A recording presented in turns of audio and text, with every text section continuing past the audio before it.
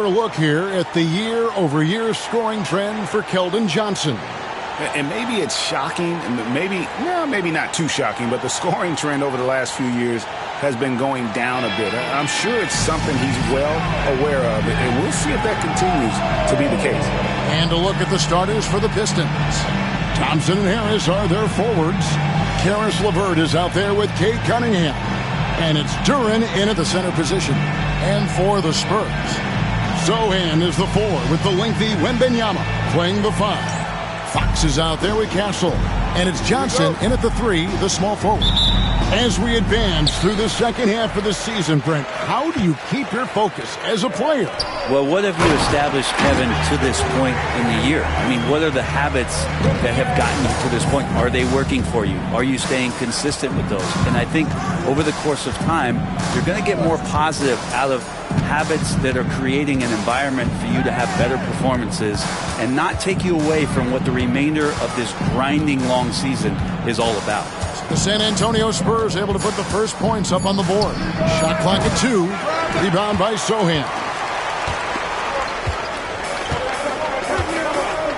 Johnson outside. Cunningham against Fox. Wembanyama, a screen on Cunningham. Fox passes to Wembanyama.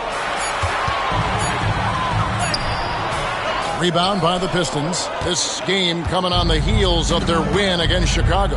Yeah, and in that one, they were aggressive, but also efficient. The exact balance you're looking to achieve. Well, easy to be efficient on nights like that when everybody has things going. Let's see if they're still in the rhythm tonight. San Antonio with the ball, following the miss by Cade Cunningham. Here's Sochan, guarded by Harris. Sochan with the ball.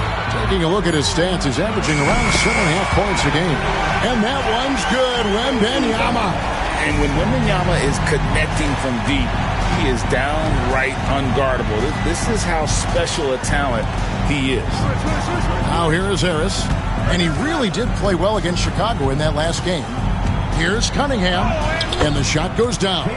Just setting the tone with an aggressive move to the rack. And where's the help defensively? Yeah, APB sent out to try to find out where the defense is. Inexcusable. Here's Fox following the basket by Cade Cunningham to the inside. It's stolen by Duren. Harris against Fox. Now here is Harris. Defense right on him. Cunningham passes to Harris. And here's LeVert. That misses. Had a chance to tie it there. Yeah, not really much of a flow offensively yet. Only 1 of 4 from the field. GA, there is a lot to like about the game of Stephon Castle. His size, playmaking, defensive intensity. I guess the question, is there that one thing that he can do at an elite level? That will be a crucial step if he's to become a star. Take a break. Take a break. 2 shots.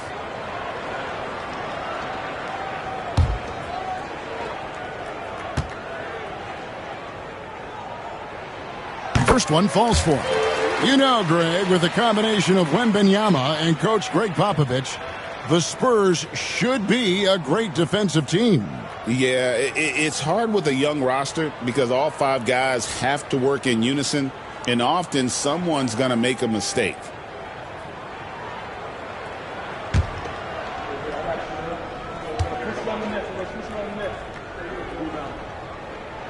That one falls, so he hits both of them. Brent, something the Detroit Pistons unit does so well is push the pace in their game.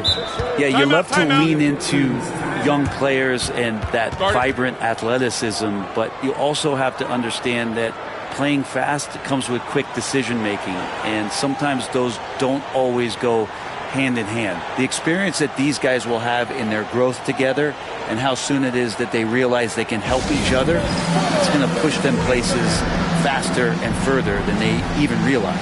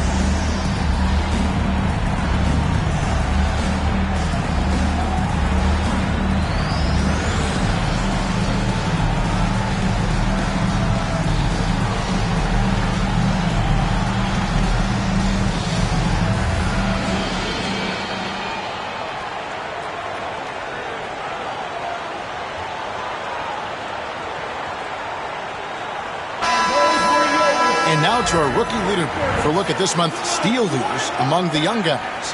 You look at Castle. Opposing teams always need to know where he is on the court. And, of course, Ron Holland. The stretch that these two youngsters have had defensively has been great. I mean, they're like pests. And I mean that in a good way.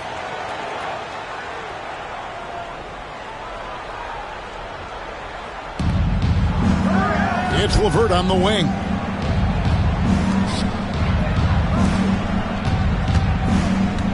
Out left to the wing. Pass to Thompson. 4 on the clock. The Pistons need to get off a shot here. And here's Harris from the arc. Victor Wembanyama grabs the rebound. And so far, the team just 1 of 5, and that rim shrinking. Fox with it from deep. The three-pointer is right on target. Oh, great ball movement there. Pistons trail by 8. Getting the latest now from our sideline reporter, David Aldridge. David, it's all yours. Take it away. Thanks, Kevin. Greg Popovich and I did speak a few minutes ago. We talked about how dialed in he is on Cade Cunningham in this matchup. Coach told me the key is not to let him get into a rhythm early on. That might mean you have to throw different defenders at him. Maybe send them double teams, too. Everything is on the table tonight. We'll see what they come up with for Cade.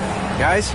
Okay, David, thanks. The Spurs have been perfect at the line so far, albeit just 2 for 2. Duncan Robinson, he's checked in for Cade Cunningham. Shooting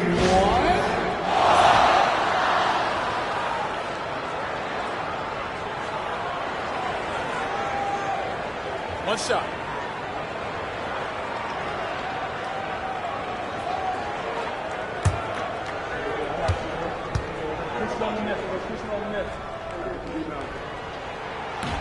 And that one misses. Pistons trail by 10. Guys are looking for a spark here. Yeah, a cold stretch offensively for sure. A strong finisher at the rim. That's Jalen Duren. San Antonio with the ball. They're on a 12-4 run. Pass to Castle. Back to Fox.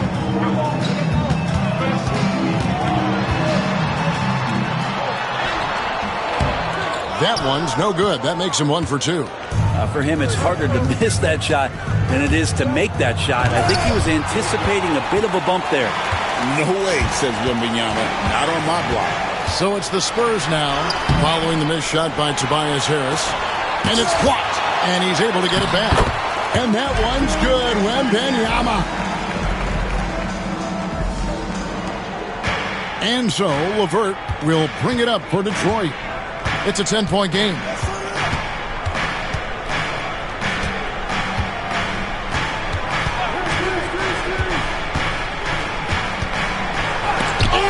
Rejection by Wembanyama. And that was almost a block. Still did enough to alter the shot.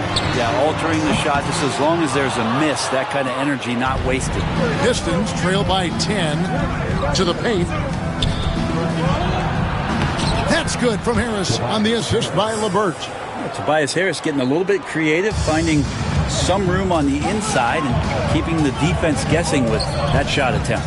Sohan finds Johnson. Nice ball movement by San Antonio. Castle misses. Detroit's gone 0-3 from three-point land. Nothing yet going outside. At the top of the key, LeVert. Pass to Duren. Thompson outside. Here's Harris. Over Sohan. Rebound San Antonio. Wembanyama's got rebound number 5 here tonight. To the middle, stolen by Thompson.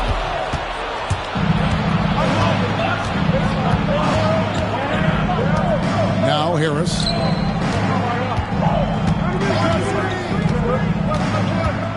Duren high post.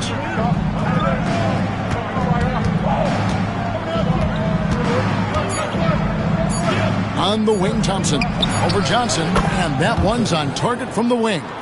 Well, if you're the D, you live with that one. I understand it. But sometimes Thompson can just make tough shots. Fox against LeVert. Fox passes to Sohan. Once again off the mark by San Antonio. Just doing the job on the backboard. Thompson against Johnson. Harris kicks to Robinson.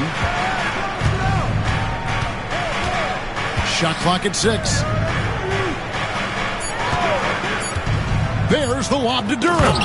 An emphatic alley-oop jam. Well, long arms but very sure hands make Duren a great lob partner. And we've got a timeout from Greg Popovich. Wants to regroup and go over the strategy.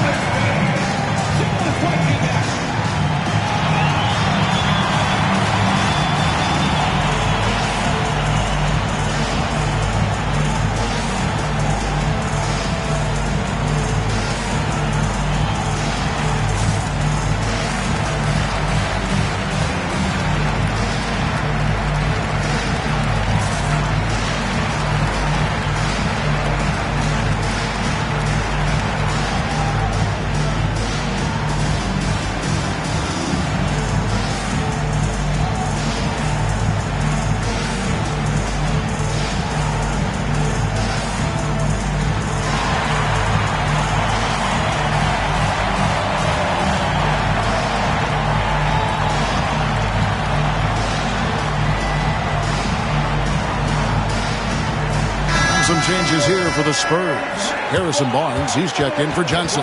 And it's Vassell in for Castle.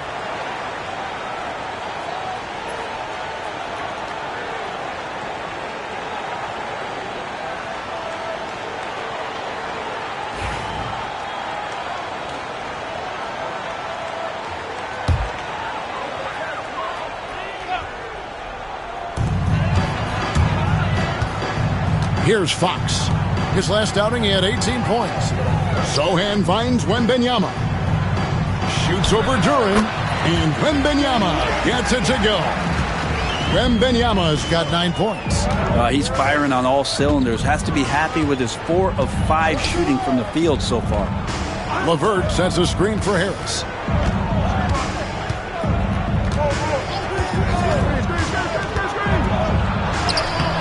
Up again. It's good on the putback. And the Spurs with possession. They lead by 4. This game against Detroit here, it's their first meeting of the season.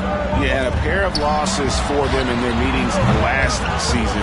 And the cold, hard truth about it, they just had a hard time beating anybody last year. And Harrison Barnes been around the block. He knows how to find an open man. And when you take a look at Jalen Duren, a big man, Greg, who seems to get better each and every season.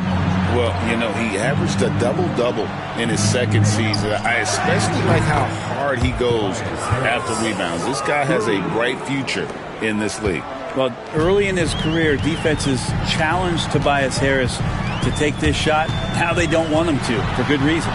Fox passes to Sohan. No good from outside. Ooh, he missed an easy chance to put some points on the board. He won't get a much better look at that kind of shot again here probably tonight. A nice shot by LeVert. From range, LeVert's one of those guys you have to respect his shot. He makes enough from beyond where you have to honor it. Fox passes to Sohan. Barnes outside. Pass to Wembanyama. Nice ball movement by San Antonio. Just 3 to shoot. And a deep 3 from Fox. Tried to answer back, but that 3 is off the mark. Last game for the Spurs, they picked up the W against Phoenix. And Thompson kicks to LeVert. Thompson against Vassell.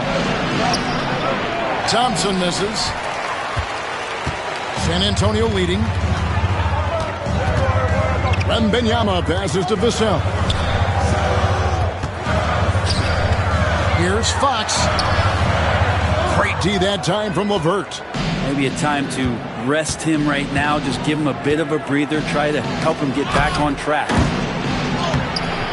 Off target on the alley-oop layup.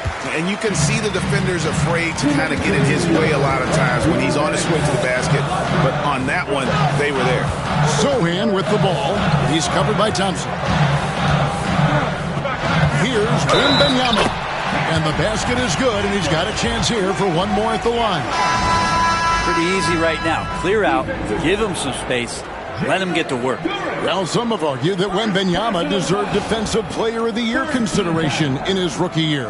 And, Kevin, I can see where they're coming from. His team went from a bottom 5 defense to a top 5 defense when he was on the floor. His impact is amazing.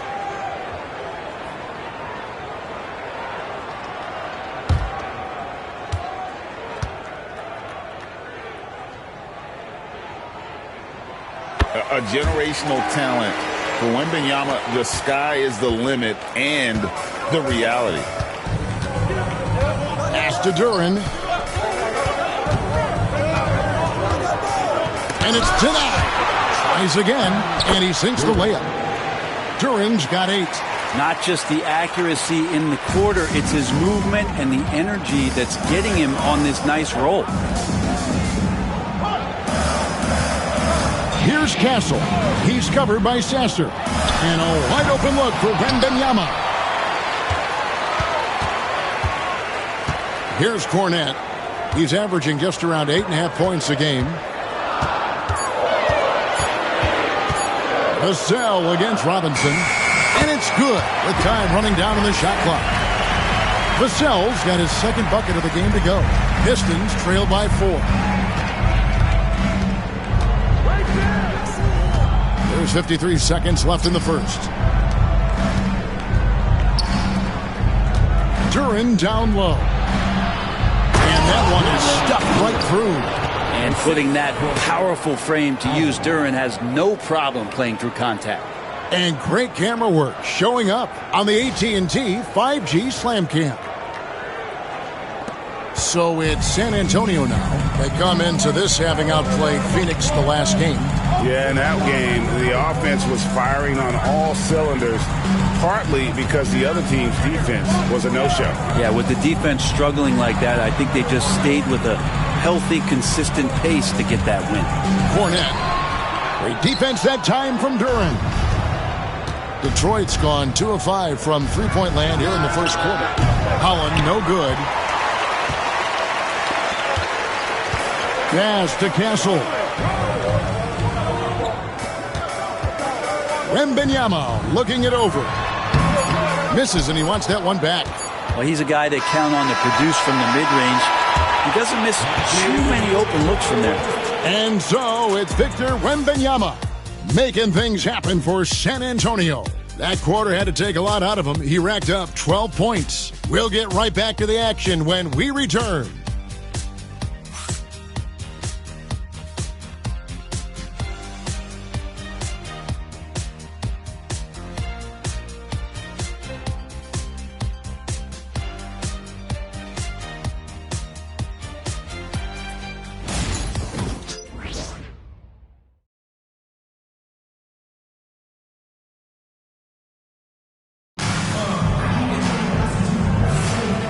Getting going again here in the second quarter. Fairly close game so far.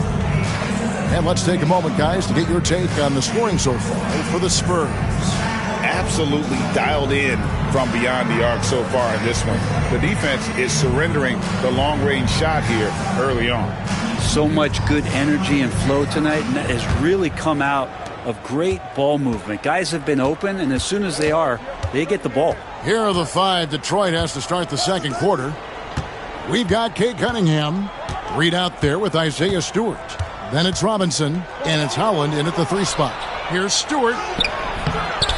The kick out to Cunningham.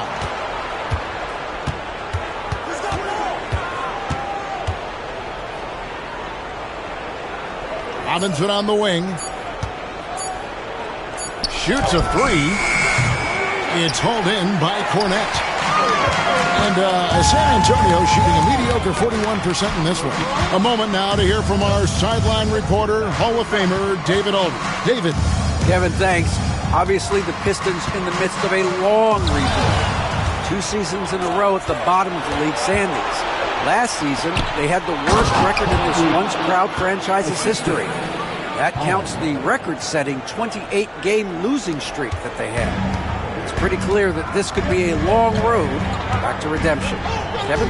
Yeah, could is the operative word. This could be indeed. David, thank you. Now that's how you finish with authority. Show them how it's done, young fella. Stephon Castle is a problem. Cunningham outside. Stewart a screen. Now Cunningham. This game an incredible scoring display for him. Here's Barnes. It's hauled in by Stewart. The Pistons have gotten only 1 of their first 4 shots in the second quarter to drop. Robinson finds Stewart. Cunningham with it. Guarded now by Barnes.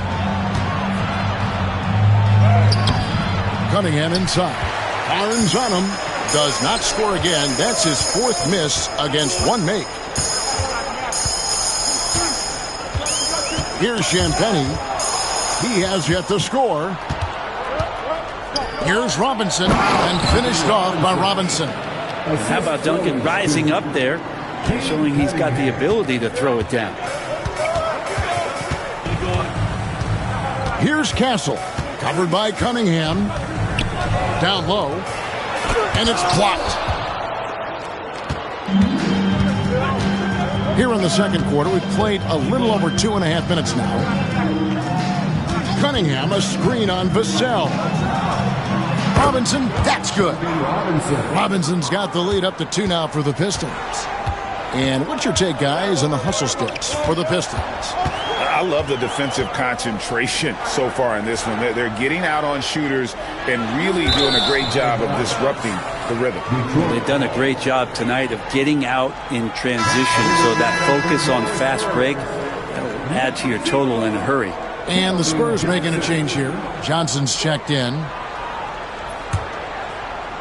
About 3 minutes played so far in the second quarter. And J.B. Bickerstaff is called a timeout. He's ready to talk things through with the team.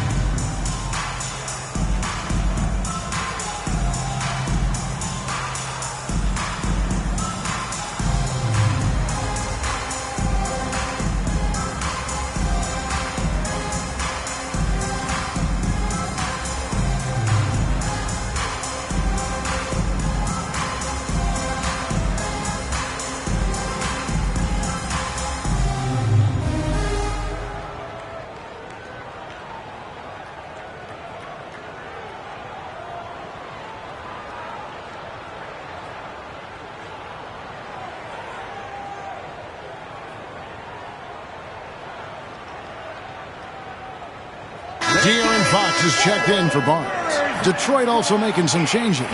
Tobias Harris comes in for Isaiah Stewart. And Karis LeVert subbed in for Duncan Robinson.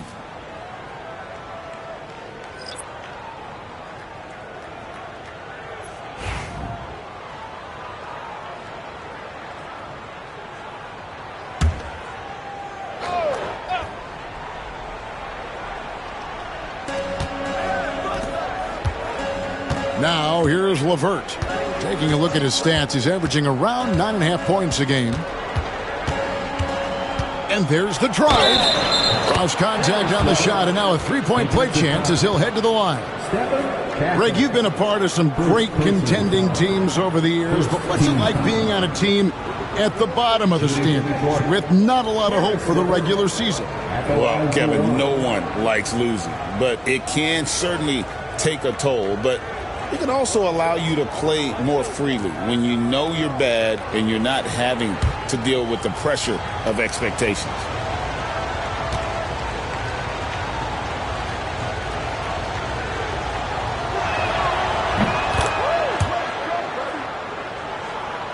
Here's Fox. And you know the points will always be there for him. He's averaging just a shade under 20 points a game right now. Johnson kicks to Fox. Fox, a screen on Reed. Here's Vassell. And the whistle blows. It's going to be on Luke Cornett.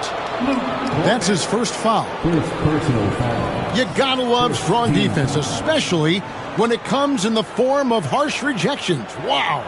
And boy, did he get up quick to reject that shot. That's as fundamental as defense gets. Pistons leading by 5.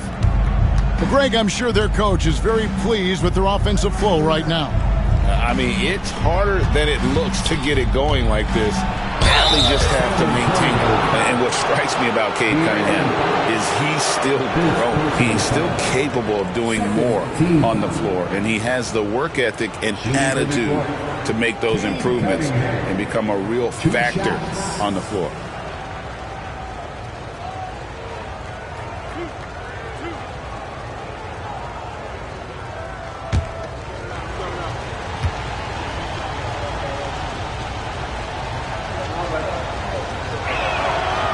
That one is off. Brent, we talk about guys on the brink of stardom. Cade Cunningham is right there.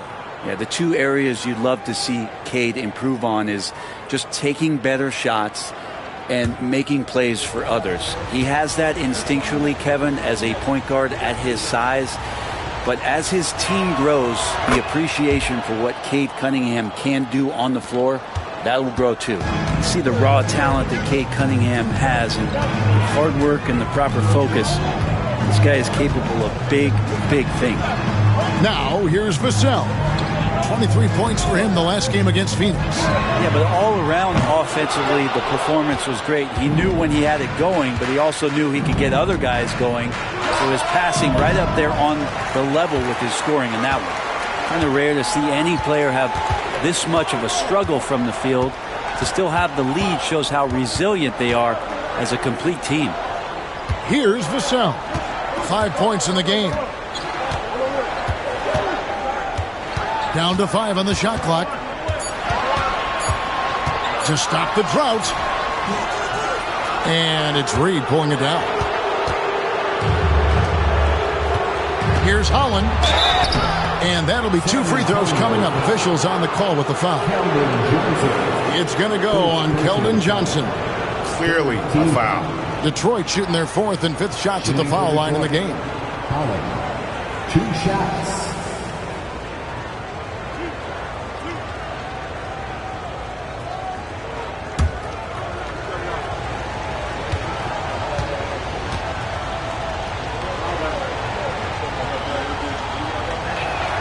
And the first one at the line is good. And they're really getting more points at the free throw line here in the second quarter.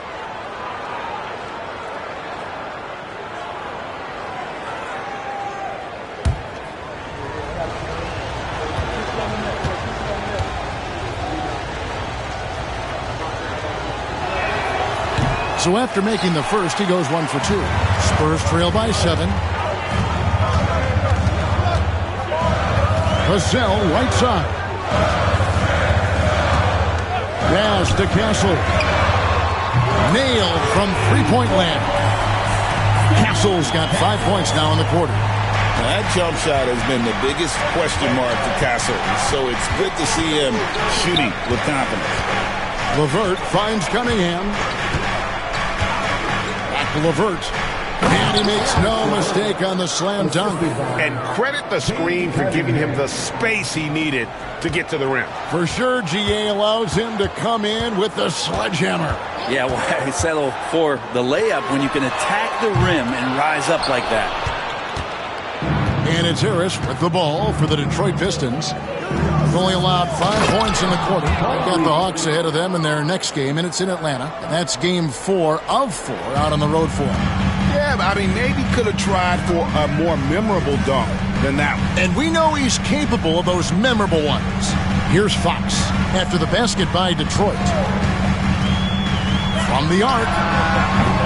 Offensive rebound. Kornet. And he battles for the ball and gets the second chance bucket. Kornet's got his first bucket in this one. And they've repeatedly probed inside in the first half, guys, and it's paid off. And J.B. Bickerstaff has called a timeout. He wants to talk to his guys.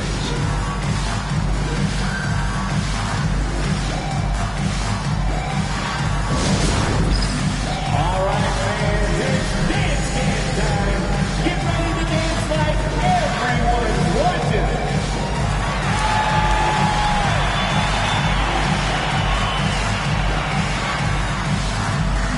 Show us what's new.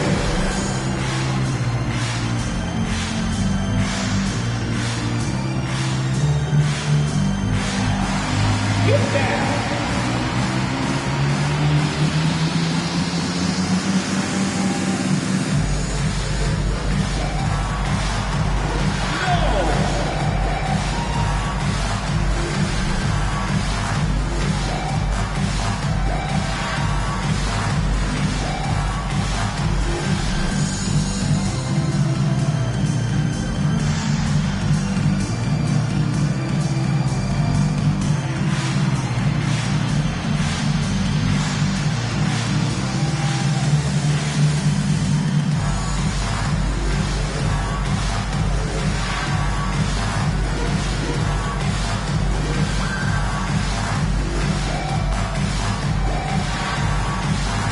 Wembanyama, he's checked in for San Antonio.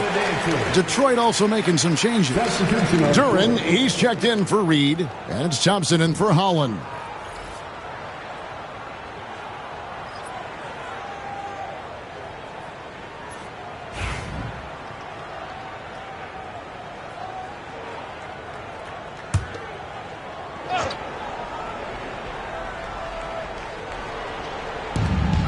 Harris passes to Thompson.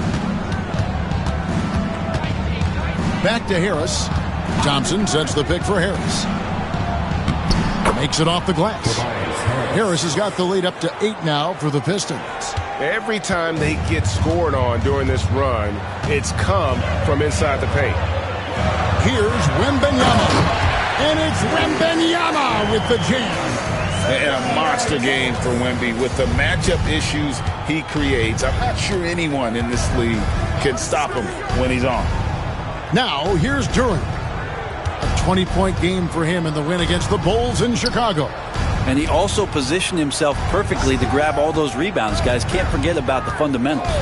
Clock at 4. Inside. Here's LeVert. That's in, coming off the assist from Thompson. LeVert's got 7 now in this quarter. And they're beginning to just flat out fall apart defensively right now, especially on the interior. Johnson outside. Pass to Vassell. From outside the arc. Another shot. And 2 free throws coming up. Unable to get that one to go with all the contact. Oh, that's a great play by Johnson. Great patience, not just jacking up the shot. He's thinking out there. This is his first trip to the line tonight. And so far this season, it's been average at best at the line. Only 71% as a shooter.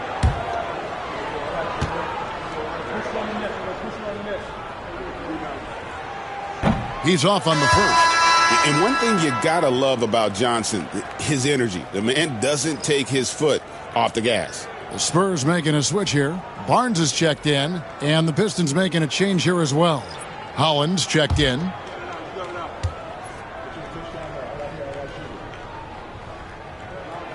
He hits the second from the line. Detroit with the ball. 7-point differential. And here's LeVert. 10 points for him. Harris inside, covered by Barnes. 6 to shoot. Harris kicks to LeVert. Over Fox. Again, the Pistons score. Yeah, and their shooting really starting to pick up here in the second. Fox passes to Wembanyama. Spurs working the ball around now. Johnson finds Barnes. That's good, and Johnson with the assist. Barnes has got himself going there. His first points of the game on the deep ball. LeVert against Fox. Pass to Holland. Now Thompson. To the paint. It's stolen by Johnson.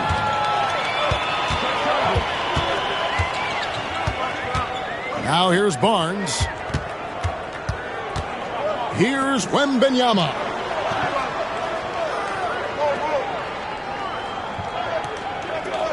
Fox with it for three. And again, it's San Antonio with a three. Yeah, that's back-to-back threes. The D just seems to be slacking off a little bit. Fox against LeVert. Harris, right side. Wembanyama with the rebound. Wembanyama has got rebound number 8 now on the night. Out to the right wing. Three-pointer, Fox. No good. With him struggling tonight, they need to find some other options out there to keep themselves in the game. Pass to Holland. Harris looking it over. From downtown, it's in the bucket for his 4th field goal. Shooting at a 4 of 9 clip. That's more like it, rounding into form after a very, very difficult first quarter. It's time now to hear from our Hall of Fame reporter, David Aldridge. What's the latest, David? Thank you, Kevin. You asked Greg Popovich about Victor Wembanyama, and he says Victor's a different player. He's got talent, so you don't want to take that out of him. I tried to do that with Manu Ginobili, and I learned my lesson. Just shut up and let him play.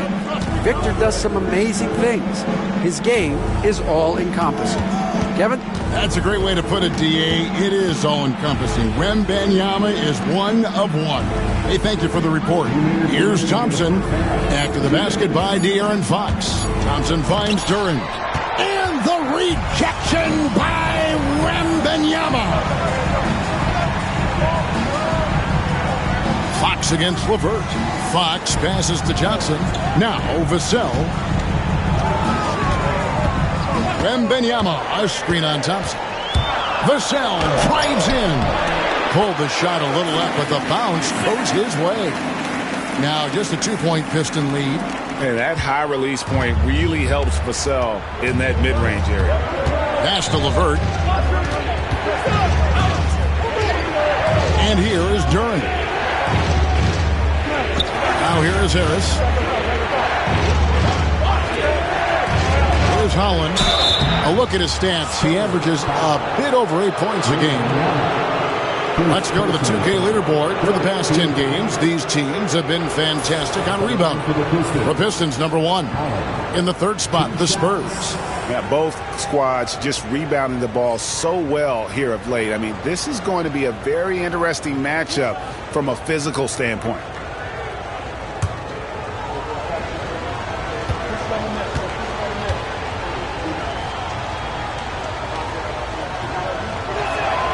And that one falls for Holland. And some changes here for the Spurs. Jeremy Sohan comes in for Barnes. And Castle is subbed in for Vassell.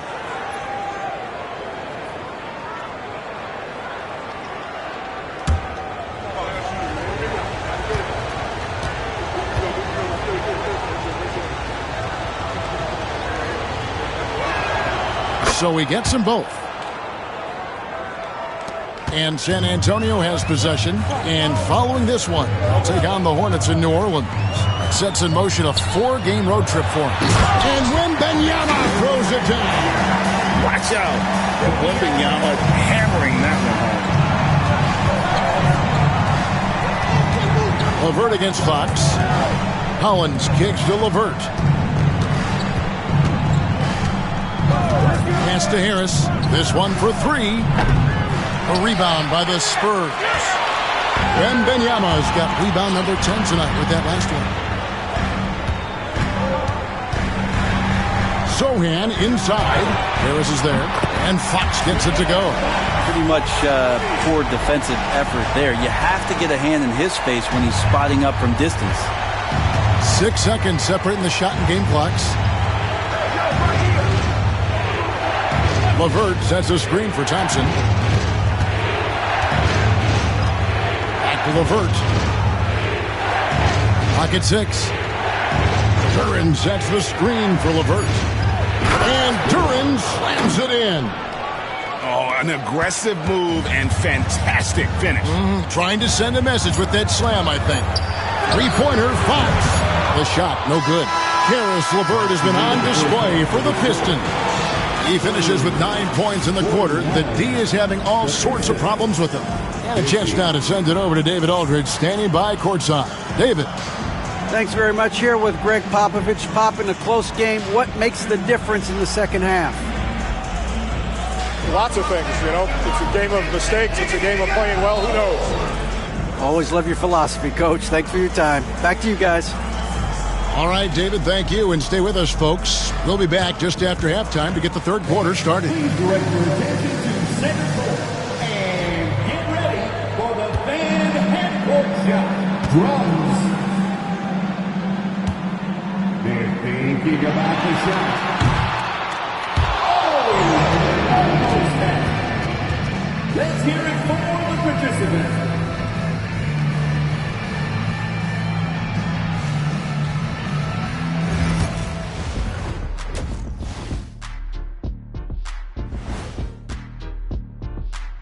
Welcome to the 2K Sports Halftime Show. The Detroit Pistons finding themselves in a closely contested game.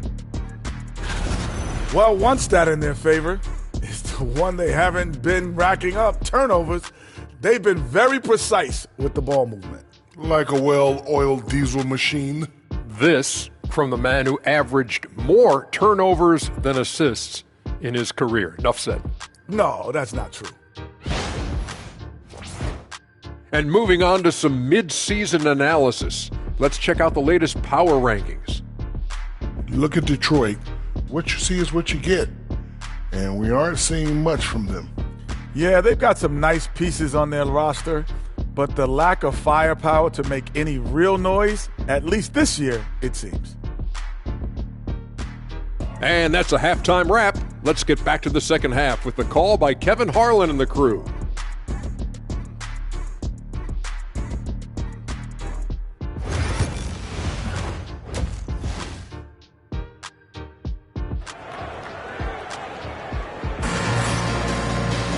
And if you're just joining us, we've played through the first half in a game that's been fairly even so far. We're seeing a tremendous game from Victor Wembanyama. Well, it didn't take him long to get that double-double. Already has it halfway through the game. Yeah, guys like him love to stuff the stat sheet. He's doing it here.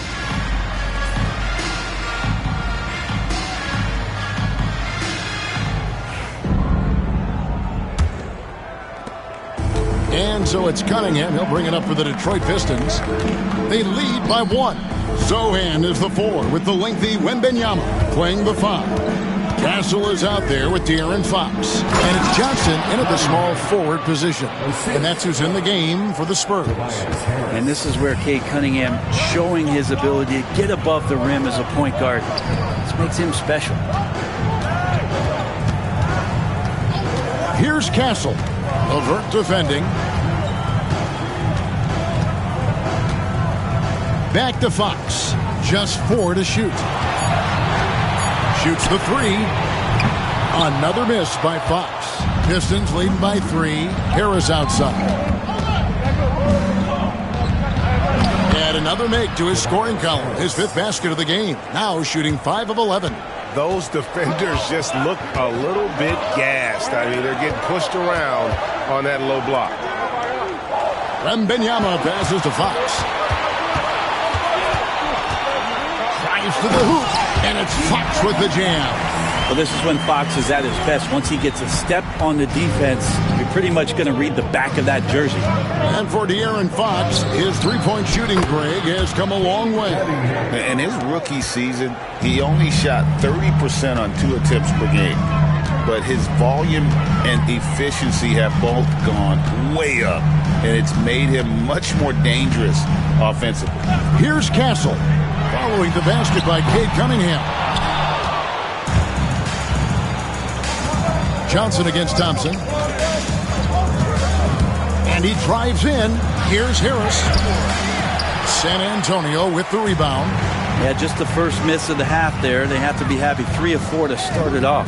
Zohan, the pass to Wembanyama. And he gets the bucket. And this is what you want to see. Wembanyama attacking with authority inside. Harris outside. Pass to LeVert. In transition, here comes San Antonio. And the dunk by Zohan. Gotta take care of the ball. They'll punish you if you're that careless. That's right, and that's severe punishment right there. And how about the sequence in its entirety? Momentum swing, and you love the effort here. And the Pistons with possession here. After the basket by San Antonio. Oh, and he pops it off the glass. Wow. And now here's Johnson, a fast break chance. Trying to find Fox. Gets it to him. De'Aaron Fox, Brent, is a very special player, isn't he? Well, Kevin, it's true. De'Aaron Fox is a blur in the open court, but it's his leadership that really has come along at such an early stage. And think about the run that he went on with the Kings just a couple years ago. He's not settling with that. He wants more. He wants to play in the postseason, and he's capable of getting any team there. That one drops. He ties it up. Well, in the NBA, I'm not sure if anyone is quicker than De'Aaron Fox. I mean, when he gets going and he's moving north to south, you are pretty much helpless defensively.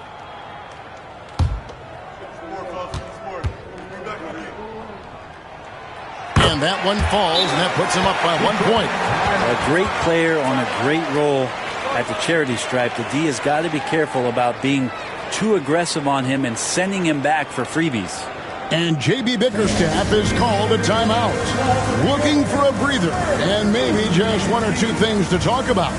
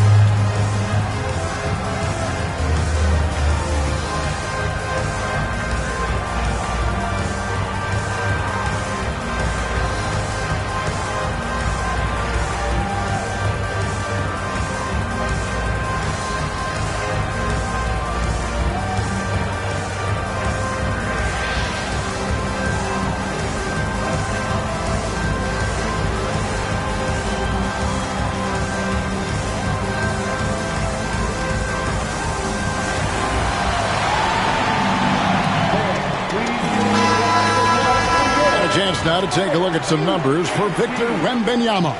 And guys, how about the surge of offense he's experiencing right now? These last 5 games, he's been a machine at the offensive end. A different scorer than he had been earlier in the season. We'll find out if he can keep it going here tonight. Cunningham passes to Duren. LeVert with it. Here's the 3. And Duren slams it in. And Duren has that length to corral anything around the basket. Fox against Cunningham. Fox with it. He's got 15. Wembanyama, a screen on Cunningham. Easy money for Wembanyama. Pretty much all of their buckets coming from inside the paint now. And so it's Cunningham with it. He brings it up for the Detroit Pistons. And stolen by Wembanyama. On the wing, Johnson. Now, Zohan. Wembanyama, a screen on Thompson. 6 on the shot clock. Sohan, the pass to Wembanyama. Shoots over Duren. Again, the Spurs good for 2. This looks like he's got more feel tonight, like he's really got a good grip on that ball as he's letting it go. Pistons trail by 3.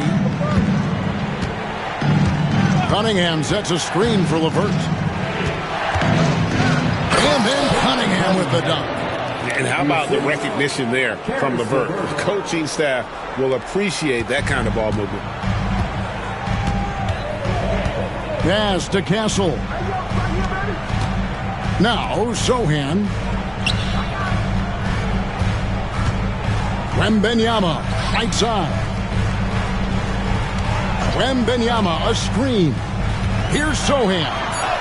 Up and in on the layup. Sohan's got 6.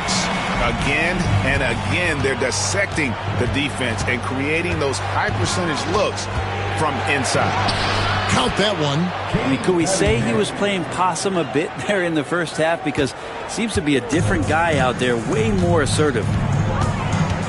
Pass to Sohan. Back to Fox. Got a hand on it. Always good to see that kind of activity from Duren on defense.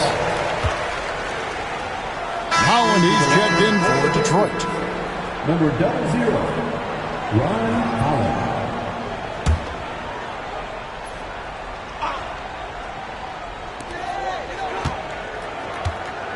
Wembanyama sets a screen for Johnson. Shoots over Holland. Clock at 6. Here's Wembanyama. And it's Wembanyama with the jam.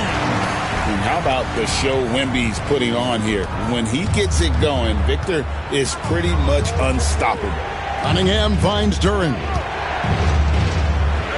And here's LeVert. Pass to Holland for the tie. That's good. And it's LeVert with the assist. LeVert's got 5 assists tonight. A solid passer at his position. LeVert excels at finding his teammates when they're open. Here's Castle. 7 points in the game. There's the 3. Traps in the tray. He's got 10. And I like the back and forth here, showing confidence from range. It seems like they're going to find out who can make the deepest threes. Right now, it's a shootout. Boom, he jams it straight down. And Cunningham showing off his eye for finding openings. Nice feed. For San Antonio, they've gotten 8 of their 11 shots to drop since the break. A great third quarter for them offensively. Fires for 3. And it's Sohan missing. Detroit has gone 1 of 2 from beyond the arc since coming out of the break. Cunningham. And that won't go, missing the go-ahead bucket. San Antonio leading. Fox looking it over. Pass to Johnson.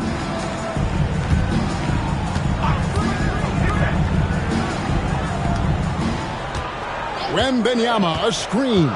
Takes it inside. Yeah, easy call.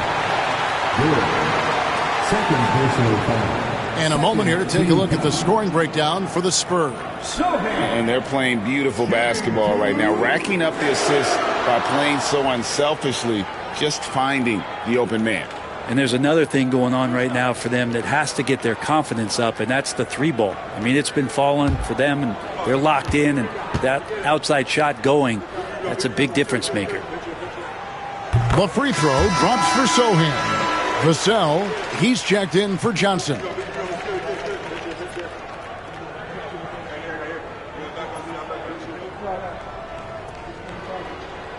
We got this.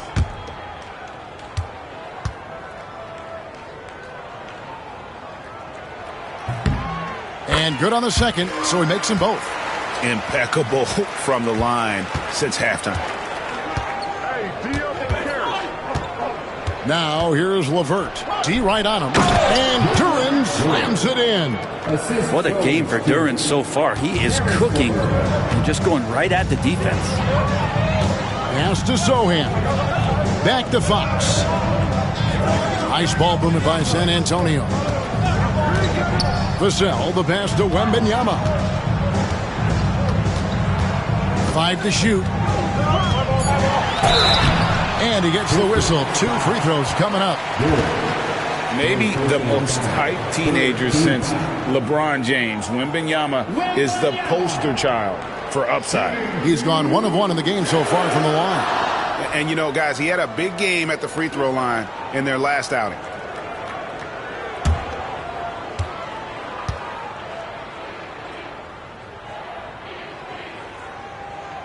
Free throw good, Wembanyama.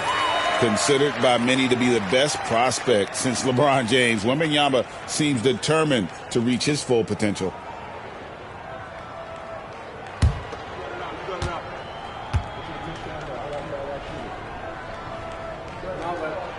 And he makes both free throws. Makes it pretty tough on the defense. Who you going to pick to send to the free throw line? And he's hitting the free throws right now. Form looks good. Cunningham passes to Harris. Over to the wing. And stolen by Wembanyama. 3-on-3. Stolen by LeVert. Cunningham outside. Back to LeVert. Cunningham outside. There's the lob to Duren. Teammates got to love playing with Cade Cunningham. I mean, this guy plays so unselfish. On-time, on-target passing. For San Antonio, they've gone 8 of 12 from the field since the beginning of the third.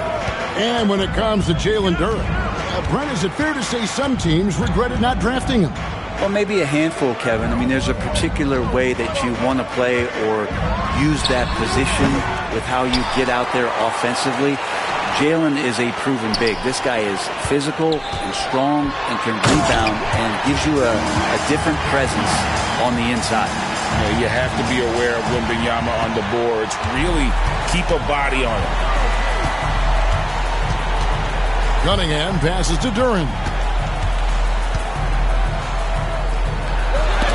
And the rejection by Wembanyama. Here's Castle. LeVert defending. And the basket by Castle. A 6'6" Castle is a strong finisher inside. Cunningham kicks to Harris. And looks like the illegal pick was set. Yep, that's right. That'll get their attention. And really a lack of attention on their part. 4 points off of those turnovers that have gone the other way. Luke Cornett, he's checked in for the Spurs. Harrison Barnes comes in for Fox. And then for Detroit, Reed, he's checked in for Harris. Robinson is subbed in for Cade Cunningham. Here's Castle. 12 points for him. To the inside. And Cornett gets it to go. And the Spurs lead by 7. That's just textbook. Castle understands when to deliver the ball off that screen. To the middle. It's deflected. Now here's LeVert. Not a lot of room. Reed and the dunk by Reed. And all around threat, LeVert is skilled at sizing up defenses and exploiting them in that pick and roll. Pass to Vassell. Barnes with it. There's a minute 47 left to play here in the third. A shot by Wembanyama, no good. Pistons trailed by 5. Robinson on the wing, covered by Vassell. LeVert from outside. It's hauled in by Cornett. San Antonio's gone 1 of 4 in three-point shots here in the third. Here's Castle. Got a piece of it. Here's Holland. He's got 8. We've got 1:08 left in the third quarter of the game. Reed misses. Spurs leading by 5. It's Vassell on the wing. LeVert defending. Love the confidence from Wembanyama. And standing easily over 7 feet. When Wemby gets that ball near the hoop, literally nothing a defender can do.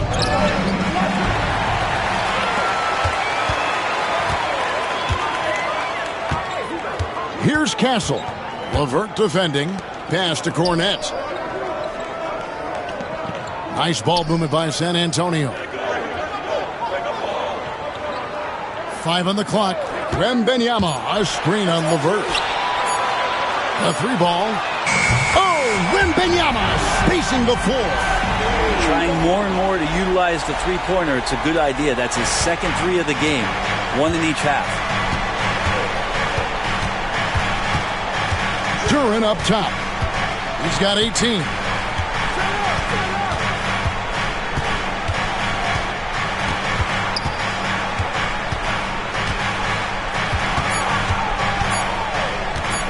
Elbow shot. Count it! He caught it! That's how you do it. Stay patient, wait for the opportunity, and boom. That's exactly how you want to close out the quarter, too, with some confidence. And so it's the San Antonio Spurs holding on to an 8-point lead heading into the break. And they've done a phenomenal job down low, so many of their points coming right at the rim. And we've got more on 2K Sports coming your way after this break.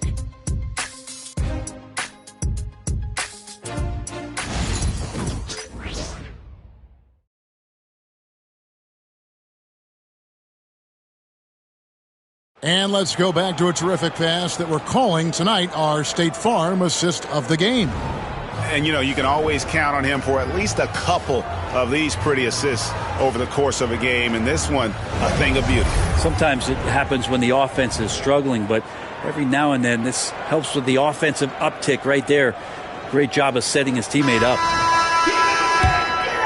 And with 3 quarters behind us, let's see what this fourth period holds in store for us. And on the floor for Detroit here in the fourth. You've got Paul Reed. Holland is out there with Isaiah Stewart. Then it's Cade Cunningham. And it's Robinson in at the shooting guard position. You know what? They're winning, though, despite the fact that he has just been really off. Really left alone that time. Holland's got the fourth quarter started here with a bucket for the Pistons. Just flat-out playmaking from Cade. This is why he was picked first overall.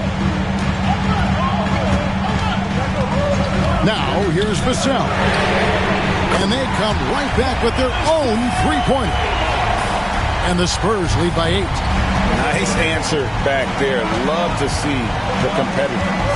Yeah, both teams finding ways to the three-point line and trying to take advantage from distance. Now, here's Cunningham, and that one is good. Are we sure that's the same player, guys? He looks completely different. What confidence he's playing with, and look how engaged he is on both ends. Vassell against Robinson. Here's Fox. And foul on the shot. He'll shoot 2 at the free throw line. It's going to be on Cade Cunningham. So much talk about who's the fastest player in the league. And Fox always being mentioned there. His speed and stepping into this leadership role. Lots of great signs from De'Aaron Fox. First free throw is good.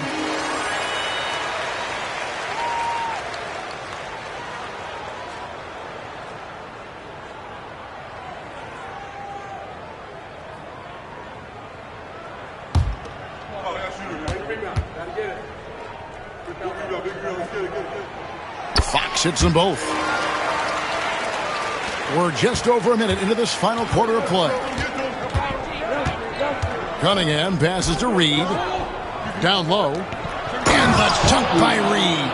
And credit the screen for giving him the space he needed to get to the rim. For sure, GA allows him to come in with the sledgehammer. Yeah, well, he settled for the layup when you can attack the rim and rise up like that. Second team foul.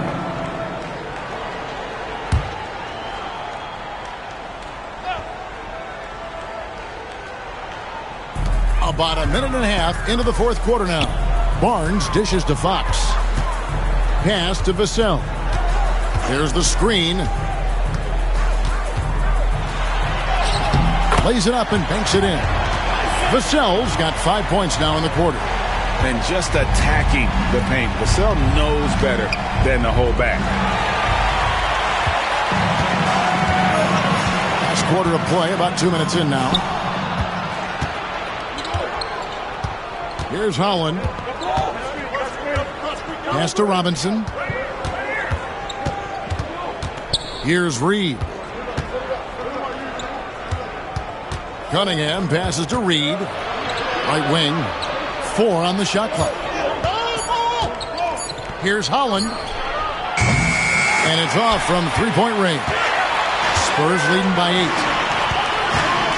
8. To the inside. And over 2.5 minutes in the books here in the fourth.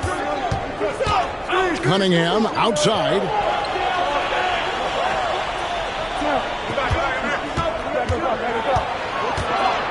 Outside Robinson. That's in, coming off the assist from Cunningham. Cunningham's got his 6th assist on the night. Fox against Cunningham. And here is Vassell. Pass to Cornette. Here's a look at what's coming up for the Pistons. On Sunday, they'll go up against C.J. McCollum and the Atlanta Hawks. And then on Monday, they'll go up against Bradley Beal and the Los Angeles Clippers. And looking at the Boston matchup, it's going to be a bit of a measuring stick for them. See just how they stack up with a team that most would feel has the edge.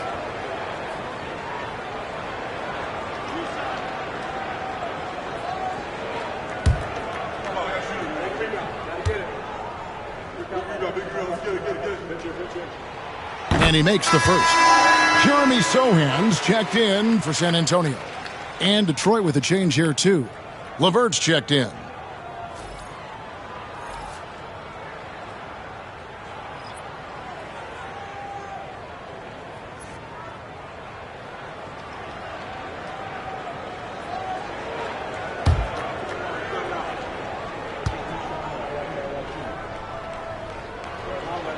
And that's good as he hits both of his shots. And so LeVert will bring it up for the Detroit Pistons. Pass to Cunningham. Stewart with the screen on Fox. Cunningham passes to Stewart. Good, and the assist goes to Cunningham. Cunningham's got his 7th assist of the game with that last one. San Antonio leading by 5. Now, Sohan to the paint, looking for LeVert. He gets it there. Now, Detroit moving it up. Cunningham with it, and it's Johnson picking him up. Cunningham's shot is off. San Antonio's gone 1 of 2 from three-point range here in the fourth. Here's Fox. An easy 2 points on the layup. Fox has got 4 this quarter. How about that? Just accepting the contact and still getting the finish for Fox. LeVert the pass to Cunningham. LeVert sets a screen for Cunningham. Over Fox. Offensive rebound. Cunningham outside. Stewart with the screen on Fox. Inside. 6 to shoot. At the elbow, it's Cunningham. Shoots over Fox. And all around the rim that time before dropping in. Cunningham's got 12 points here in the second half. Fox against Cunningham. Vassell outside. It's that one to fall. That's his 6th field goal. He has shot the ball 12 times. No, not shy about bringing it inside. Vassell is comfortable around the hoop. Reed a screen on Fox. Fox against Cunningham. Launches a 3. Rebound by Johnson. Johnson's got 4 rebounds in this game. To the middle. Pass to Sohan. Spurs working the ball around now. Back to Johnson. Lays it up off the glass. And it's a 9-point Spurs lead. An even stronger second half. Tremendous efficiency at the offensive end of the floor. Cunningham against Fox. And there's the whistle. Illegal screen. Well, overall, he has played basically flawless basketball, but that was a bad turnover. When a pick like that is questionable and creates that much of an advantage for the offense, you have to blow the whistle. Yeah, a quick little lean like that is going to get the ref's attention. Foul call. Victor Wembanyama is checked in for San Antonio. Castle comes in for De'Aaron Fox. And he gets contact and the whistle on the shot. 2 shots coming up. I mean, even from over here, you can see that one pretty clearly. Sohan, shooting 2.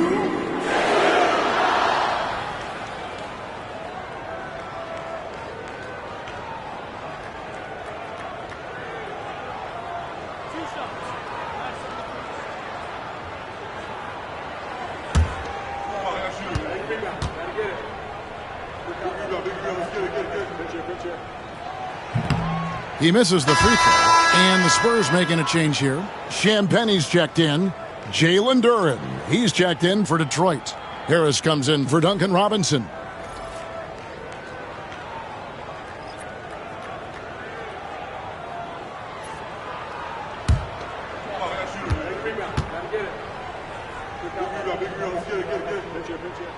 And he sinks the second. And they're doing a very good job at the line this half. Pistons trail by 10. Pass to LeVert. Back to Cunningham.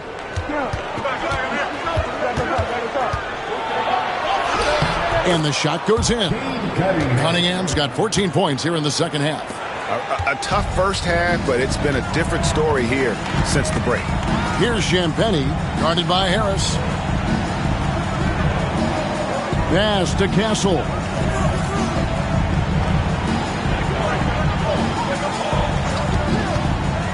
Inside, he's looking for Wembanyama and finds him.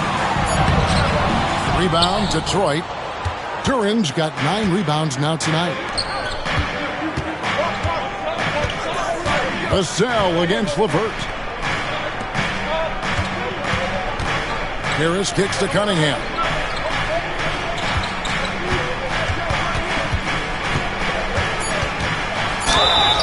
And foul on the shot, so he'll get a chance at the line. I like how Cunningham just refuses to settle on the play. He gets his shot off and then gets himself fouled. Cade Cunningham at the line for 2. Take a break. Take a break. 2 shots.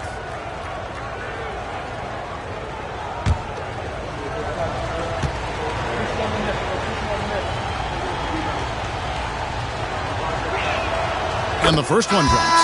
Well, you combine the handles and the passing and the vision of Cade Cunningham at that size that makes him such an intriguing player. Johnson's checked in for San Antonio. Fox comes in for Devin Vassell. Asar Thompson, he's checked in for the Pistons. And so Cunningham nails both of them. And Cunningham with that #1 selection, lots of expectations for him. So a steep learning curve to get to the level that he wants to play at. But he's got a great work ethic, and he's going to give you his best effort every night. Here's Castle. And yep, that's going to be a flagrant foul. Unnecessary contact. And Kevin, I got to tell you, he's probably fortunate to just get a flagrant 1 there. I mean, so much contact.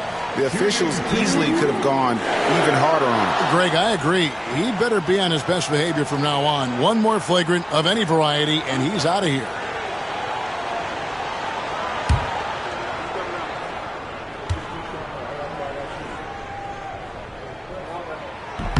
And he can't get the first one. Known for his strong defense, Castle is someone any coach would love to have. He is a hard-working rookie. And the second free throw, good. And one difference this half is that when they get to the line, they're converting.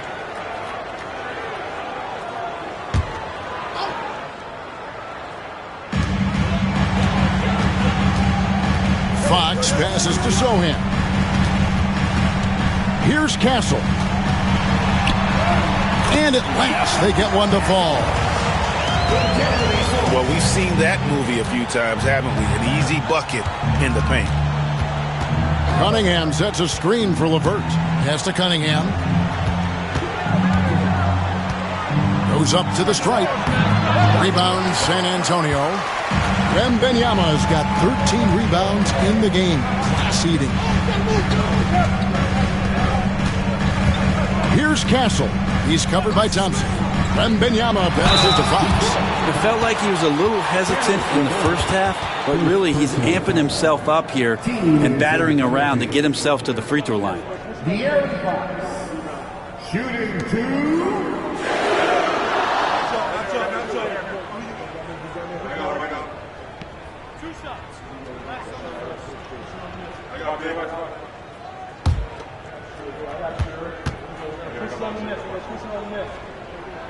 And he knocks down the first one.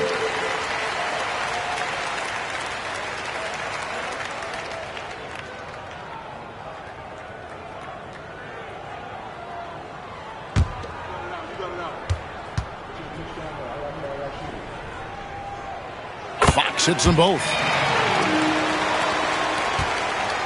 And it's Thompson with the ball. He'll bring it up for the Detroit Pistons. They trail by 11. Here's Cunningham. That's in, coming off the assist from Thompson. Cunningham's got 10 points in the quarter. This is a one-man show right now. He's on a mission to get him out of this hole. Pass to Sohan. Here's Fox. And the rebound goes to the Pistons. Teammates right now covering up for the type of off performance he's having. In terms of scoring, this has not been his best night. First personal foul. Second team foul. Shooting for Detroit, Cade Cunningham, taking 2 shots. Shooting 2.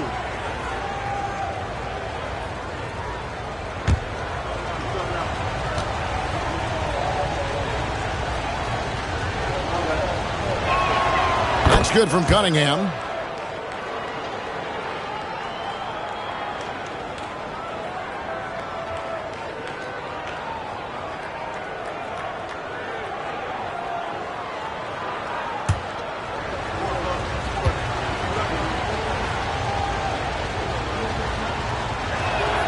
Both shots good from the stripe. Wow, they've made every free throw here in the second half. Spurs leading by 7.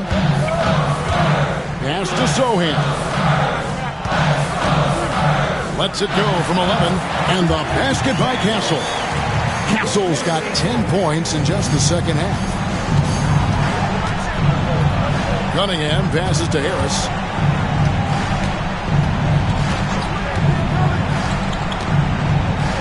To Cunningham, shoots over Fox, hits the front of the rim and out. A slight advantage for them in the rebound department, but that oftentimes is all it takes. To the paint, here's Wembanyama. He can't get it to go. Pistons trail by 9. Thompson outside. Cunningham against Fox. And they double up Cunningham. Shot clock at 6. Shoots over Fox. And Cunningham with the basket on the assist from Duren. Cunningham's got 25 points in the game. Cunningham against Fox. And he's fouled pretty hard on that shot, but he's got the chance to pick up the points at the line. Duren, and so he's picked up his final foul. And he will sit for the rest of this game. And guys, this is where their depth really comes into play. They've got such talent at that position. They'd love to have him out there, but they won't suffer much of a drop-off.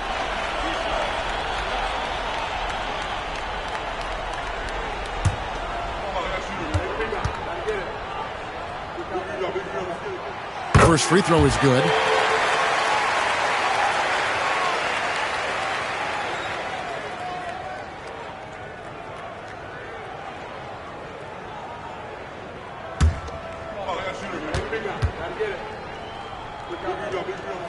Fox hits them both. Here's Cunningham.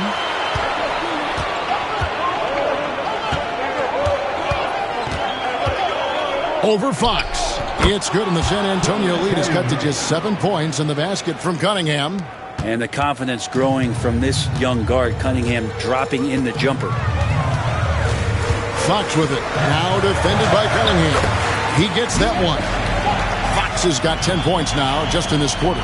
And, boy, he's really in a groove. Dominant performance last game. Same thing this time out. Seems to be nobody standing in his way. No roadblocks for him to get to his spot, capitalize, and continue to be aggressive. Spurs leading by 7. Up top, Fox. Covered by Cunningham. Detroit's gotten off 4 3-pointers in the final quarter, and 2 of them have fallen. 2 free throws coming up, and they call the shooting foul. It's going to go on De'Aaron Fox. Cunningham, close to 6'8". He's such a tough cover for bigger guys with how mobile he is. Love him attacking in this mindset. 2 shots. Take a break. Take a break. 2 shots.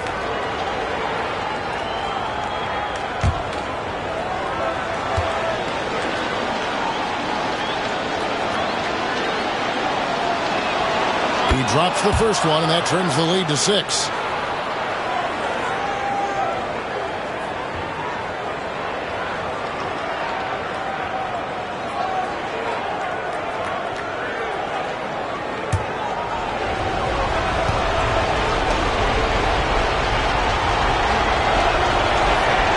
And so he hits both. Crucial that he converts those shots. They've got to keep eating away at the lead. Fox against Cunningham. Outside, Fox. Down low, Wembanyama. And it's Reed pulling it down. And so it's Cunningham. He'll bring it up for the Detroit Pistons. Here's Harris. Rebound by Sohan. San Antonio's gone 1 or 2 from 3-point range here in the 4th. Here's Fox. No good on that one. Good D by Johnson. 41 seconds left here in the 4th quarter. Harris outside. Cunningham outside. He takes it in. It drops. What a beautiful shot to bring him to within 3. You gotta love what Cade Cunningham, as a young star, is bringing to this game. Game could be on the line right here. It's now or never. Fox against Cunningham. 5-second differential between the shot clock and the game clock. Just 5 to shoot. Here's Fox. And timeout called by J.B. Bickerstaff. And he knows there's no room for mistakes and wants everyone on the same page. Any ideas on strategy being discussed right now in that huddle? And if you can get a 3, shoot it. Otherwise, get the quick 2 and a foul. Don't force something up. You got to be smart here.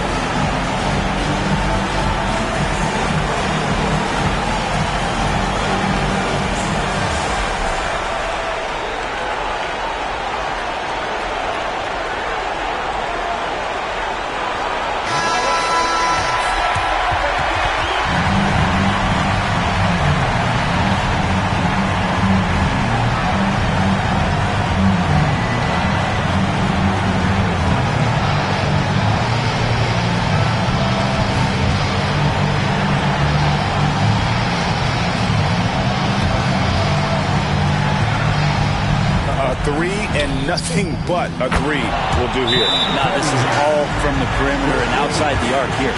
Really well done there. Just confident and composed, never in a hurry. And timeout is called by Greg Popovich. Pivotal moment in this game. He's not taking any chances. He'll call time.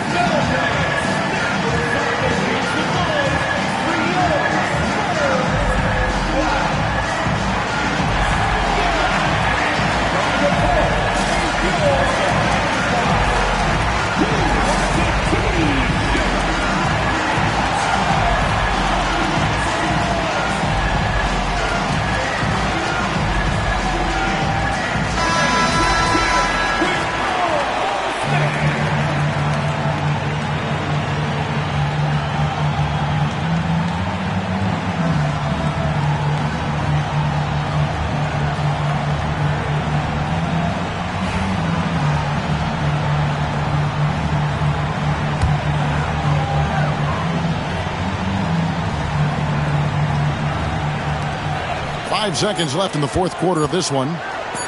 To win the game. Oh, it's off the mark. And we're going to overtime.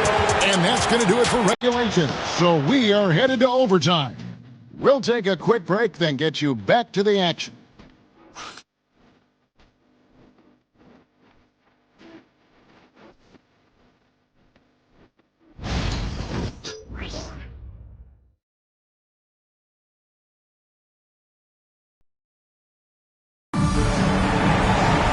These teams have battled tooth and nail for 4 quarters, and now we head to overtime. Should be a blast.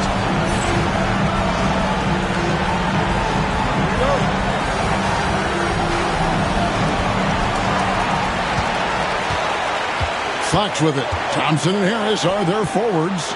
Cade Cunningham out there with Caris LeVert. And it's Reed in at the pivot spot, manning the middle. Johnson kicks to Fox. Tries from 7. And there's Wembanyama on the assist by Fox. And he has just been in a flow offensively. Terrific game. He has been the X factor. Pass to LeVert.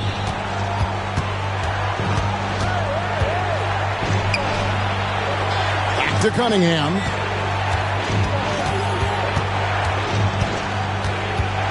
Now LeVert to take the lead. Johnson with the rebound. Johnson's got 5 rebounds tonight. Sohan with the ball. Harris is there. Wembanyama, right side. The shot missing. The Pistons trailing. Harris dishes to Thompson. Pass to LeVert. Shooting foul as the whistle blows. He'll shoot 2 free throws. Tricky shot for LeVert. Defense is all over him, but he draws a foul on that attempt. 2 shots. Take a break. Take a break. 2 shots.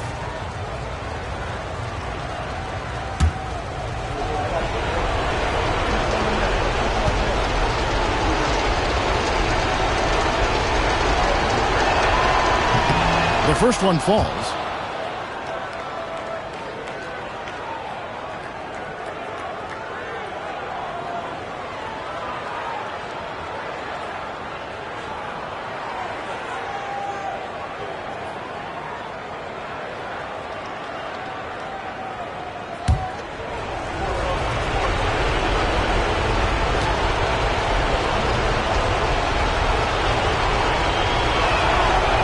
He's off on the second. San Antonio leading. Sohan finds Fox. Wembanyama down low. Reed covering. And not much you can do besides foul Wemby when he gets that deep. First team foul. Wembanyama. Shooting 2.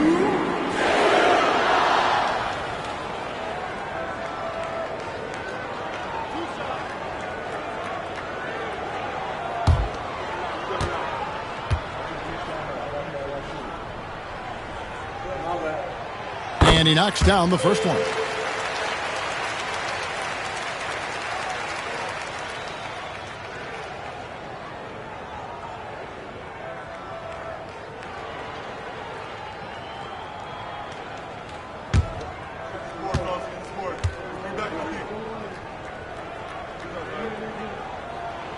And both free throws good for Wembanyama. Well, overtime basketball, a minute and a half played so far. Thompson outside.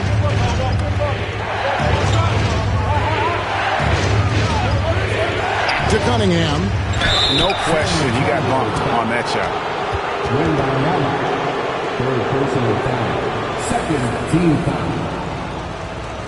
At the line for the Pistons, Cade Cunningham taking 2 shots. Shoot 2.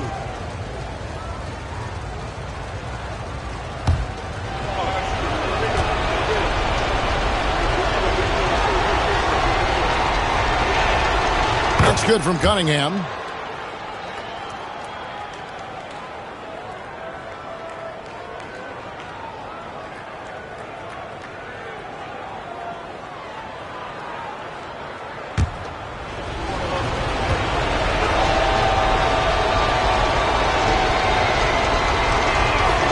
Good on both.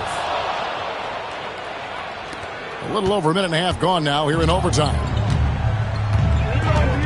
Fox passes to Sohan.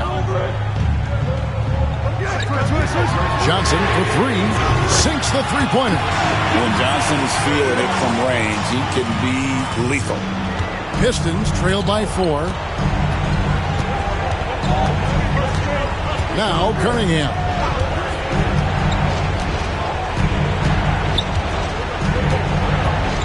Driving the lane. Pass to Reed. Good, and the assist goes to Cunningham. Just getting it to the ready-to-fire guy. That's great recognition from Cade. Wembanyama, a screen on Cunningham. Wembanyama down low. Read on him, and that one's good. Wembanyama. If you came to watch a scoring battle, you're in the right place. Well, both of these teams locked in on the offensive end. Going to be a high-scoring affair tonight. And timeout called by J.B. Bickerstaff. And he wants to see some changes out there right away and right now.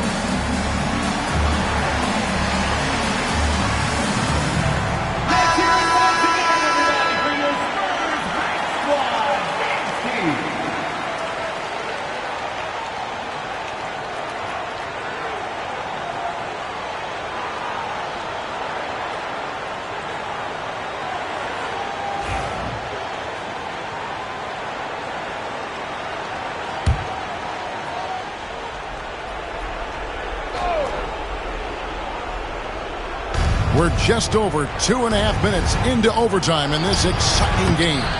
Offensive rebound. And the shot is good. The Spurs lead has been cut down now to just 2 points with that basket from Cunningham. And the team counting on Cade. He comes through. Pass to Castle.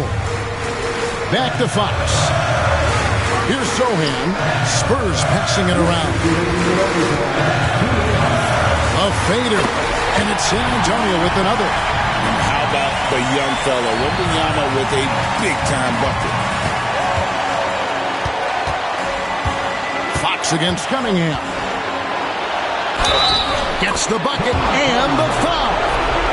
It's going to go on De'Aaron Fox. Oh, Cade Cunningham answering that call.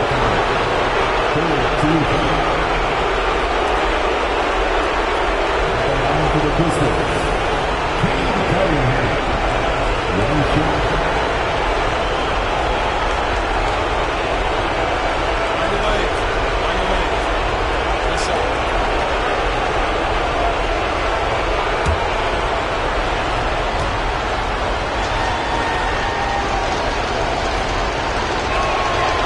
Good from Cunningham.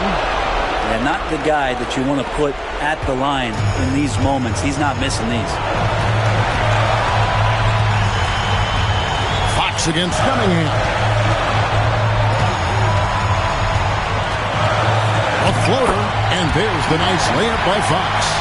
Fox has got 27. De'Aaron Fox stepping up big time. Here's Cunningham. Pass to Reed.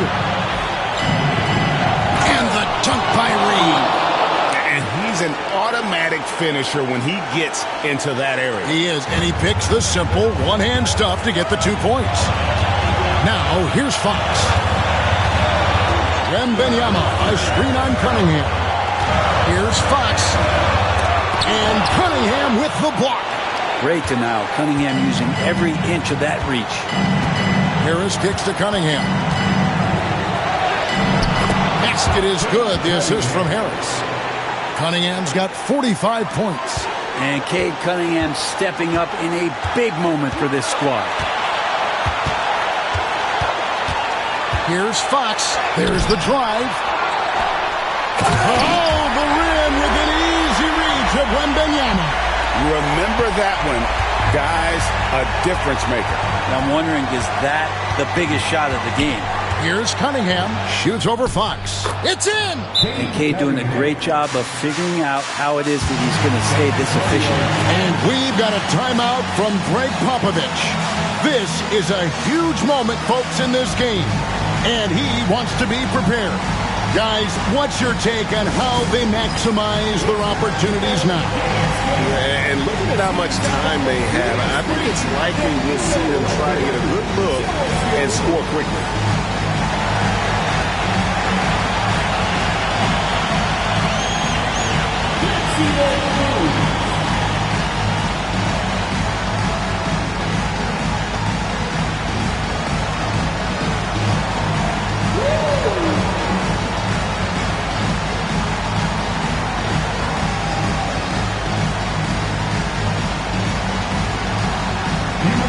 Dancing shoes at home.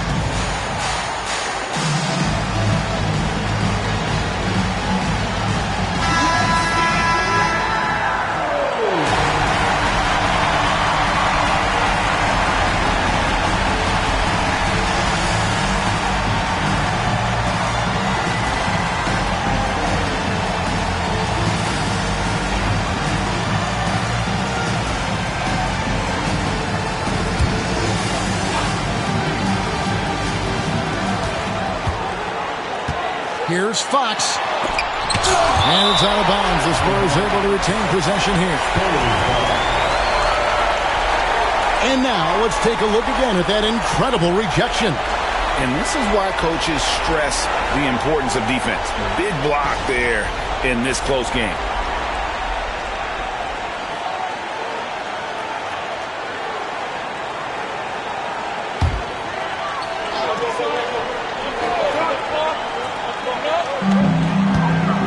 To the inside. Here's, whoa, and a slam from Wembanyama. And this is what a franchise player does. Wemby coming up huge down the stretch. On our AT&T 5G Slam Cam, you just saw an explosive highlight. Shot clock and game clock separated by less than 6 seconds. And timeout called by J.B. Bickerstaff. No doubt he is feeling the importance of this moment right now. Well, given the scenario here, how do you approach this next possession? Always intriguing to see what a coach draws up in this situation. And sometimes not just what a coach draws up, but who he has execute in these moments.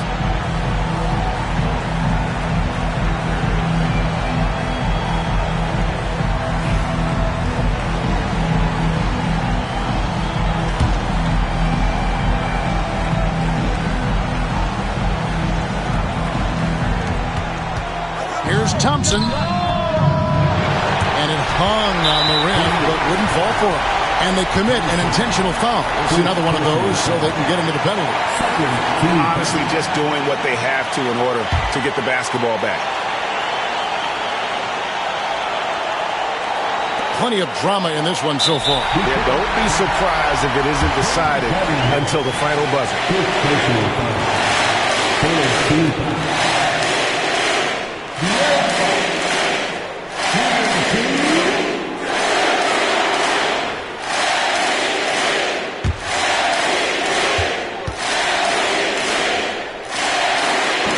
He doesn't hit the first, and that was the one they really wanted. He's got one more, though. That's good, going 1 of 2 from the line, and that will put them up by 2. And so it's Cunningham with it. He brings it up for the Pistons. Floats one up. Again with the block. A defensive stalwart so far. That's 6 blocks. Greg protecting the rim. Love the hustle. Here's Thompson. Hits it, and we're going to another overtime. What a phenomenal shot at the buzzer. I just cannot believe what we've seen in this game. And so we are tied again at the end of overtime. Now we're headed to overtime number 2. And we'll be back right after this.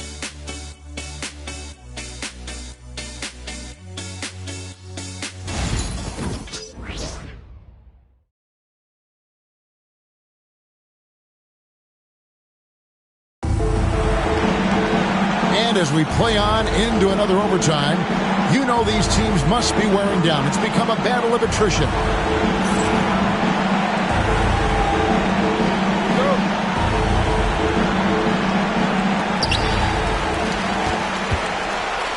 Now, here's Fox. Pass to Wembanyama. Here's Castle. LeVert defending. Here's Castle. And it's Reed pulling it down. And here is Harris. Cunningham right side. Can't hit from 12. Shot didn't fall, but that play worked well to get a good look at the basket. Yeah, an efficient offensive possession. They found the look that they wanted, just didn't go in. Castle misses. Well, the D doesn't seem to be too worried about him from three-point range, and he shows us why still. I expect him to make one of those. Now, here's Thompson. Back to Cunningham.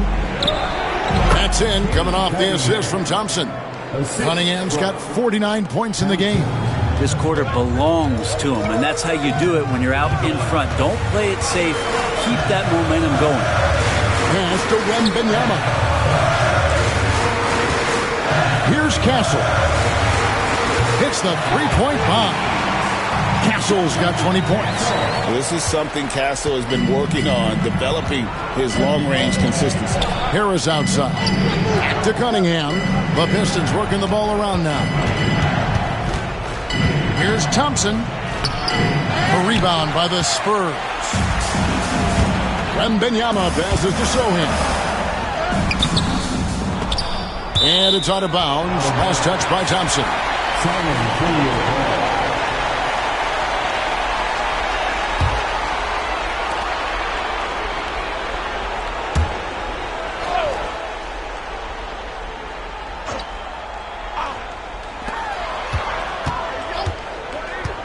Left side, Fox. A three from Wembanyama. Drills it from outside. Wembanyama has got 48.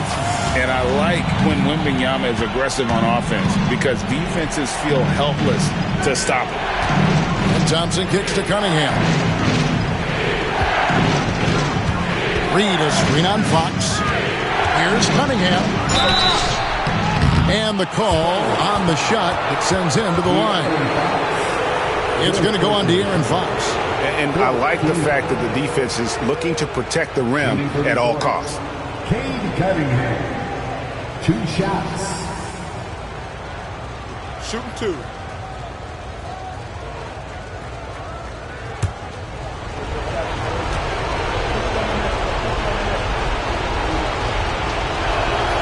And he makes the first.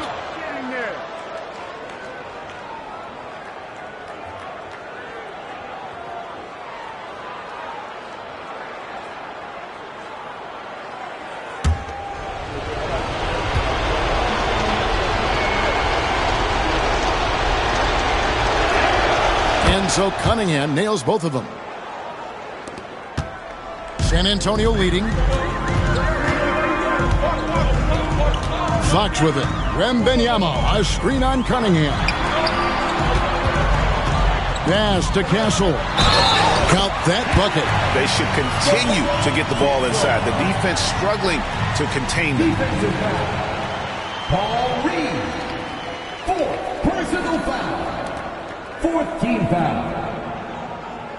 Castle. Shooting 1.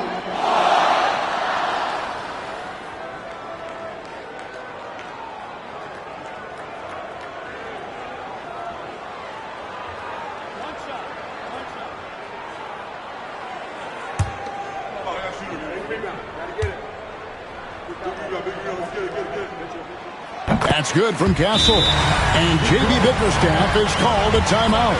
There was no hesitating. He wants to talk to the team right now.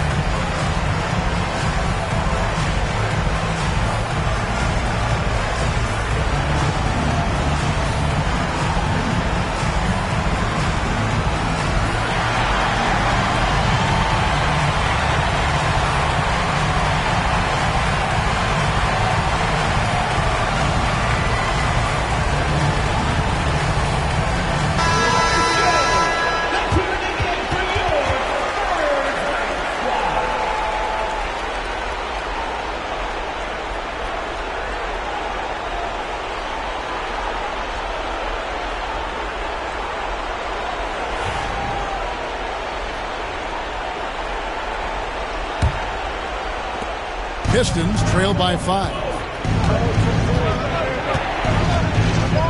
Cunningham on the wing. Guarded by Fox. And the rejection by Wembanyama.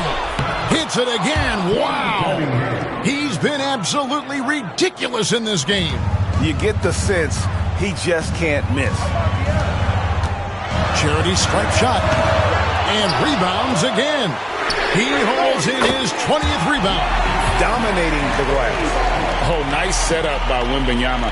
On top of everything else, this guy has an incredible IQ. Now, here's Cunningham. And the rejection by Wembanyama.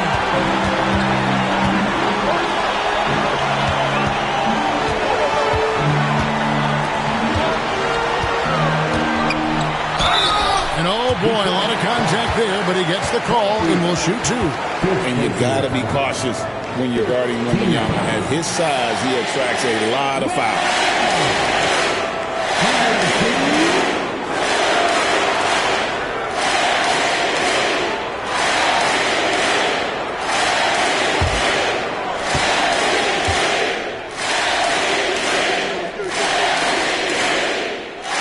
The first one, and that makes it a 7-point lead.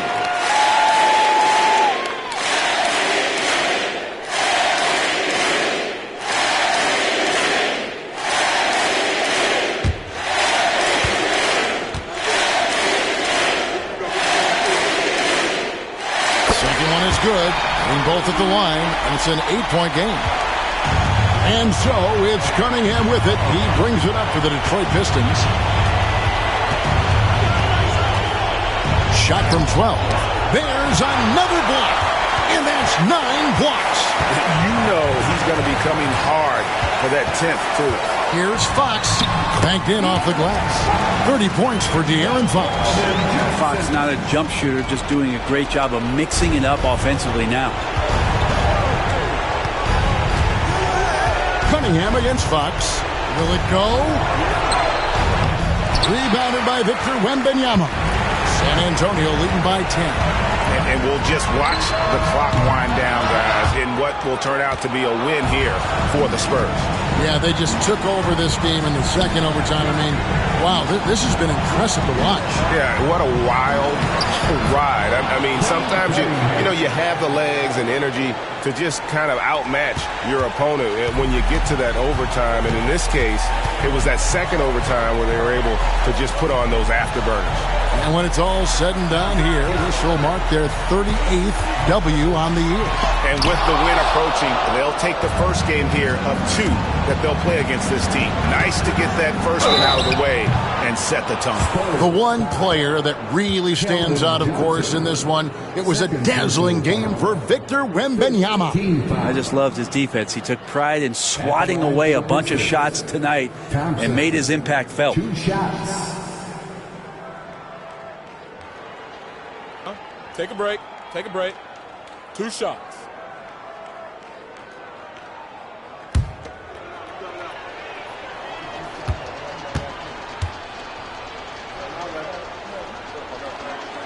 First free throw is good, and that narrows the gap to 7. Now, first and foremost, it's the athletic ability and that raw talent. It's there for Ausar Thompson. He's just got to keep developing and refining all the little micro skills. And so Thompson nails both of them. Here's Castle. And now they decide to foul intentionally. Second personal foul. Team is in the penalty. Pass off. Shooting 2.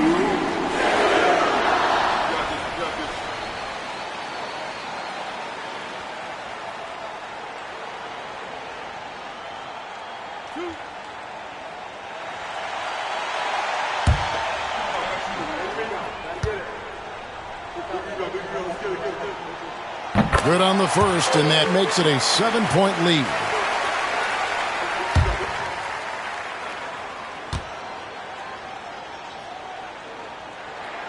And so he drops them both.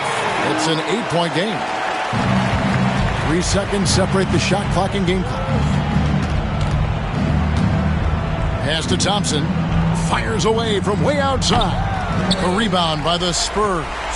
And guys, overtime not nearly as competitive as regulation. They used up all their energy just getting it to overtime.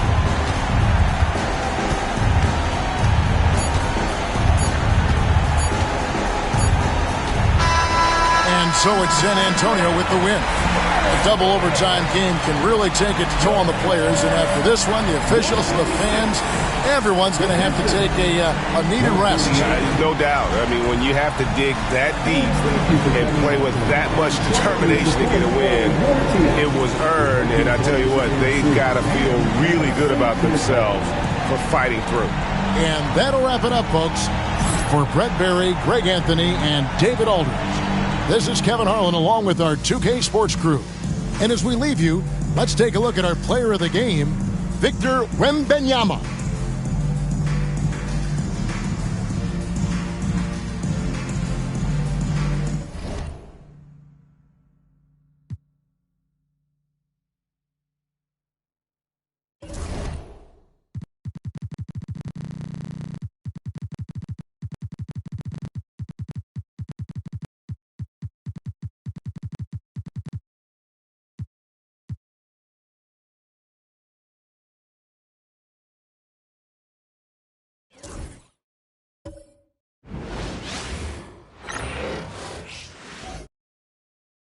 And an opportunity for these guys to get loose, find the range. We're almost at game time, folks.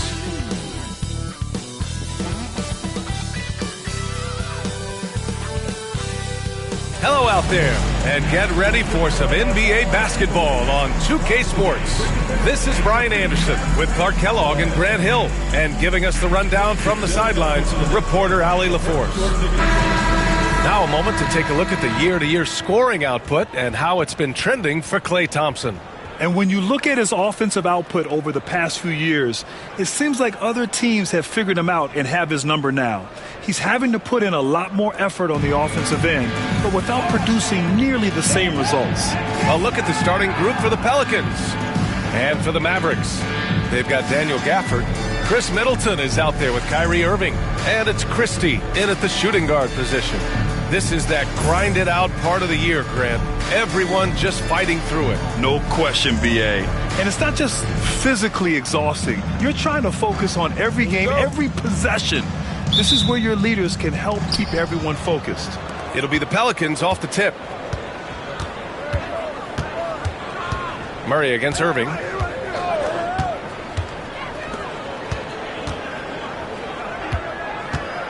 Down low. And he throws it down. What a terrific lead pass. Outstanding distribution there. I mean, what impressive passing ability. Pass to Battiswan.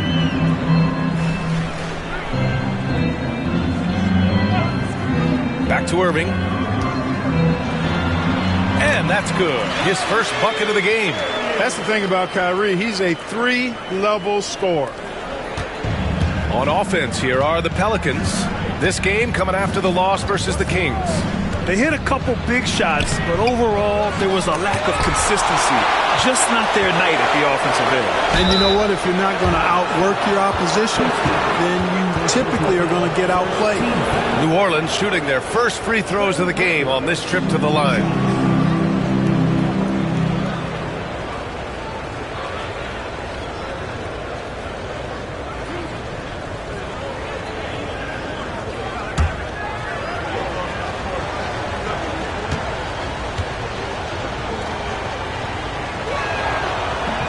That free throw, no good. Grant, when you look at this Pelicans team, their length is so impressive. Yeah, they've made a point to draft players with big wingspans, and that really helps them on the defensive end. They're all very switchable.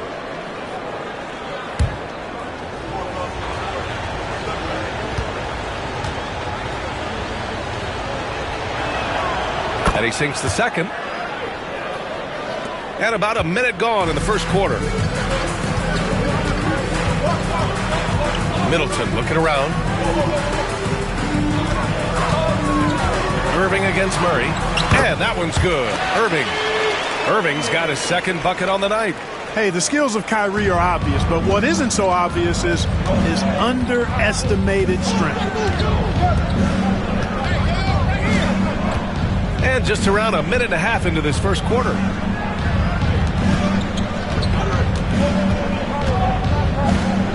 Five to shoot. Jones with a screen on Middleton. And it's all from three-point range.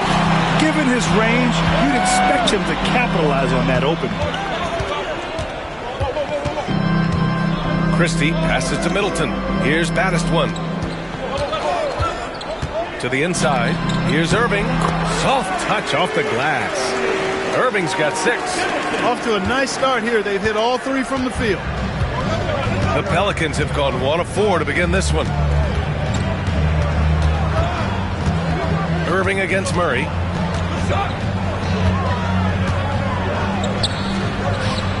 And it falls. 2 for 3 from the field so far. Just taking it right to the rim, and no one was there to greet him. Well, this early, they should be showing a lot more energy on defense. It's not there. Now here's Irving. His last outing, we saw him score 22. To the left side wing. On the take. Blocked! Irving against Murray.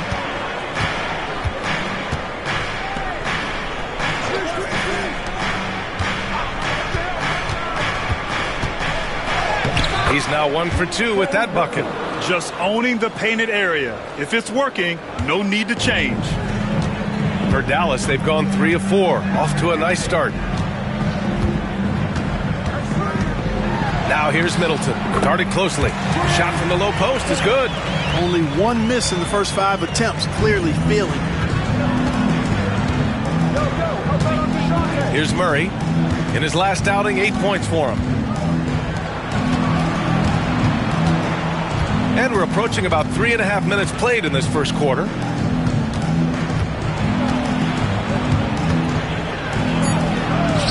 And there it is for him. I'll tell you what, guys, you've got to be more aware of Murray there.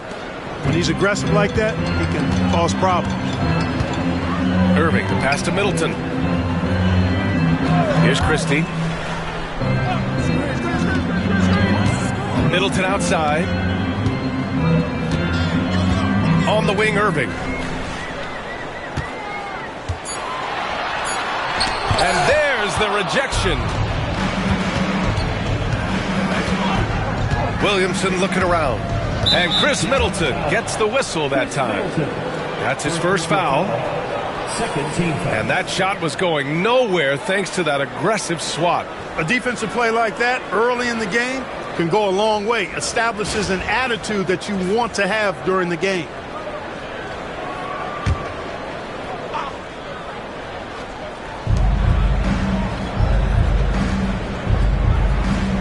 Pass to Jones.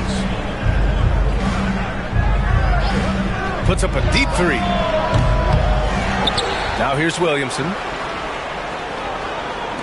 From downtown, nails it from 3.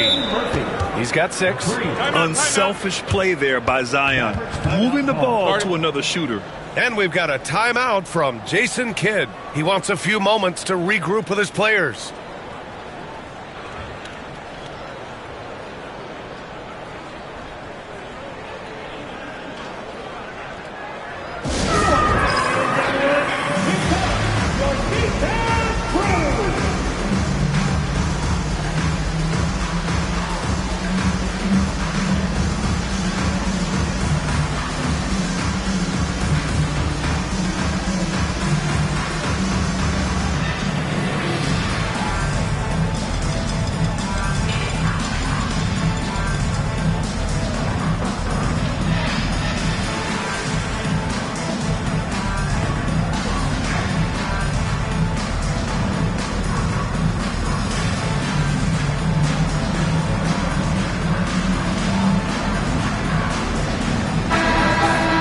Already it's February. Let's see how things look out west.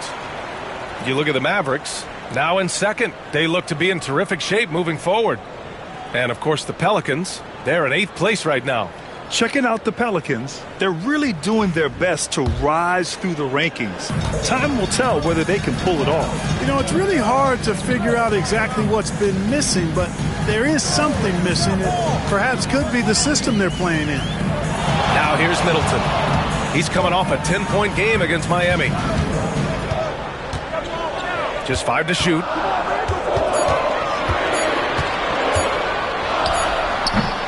Again, the miss by the Mavericks. Boy, he knows he should have knocked that one down, especially with the defense not giving much of an effort. They set the pick. Murray from outside. And the rebound goes to Dallas. They're coming off a loss against Miami. And that was a game we assumed they would win. Now, they certainly had a chance to win it, but let it get away from them there at the end. Well, it was self-inflicted, plain and simple. I mean, they just didn't play up to their ability, and it's costly. Now here's Irving. 6 points for him. And the dunk by Gafford. With the explosive leaping ability, he's able to play center despite being undersized. And it's Murray with the ball for New Orleans. You know, Clark, watching Kyrie Irving, he still does things you just can't believe. His ball handling ability is just remarkable, and his finishing ability surpasses his rush hour handle. And that's saying a ton. He can beat anybody off the dribble. He can make tough shots. He really is one of the elite scorers from the guard position in the history of the NBA. I don't think that's an overstatement. From the angles he finishes, the shots he can make, he's as elite as we've had in the league. They set the pick. Murray inside. He's guarded by Irving. Murray's shot is good. When you use it right, the pump fake's as effective a move as there is. Pass to Battiswan. Back to Irving. There's the triple. No good that time. He didn't make them pay for that weak defense, but they just can't rely on him to miss those kind of shots. And let's swing it over to the sideline and hear from Allie. Hey, Brian, the Mavericks are looking to contend. Coach Jason Kidd said, we're trying to build a championship team, and it's not easy. Dallas has not talked about that for a long time. So to talk about that, it's pretty cool. To be able to build it takes time. We have the personnel. We have the team. Brian, that's confidence.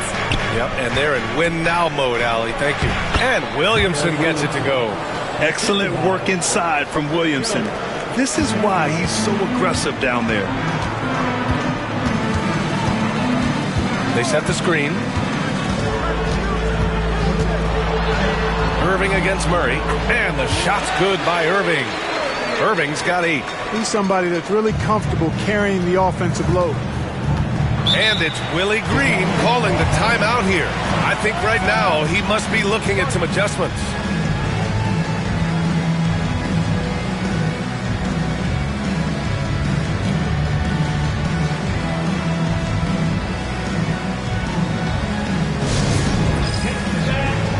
Washington's checked in for Dallas. Klay Thompson comes in for Christie. Jordan Poole, he's checked in for New Orleans. Alvarado comes in for DeJounte Murray.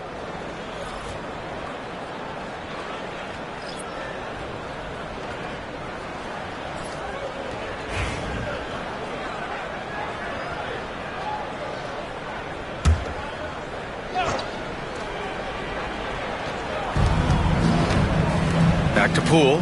Alvarado outside.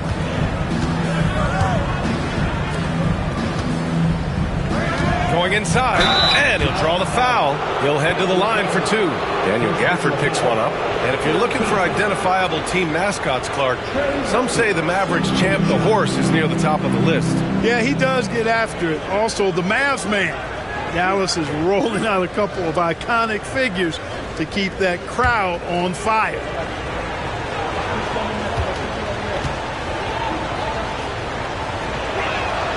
And he knocks down the first one. And Grant, you look at the players the Pelicans have gone after recently.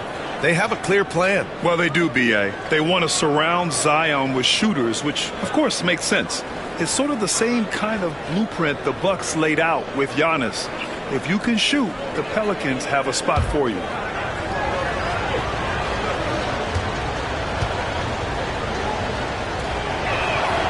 And that's good as he hits both shots. Here's Irving.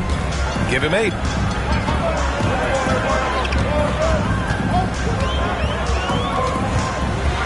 Pulls up at the elbow. Gafford passes to Irving. And here's Thompson for 3. And good. Coming on the assist by Irving. Irving's got 3 assists now in this one. The Pelicans have gone 7 of 14 and looking in control. Thompson against Poole. True on the 14-footer. And the Pelicans lead by 3. Using the mid-range, it's Jordan Poole. Washington outside. Irving, the pass to Washington. And here's Middleton.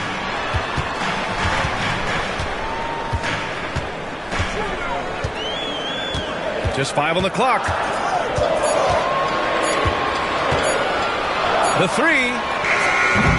And can't get it. He's now 1 of 3. I love how they've attacked the boards here in the first quarter. Yeah, I like the way they're setting the tone. Really playing with a lot of energy here at the start. For Dallas, they've got 8 of 15 shots to go. Pass to Gafford.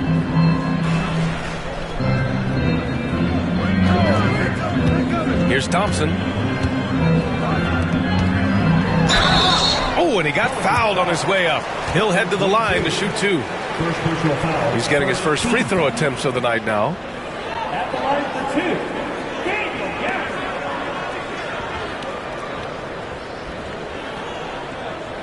Take a break. 2 shots.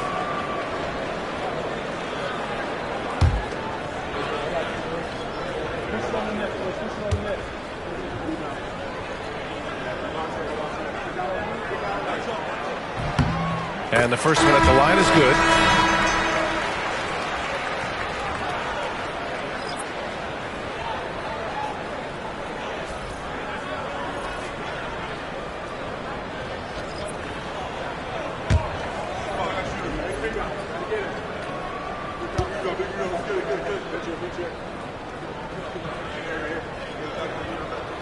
Both free throws good from Gafford.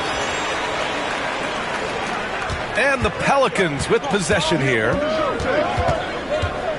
Poole outside. Murray inside. Working on Gafford. Murray, no good.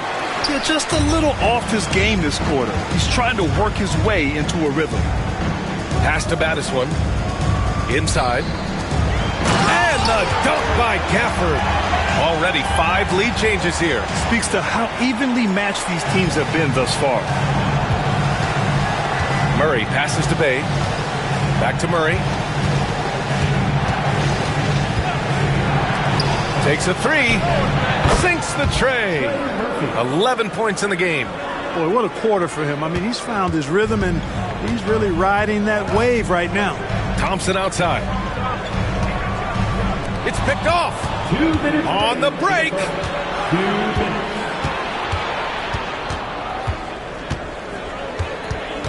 Outside Murray. Here's the 3. And the Pelicans hit again from deep. Well, you know, that part of Murray's game has to be there for him, and I know how hard he's worked to improve his three-point shooting. Good to see. Pass to Bouknight. Ooh, stolen by Murray. It's Murray finishing it off. Adding insult to injury with the dunk off the steal. Nice to see a good play on D. That led to some fireworks. Well, turning defense to offense, we talk about it all the time. Try to hit your opponent at the other end before they can set up the defense. And so far, they've had the advantage on the boards. Yeah, nothing major, not a huge advantage, but certainly a good sign for them going forward. Oh, nice one-handed jam there, B.A. Hey, little exclamation point. Hey, they've got a nice, comfortable lead here, fellas. Might as well keep it simple. Do it a plain, simple one-hander, just like pound cake. Middleton. Oh, he clanks that one off the back iron, and it falls. Middleton's got his second basket of the night. I think Middleton is absolutely dynamic and when he's involved in the pick and roll. He's really skilled at his decision-making. He knows when to pass and when to shoot. Murray, no good. Yikes, how did he miss that? I mean, he makes 9 out of 10 of those. Bouknight can't get it to go. Probably should have scored there. He usually does. There's a 4-second difference between the shot and game clock. Murray against Thompson. Murray, shot is good. Murray's got 11. Murray showing you real poise that time, guys, converting on aggressive defense. The concentration, outstanding. And he drives in. Battiswan with the bucket. I know it's early, but you have to wonder if these offenses can keep this up. High-octane action for sure. Crowd-pleasing already. The baskets were coming early and often in the first quarter. Pelicans ahead. They lead by 7. And the second quarter about to get started. We'll be back in a moment.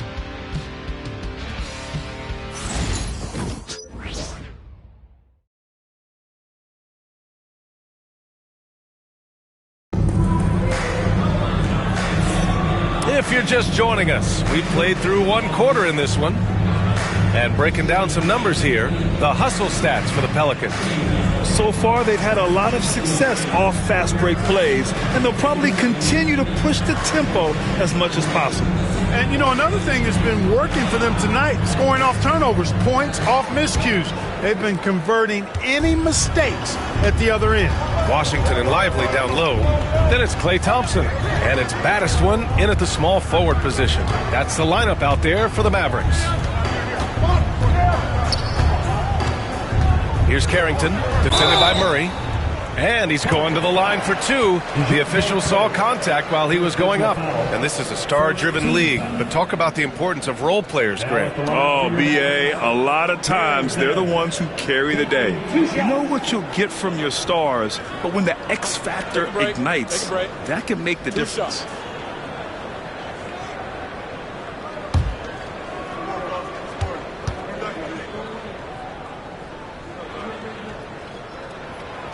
The first free throw is good.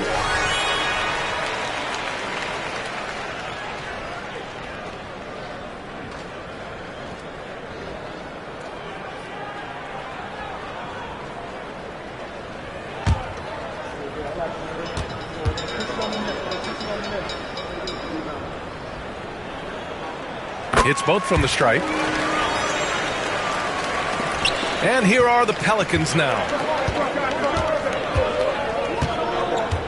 Pass to Robinson Earl. Back to Murray.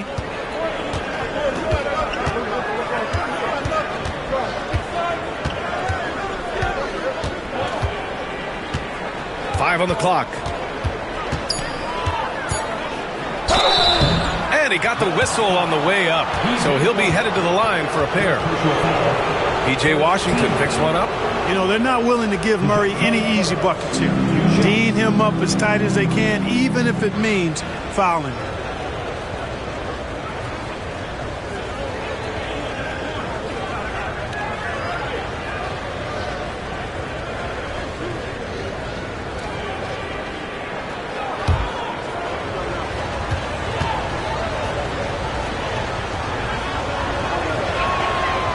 He's off on the first. And Grant, DeJounte Murray, a bit of a throwback player. He's comfortable attacking at all three levels. Yeah, B.A. I mean, he does a lot of work in the mid-range for a guard. He's very comfortable with any shot on the floor. Not shy about putting up a ton of attempts if that's what's needed. And the Mavericks making a change here. Johnson's checked in. And he's good on the second. And DeJounte Murray is truly the complete package.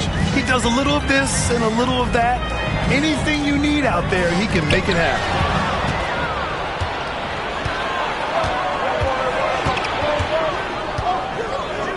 Three-pointer. Baddest one with the rebound. Yeah, you know, he usually makes you pay from that range. He's in his comfort zone. 2 for 2 to start this one. Credit their discipline. They've been working for high percentage shots. Murray passes to Bey. Thompson against Poole. Pass to Bey. Back to Robinson Earl. To the paint. Here's Murray. Goes up and lays it in. Nice and easy. Murray's got 14. Looks like we're starting to see a pattern here. Not afraid to get in the paint and get wet. Well, I agree with you. 4 of their last 5 baskets have been exactly of that variety. To the middle. There's the steal.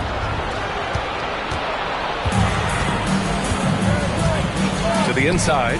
Here's Robinson Earl. That one goes in. And now it's an 8-point Pelican lead. He's got a knack for finishing inside. That's easy money. Thompson against Poole. Pass to Madison. Good D by Bey. And so Murray will bring it up for New Orleans. Releases. A chance to push it to double digits, but it's off the mark. Murray against Thompson. Fires it. Clay busting it up inside. As his career has developed, Clay has added this to his arsenal, becoming more than just a shooter. Pass to Robinson Earl. Back to Murray. Inside. It's stolen by Lively. And now the Mavs on the run. Here's Washington. And Washington powers it through. Well, we're going to see lots of those. Washington can really get up. Got a little main streak in him, too, which I like. And it's Willie Green calling the timeout here. We might see him looking to make some tweaks to the strategy here.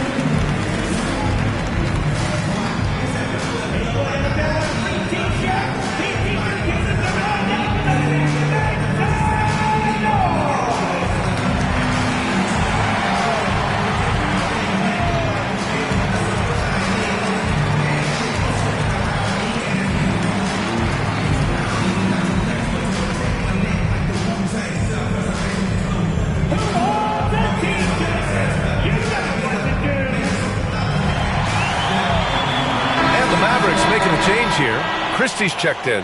And a change for the Pelicans. Jones, he's checked in for Robinson Earl.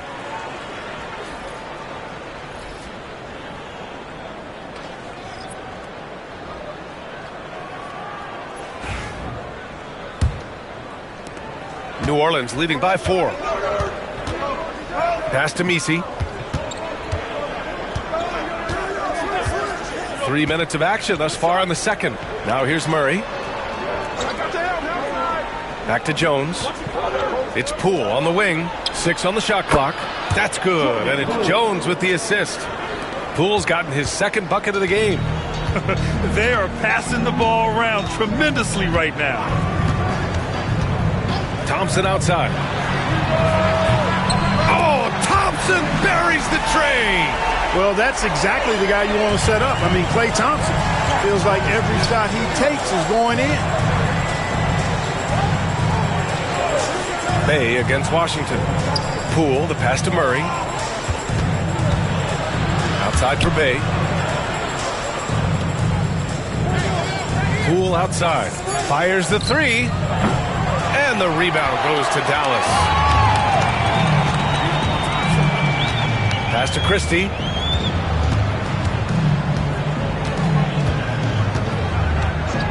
Back to Thompson. Here's Christie, guarded by Poole. Here's Christie, still without a bucket. And so he draws the foul, headed to the line to shoot a pair. First personal foul. Second team foul. Dallas shooting their 5th and 6th free throws of the game. Christie.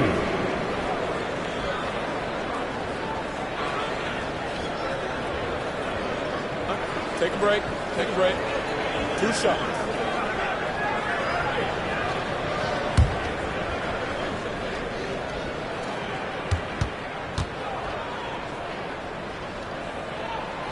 The first one falls. Chris Middleton's checked in for Dallas.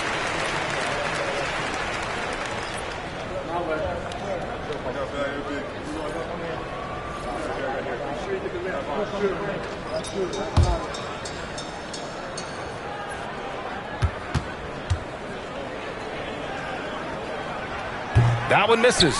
Getting themselves to the line this quarter is a good way to get their offense rolling. And maybe cause some foul trouble along the way as well. We know what that can do. It pays off typically in good fashion for you. Down low. Here's Messi. Boom! He jams it straight down. Impressive one-hand slam right there, B.A. Man, as long as he's confident about it, I'm good with it. Maybe use 2 hands next time. He knows where he is. Somebody you can count on. He is an extremely reliable finisher. Pass to Thompson from outside the arc. Drains the triple. Thompson's got 8 here in this quarter. That's his second triple this quarter after hitting 1 earlier. This is how you space the floor.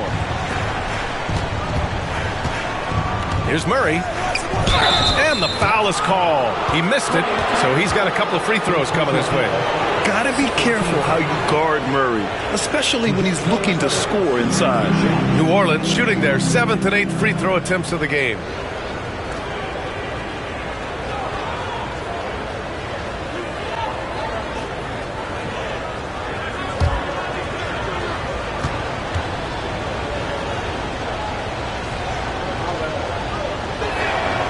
First one falls for him. That's a great job getting to the line here.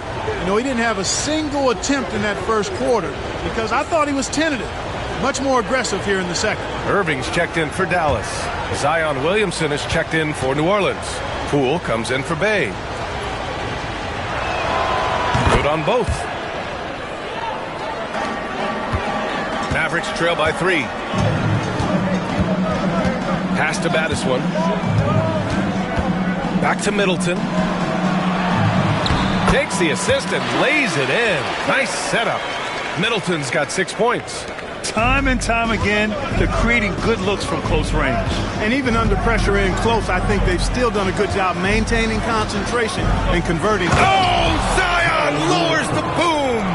And that's what we've come to expect from Zion. Exactly. And that was our AT&T 5G Slam Cam, bringing you the sauce. And Irving has got the ball here for the Mavs. When this game's over, they'll be off to Golden State as they take on the Warriors. It'll be the front end of a 2-game road trip. Middleton, right side. Misses from close range. New Orleans leading by 3. Poole, the pass to Williamson.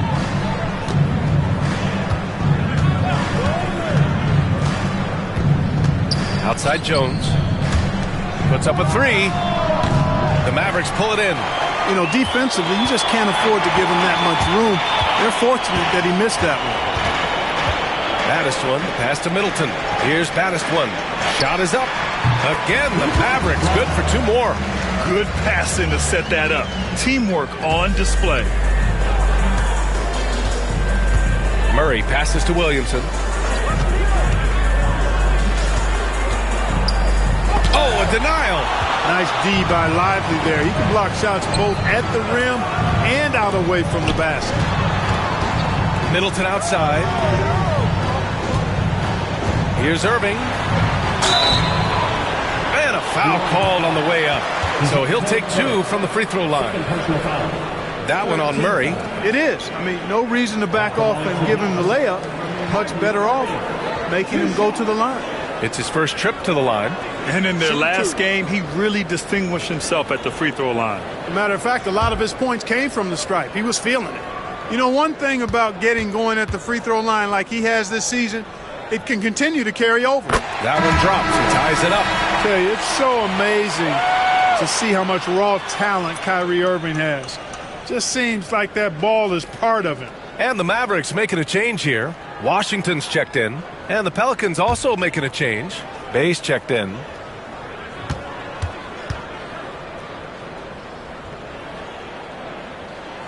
And the free throw is good. Now leading by 1. Productive trip to the line. He doesn't like to leave points on the table.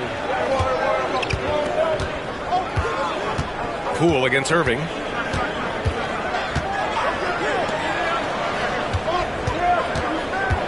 Pass to Williamson. Oh, and he blocks it off the glass. Wow. It's Middleton on the wing. He has 6. Washington outside. Christie passes to Washington. Shot clock at 5. Here's Irving. Another score. His 5th make out of 10 tries. You know, this is simply what Kyrie Irving does.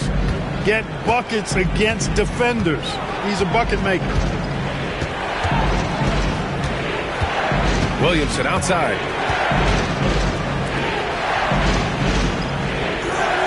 Jones with a screen on Middleton. Nails it from beyond the arc. 14 points for him. Picking up right where he left off. Hit 2 triples in the first quarter. Now he gets another to fall. Pass to Christie. Middleton outside. Jones grabs the board. New Orleans has gone 1 of 4 from three-point land here in the second. After his rookie year, Clark, Chris Middleton got traded to Milwaukee. Well, there were no ripples when this trade happened, B.A. No earth-shaking or anything like that, but it was major for the Bucks and Chris Middleton. He's been a multi-time All-Star, and he also was huge in that championship run in 21 for the Bucks. Middleton outside. Back to Irving. That's good. And so Middleton with the assist. Middleton's got 3 assists in the game. New Orleans has gone 2 of 5 from distance here in the second quarter.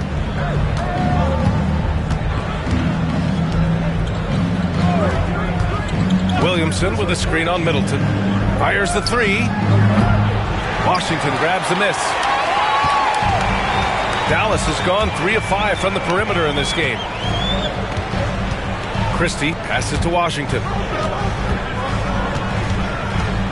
Outside Irving. Shoots. And the Mavericks getting another bucket right there.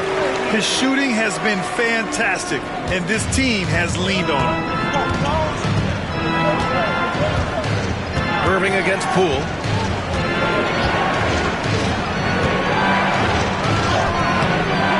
And the rebound goes to Dallas. Outside Irving. Pass to Christie. Irving looking around. Over Poole. Again, Irving missing. The Pelicans trail. Jones finds Poole. And count the basket. He was fouled, and he's going to the line for one more. First personal foul. Third team foul. All right, Graham, what do you think about Jordan Poole's nickname, the Pool Party? Oh, it's very apt, right? Because when he's on, everyone is having a good time. But it also speaks to his relaxed attitude. He's out there to shoot and have fun while doing it.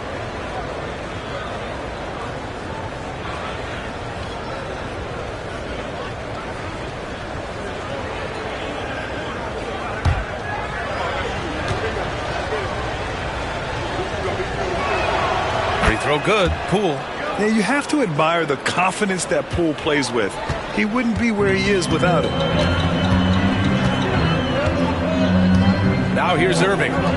He's got 16. Middleton, no good. 1:44 left in the second period. The drive by Poole. Gafford grabs the miss. Gafford's got 4 rebounds now. Here's Baddest one. And he was fouled while in the act of shooting, so he'll take 2 free throws. At the line for Dallas. Foul. 2 shots. Take a break. Take a break. 2 shots.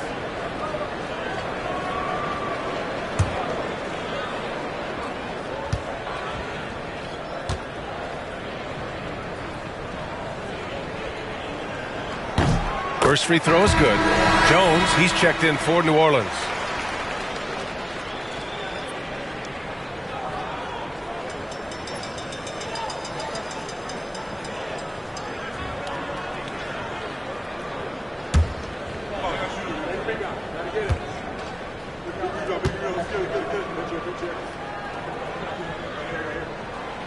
So he picks up just 1 from the line that time. One reason this game is so tight is because both teams are hitting the boards with reckless abandon. The battle to a standstill on the boards has really been something to watch, and the game's not over yet. We'll see if one of these teams maintains more energy than the other going down the stretch. One of the trickier plays to judge, but it would be hard to argue against the call. Yeah, you know, the officials aren't nearly as lenient as they used to be on that call. As a matter of fact, I know I got away with a lot of those in my playing days, but that was 40 years ago. Alvarado's checked in for New Orleans. Well, just cannot buy a bucket, guys. I'll tell you what, that's a painful quarter for him, and it's painful for me to watch, too. To the paint.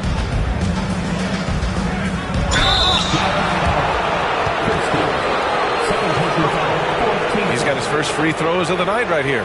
You know, it's been a rougher year than he expected at the line, guys. I mean, he's seen the numbers dropping off for him this year.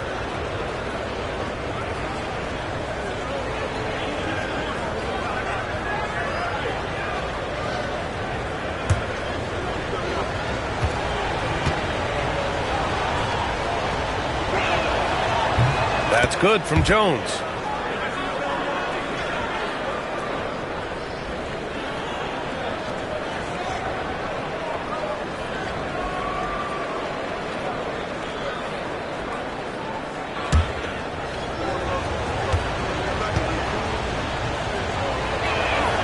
Jones hits them both.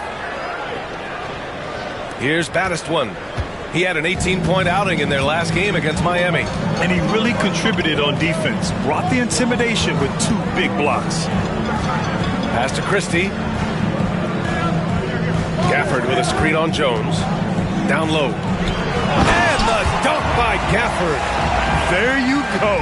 He's a monster at the rim. So athletic. Obviously, he plays on the attack. No question about it. He's very comfortable in the air. Dunks like that, no problem for him. Williamson passes to Jones. Shot clock at 6.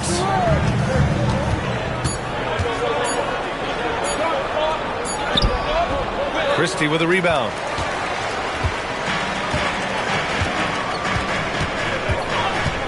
Right side, Irving. Releases from 15. Good as the jump shot falls. Irving's got 18. Oh, man, this has been an absolute battle in the first half. Each team trying to establish itself. The lead just keeps going back and forth. Kyrie Irving has been on display for the Mavericks. And that quarter was all about him, leading the comeback charge. Now they're up in this one. Time for a quick break, then back to the action.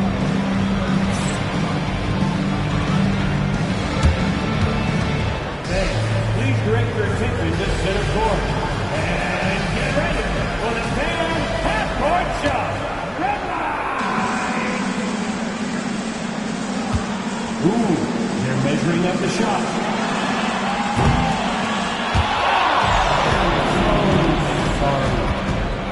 Hey, give it up for our contestant.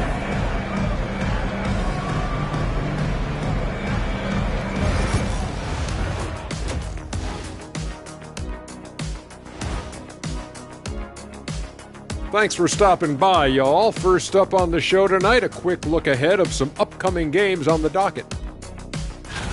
In that game against the Spurs, this is a proving ground game, a benchmark challenge. Anytime you go against the numero uno in the league, you gotta come full strength.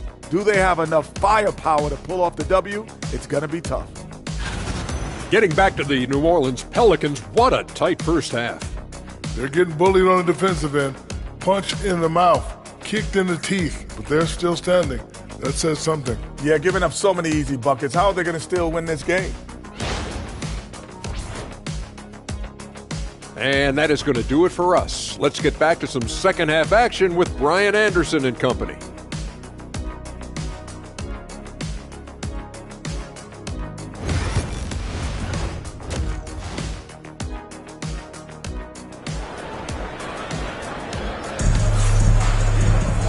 And we've got second half action for you. Thus far, a pretty evenly contested game. Well, you look at Kyrie Irving in this game, he's been everywhere. Through the first two quarters, he's been on fire. Explosive offensive performance. And you know what? I'll be interested to see just how much he's got left in the tank. That first half had to take a lot out of him.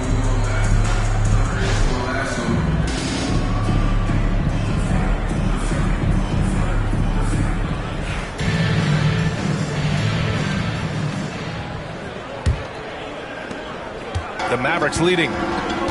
So for the Pelicans right now. And there's a pick. Three-pointer. It's hauled in by New Orleans.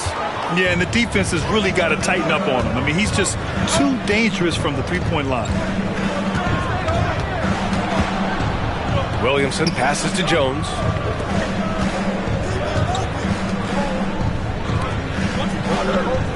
Down to 5 on the shot clock. From behind the arc. Knocks it down from distance. 20 points for him. Here in the second half, this game's still nip and tuck. Just an insane amount of lead changes. The fans are getting their money's worth. Now here's Middleton. Tight defense on him. And it's going to be a 3-second call. And let's pause for a moment to recognize the teams with the best three-point shooting. Second, the Mavericks. Instead of just bombing away, they work hard to create good looks from beyond the arc. New Orleans has gone 6 of 14 from the perimeter tonight. Murray against Irving.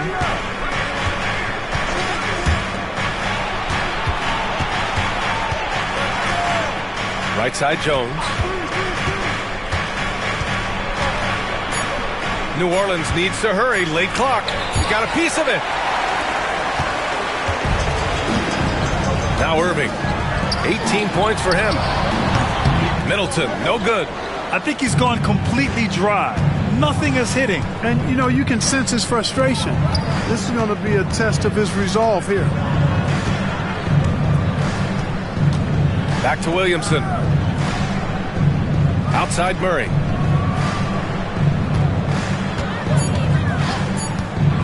Lets the three fly. It's rebounded by Dallas. Addison's got 4 rebounds now.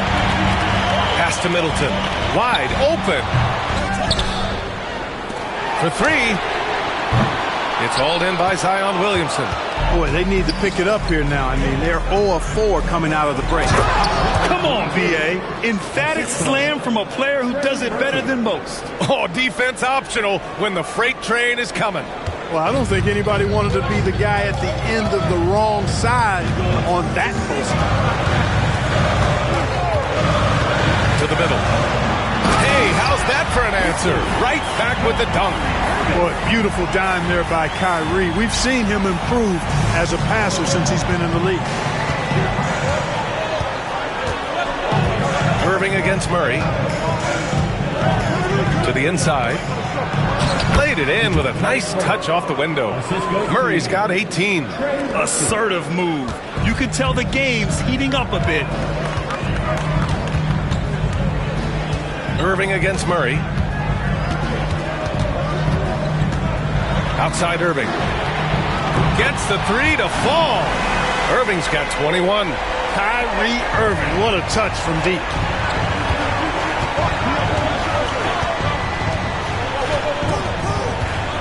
Driving to the basket. And they're top 5 in preventing points. They have a number of guys who can defend multiple positions, and they work well together as a unit. And about their three-point shooting, it's the consistency that strikes me. They're not ranked number 2 in the league because they're streaky. Shooting 2.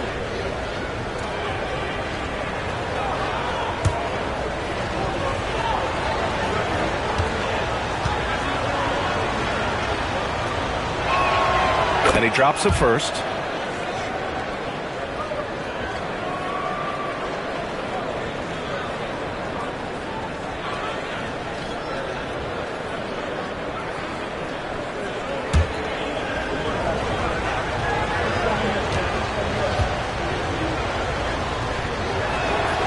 And that one goes in. 2 from the line that time. Here's Irving. 21 points in the game. Pass to Madison. Middleton outside for the tie. And Dallas hits again from deep. He can be dangerous from outside. Sure, he didn't get one to go in the first, but we know he can get on a roll and knock him down.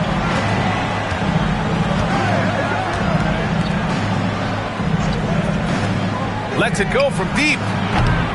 Offensive board. Goes back up. And it's Jones getting it to go. And the Pelicans lead by 2. You've got to be aware of him at all times. He's a bully on the backboards. And we've got a timeout from Jason Kidd. He wants to review the game plan.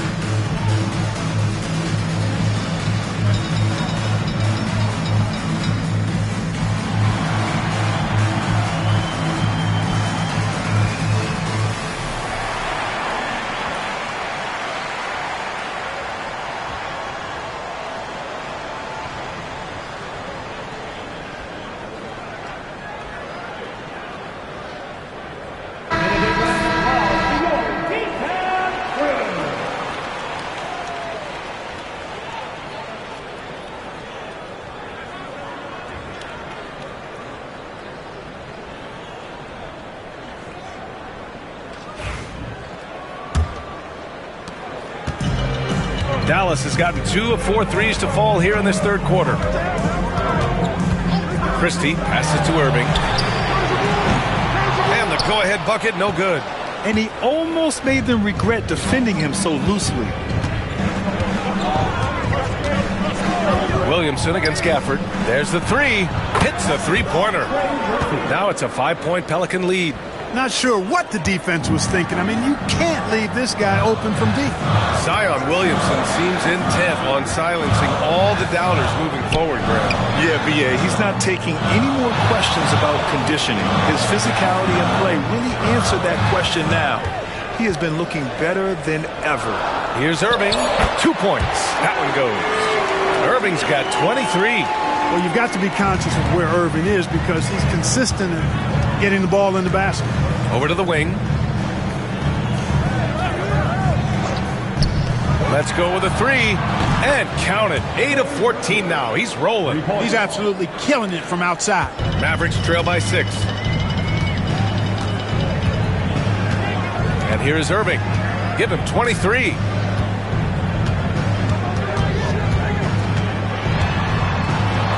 You know, I like how Irving also keeps the defense guessing, keeps them off balance, and he's so crafty and creative around the basket. And guys, let's get your take on the scoring breakdown for the Pelicans. Their offensive game plan has been simple. Look to shoot it often from outside the arc. And the results have been outstanding. And they've also been ferocious inside, really taking advantage in the painted area and making good on those chances. That free throw good from Irving. Poole, he's checked in for Murray.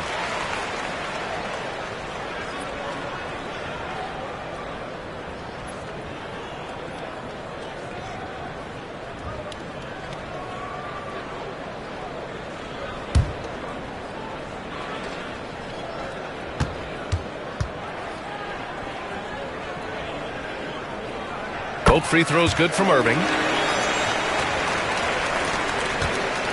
Poole with the ball. He has 7.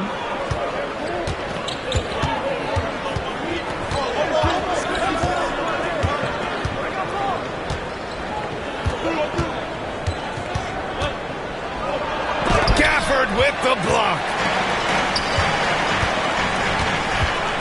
Middleton outside. Pass to Irving. Jones grabs the board.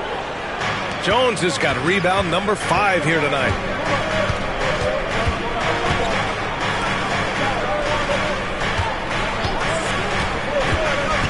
Driving inside, and there's a whistle. He'll head to the line to shoot 2. Daniel Gafford picks one up. On the night, he's 2 for 2 at the stripe.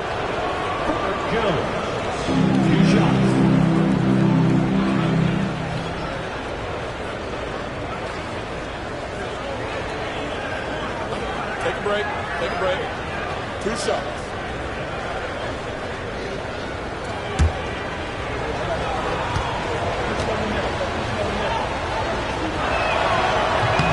That's good from Jones.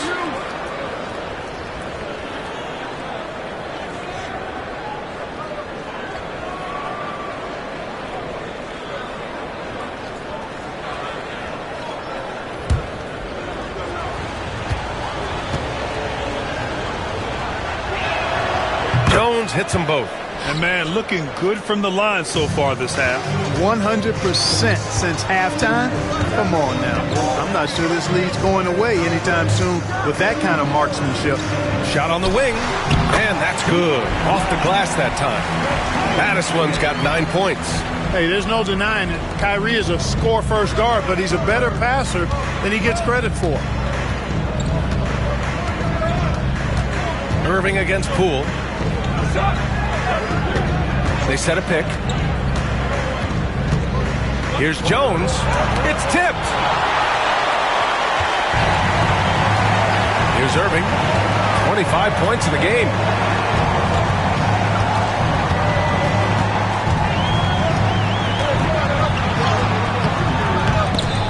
The layup off target. The Pelicans lead by 4. And it's blocked.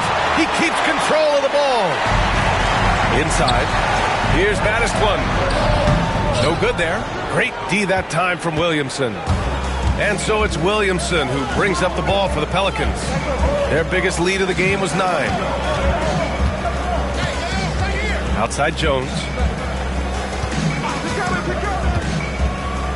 6 to shoot. Off with the layup. You know, he hasn't contributed well scoring the ball, but obviously his teammates have. Irving, the pass to Christie. And here is Irving. Gafford with a screen on Poole. Irving for three. That one doesn't drop. For New Orleans, they've gone 6 of 13 to open up this second half.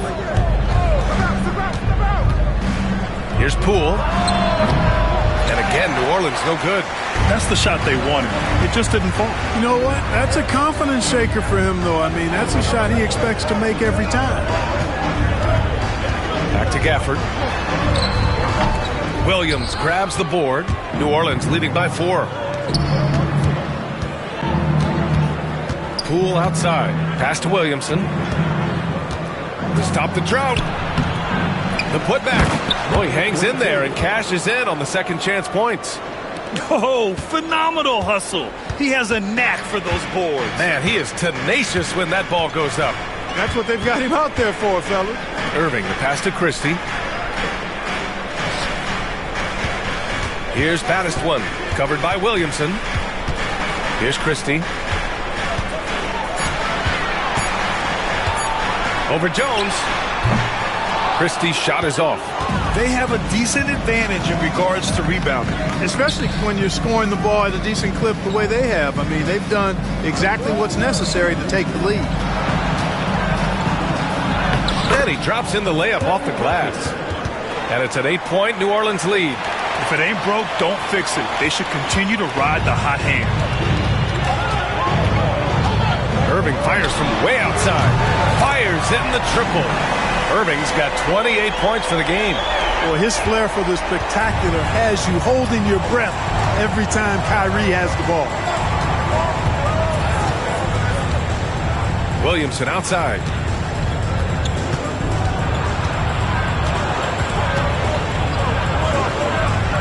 Left side Jones.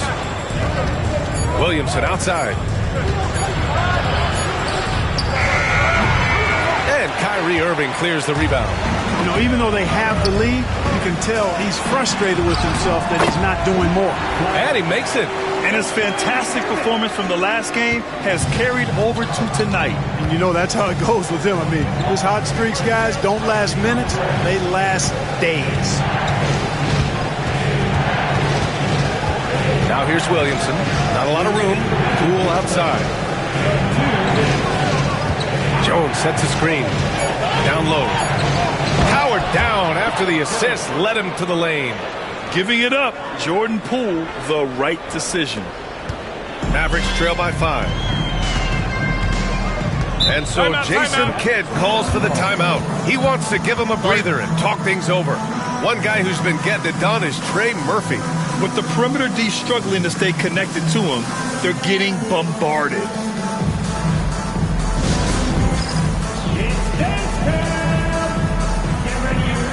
You see yourself on the screen, you show us your best moves. Let's go!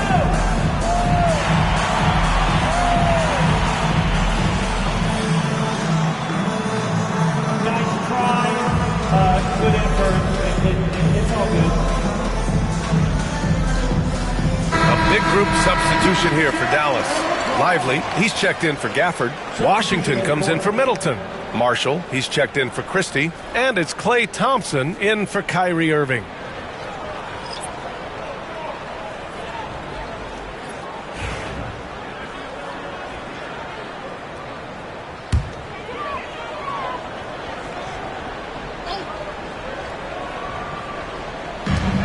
A minute 42 left in the third quarter.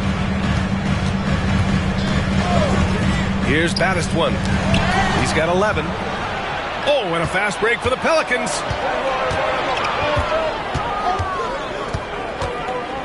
Up top, Alvarado. Poole outside.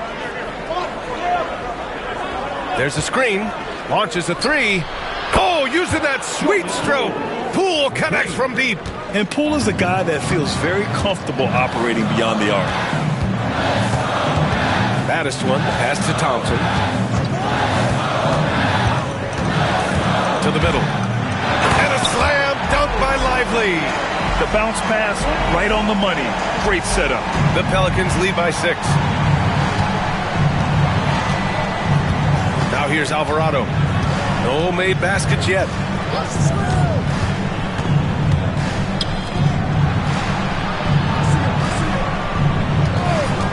Just 5 to shoot. He takes it in. Pass to Misi. Poole for 3. And the rebound goes to Dallas. Baddiswan's got 6 rebounds now in the game. To the inside. Thompson in the post. Alvarado defending. And Thompson gets it to go. They have not attempted as many threes here in the second half, which I'm scratching my head about. It doesn't make a lot of sense to me. Poole outside. There's 10 seconds left in the third. Rebounded by Marshall.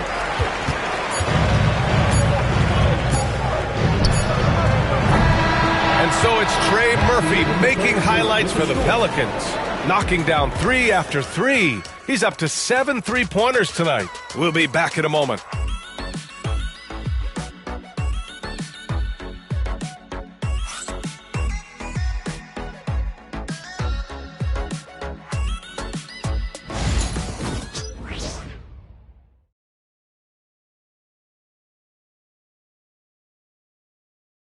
And a worthy candidate tonight as we take a look at our State Farm assist of the game. Talk about painting a magnificent picture with that, Don. Just a great decision and a perfect delivery. And they'd love to see every possession end this way. True team basketball.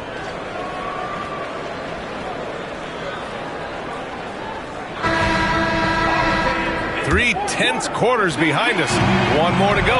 Thanks for being with us as we get ready for the fourth. Washington and Lively down low. Then it's Thompson.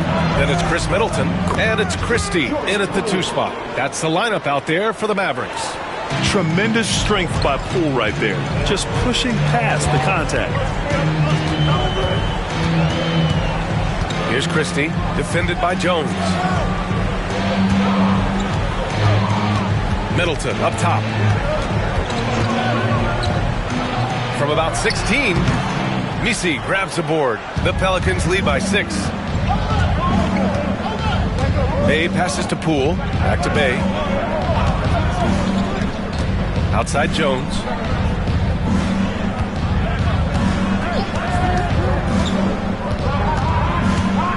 Pass to Misi. He can't get that one to fall. Excellent D there from Lively. Dallas has got 6 out of 15 threes so far in this game. Here's Christie. Misi grabs the board.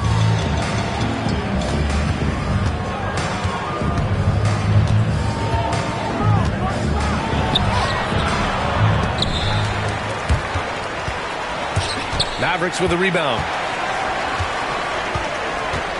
Thompson with it. He's picked up by Jones. They get it back. Yep, count it. Well, I tell you, you look at Washington's motor and his effort, a lot to like about both. I mean, he uses his length and instincts to do a good job on the glass. Bay outside. And again, New Orleans no good. And so Thompson will bring it up for Dallas. A great fourth quarter, just giving up 2 points. Washington passes to Middleton.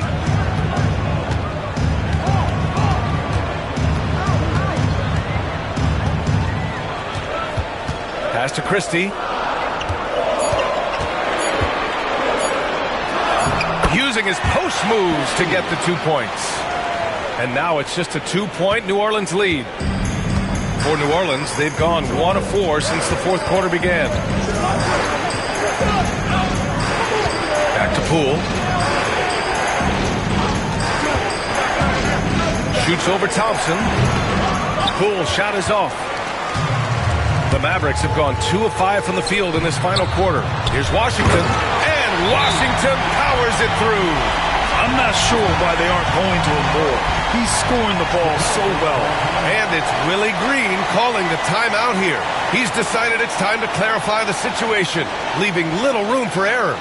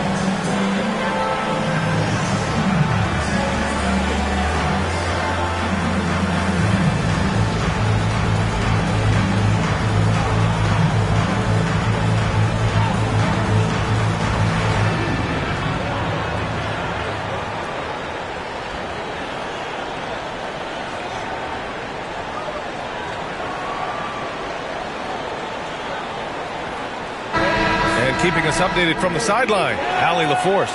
Thanks, guys. I was able to hear Willie Green coaching his team during that last break. He applauded their shooting and their shot selection, saying, "We're taking the right threes, not forcing anything. Keep doing that, and they'll continue to fall." Makes the game easy, doesn't it? Allie, thank you.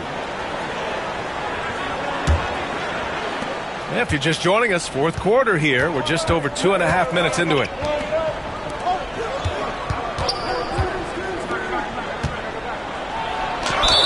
Ooh, and he took a hard foul on the shot. So he'll head to the line to shoot a pair. First team. Trey Murphy. 2 shots.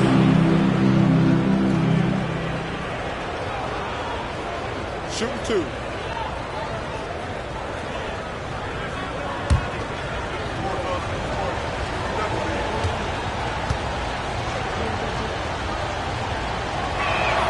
And he makes a first.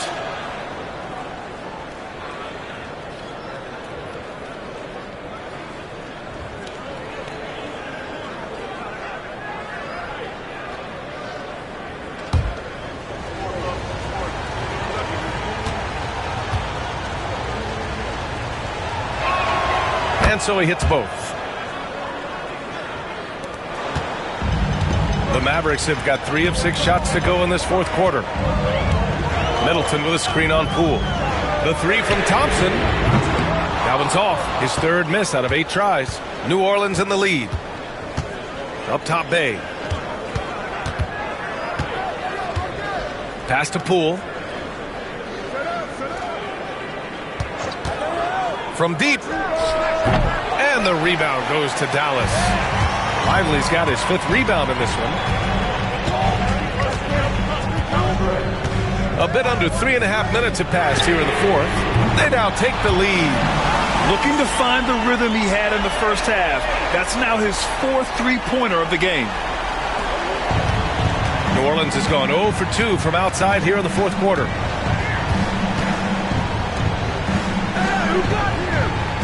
Bay with a screen on Middleton. And out of bounds. Dallas will have it. Gafford, he's checked in for Lively.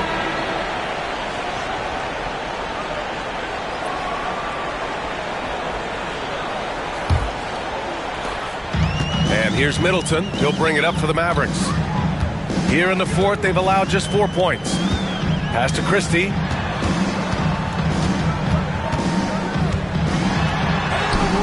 Lays it up and banks it in.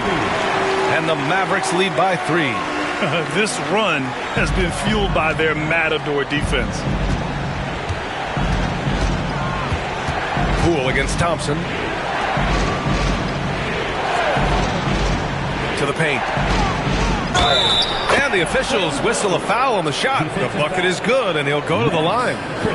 With a tough road ahead, they worked hard to get a good shot. So both teams changing it up here. 1 shot.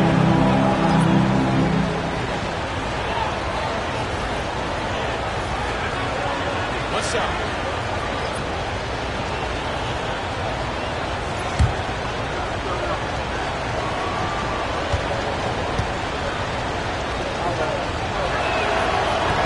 And that one misses.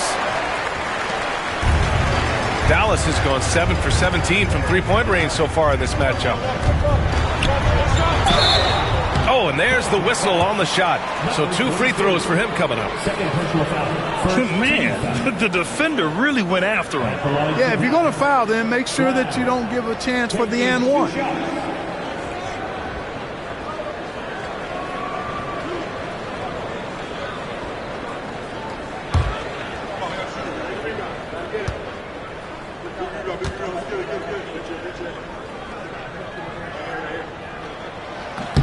First one falls for him. And New Orleans making a change here. Bay's checked in.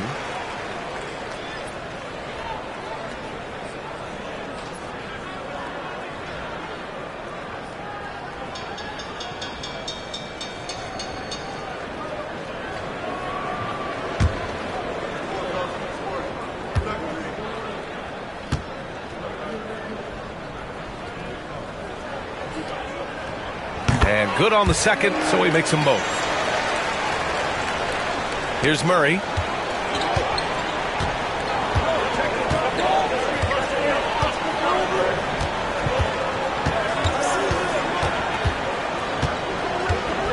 to Bay. Launches it. Yes. And it's Murray picking up the assist. Murray's got 5 assists tonight. All about confidence in these moments. Bay able to attack immediately. Christie passes to Gafford. Murray against Irving. Here's Christie.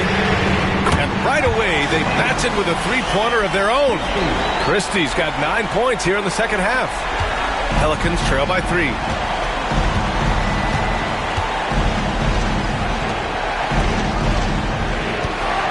Murray against Irving. Murray's shot is good. Murray's got 20. Boy, it's been all Murray all day, 24/7. He's really become a lethal offensive presence. Washington outside. Here's Baddest one. Here's Gafford. Right side, Irving. The shot won't fall. Good D by Murray. Bay passes to Williamson. Pass to Jones. Clock at 6. The floater. Outside for Bay. Now here's Williamson.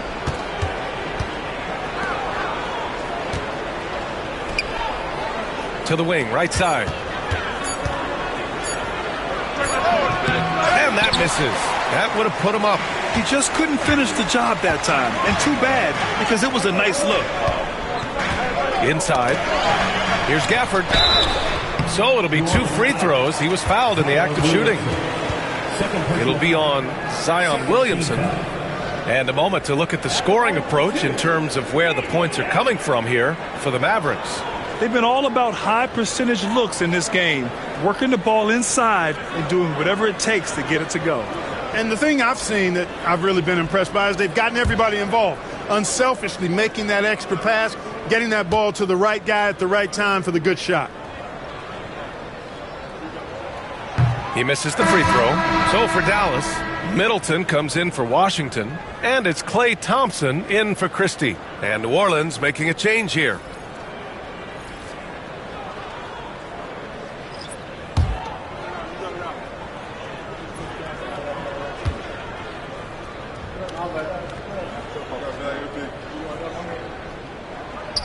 And no luck that time either.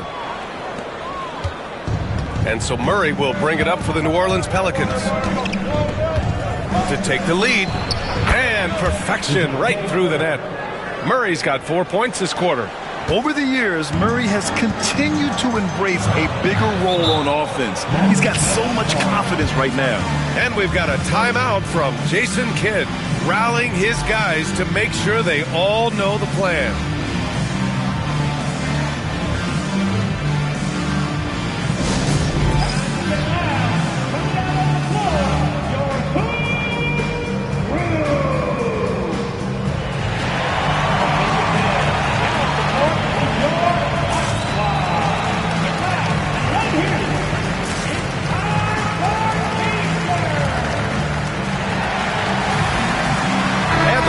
Making a change here. Christie's checked in. Jones, he's checked in for the Pelicans.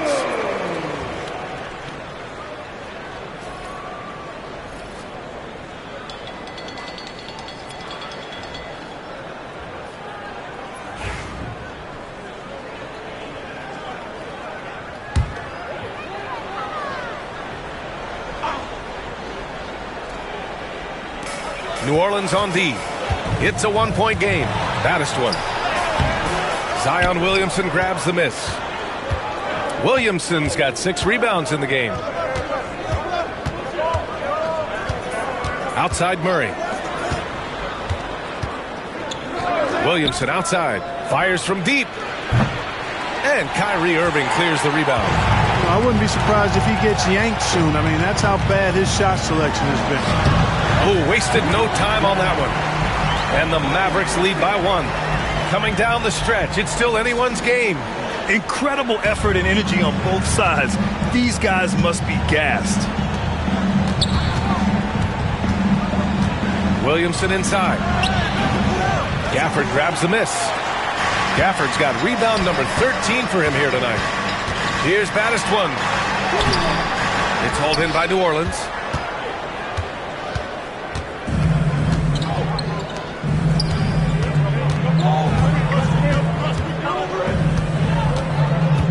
Outside Murray.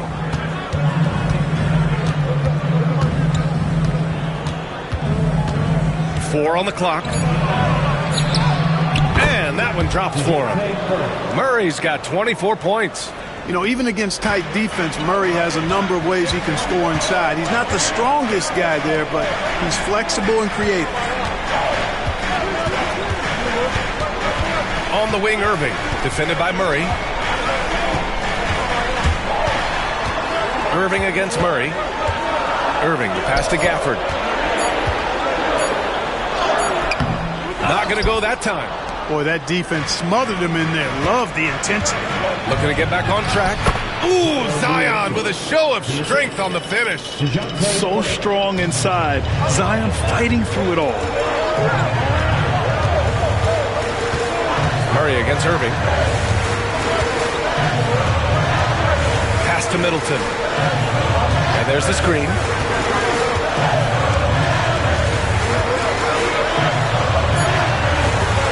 No good from 11 feet. He's been just a little off the mark tonight. Really the story of the game so far. Murray deciding where to go with it. Drops in the three. Now it's a 6-point Pelican lead. In terms of volume and accuracy, Murray has shown a lot of growth with his three-point shot since entering the league. And so Jason Kidd calls for the timeout. He wants to make sure everyone is aligned, given the situation right now.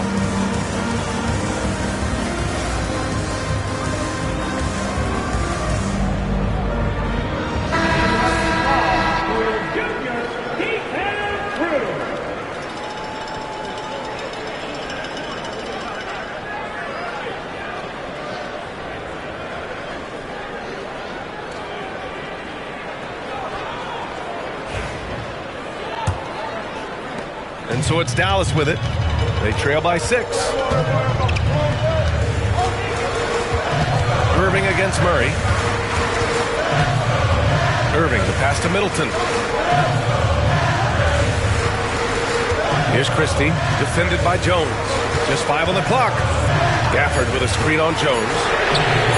Nice shot by Christie. Christie's got 12 points in just the second half. Pick works well there, but the defense left a lot to be desired. Yeah, that's not the defense you need. You got to be tougher defensively.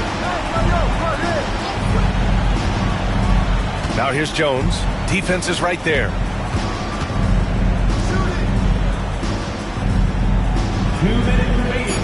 Pass to Murray. The 3-ball. Christie with a rebound. Christie's got his 4th rebound in this one. That one goes. Count it. And it's now only a 1-point New Orleans lead. Oh, that's a big bucket. Putting the offense on his shoulders right there.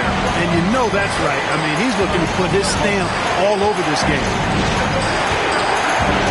Here's Murray. Gafford with the block. And as it goes out of bounds, New Orleans will keep possession. And it's time to take another look at that powerful block. You can almost feel the mindset he has. I mean, when the game's this close, he's going to bring it at that end of the floor.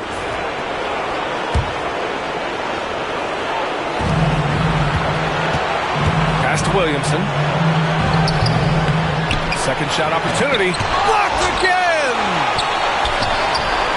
Oh, 3 chances on that possession, but they just can't find a way to score. Here's Battistone, defended by Murray. Battistone, no good. And it's Jones with the ball for New Orleans. Their biggest lead of the game was 9. Physically, there's just no way to match up with Zion, especially now that he can go to the right hand.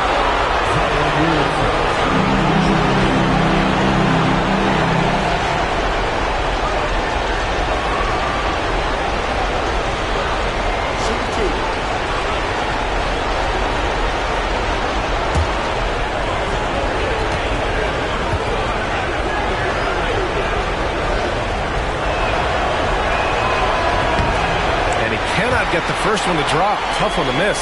Yeah, the physical abilities of Zion are truly next level. His build, his strength, I mean, it makes him difficult to defend and totally unique.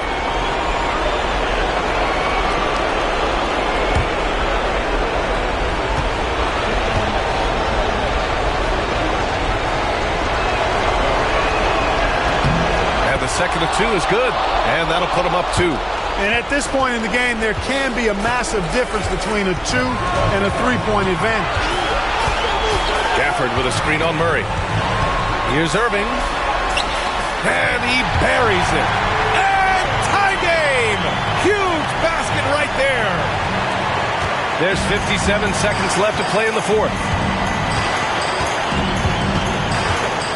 Irving against Murray.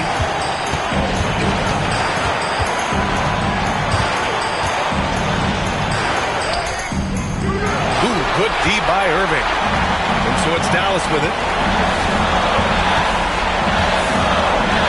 To take the lead. And he sinks it. Irving's got him falling right now, that's for sure. And we've got a timeout called by Willie Green. The pressure is on. And he's got a plan to share with his guys. What's the best strategy for him? And it would be smart to go for a 2-for-1 right now.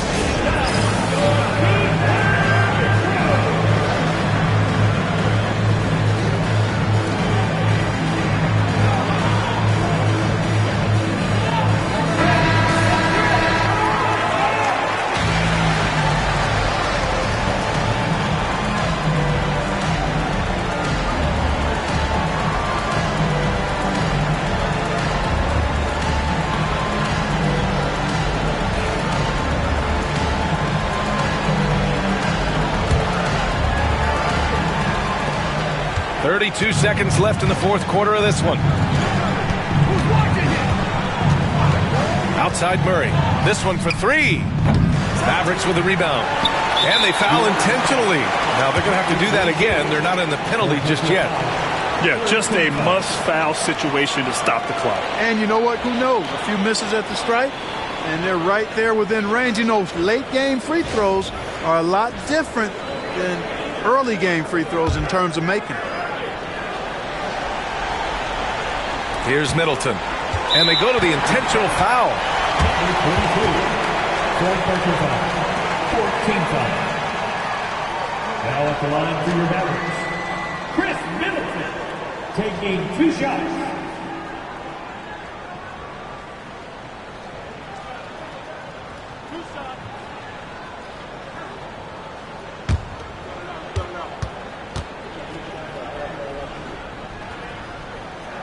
First free throw is good, and that makes it a 3-point lead.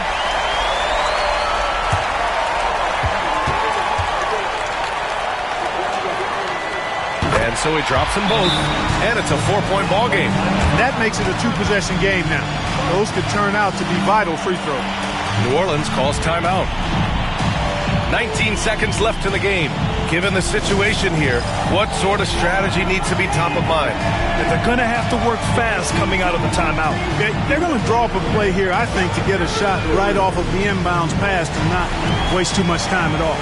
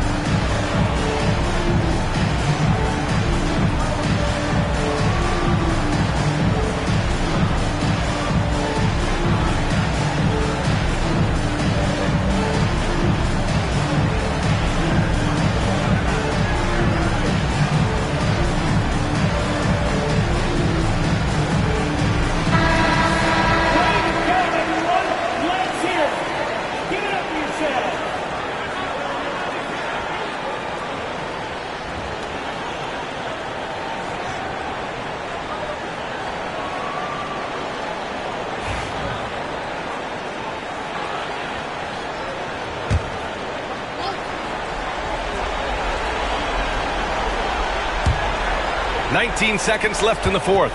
Down low. Great to see guys who don't back down under pressure. Cool, calm, collected, and confident in the biggest moment of the game. Yes.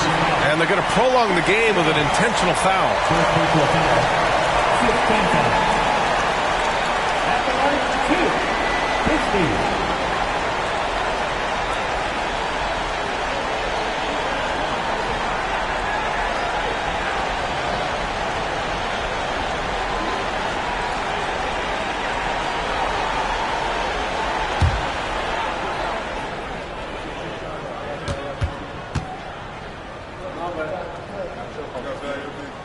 He gets the first, and that makes it a 3-point lead.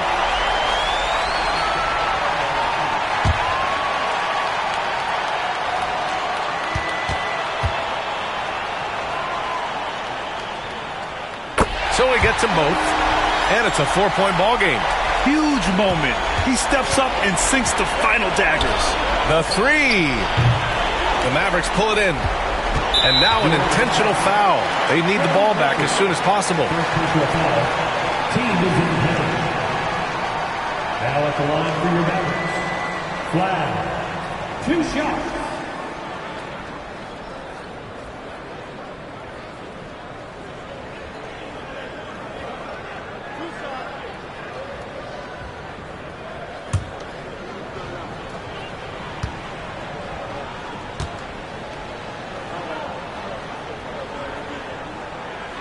And that hurts as he doesn't get the first one to fall. Trying to focus now for the second.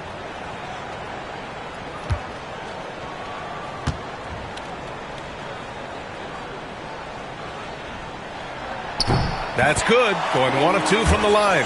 And that puts him up 5. Here's Murray. From deep 3-point range. Off target. And so it's Dallas winning this one. Boy, a hard-fought game. They did a great job of holding on to the lead at the end. Yeah, get the coffee, because that's the way to close.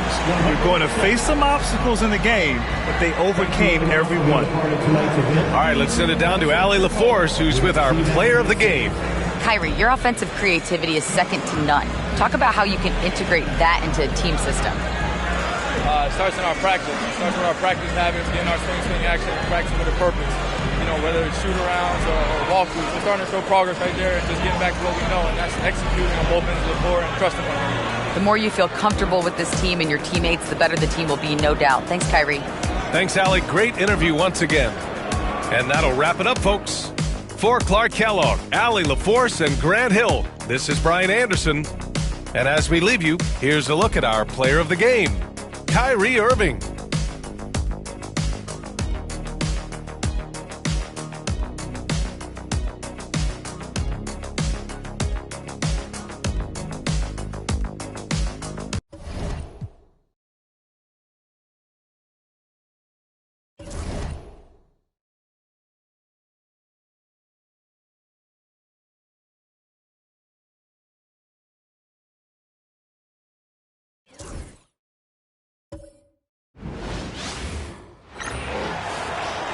At the point guard position, 6'4", number 3, Keontae Jordan.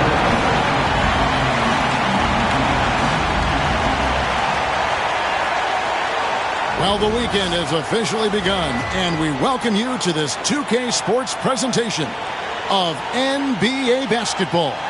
Kevin Harlan here, joined by our analyst Greg Anthony and Hall of Famer Doris Burke, plus reporting from the sidelines, another Hall of Famer, David Aldridge. And here we can check out the story for Shai Gilgeous-Alexander.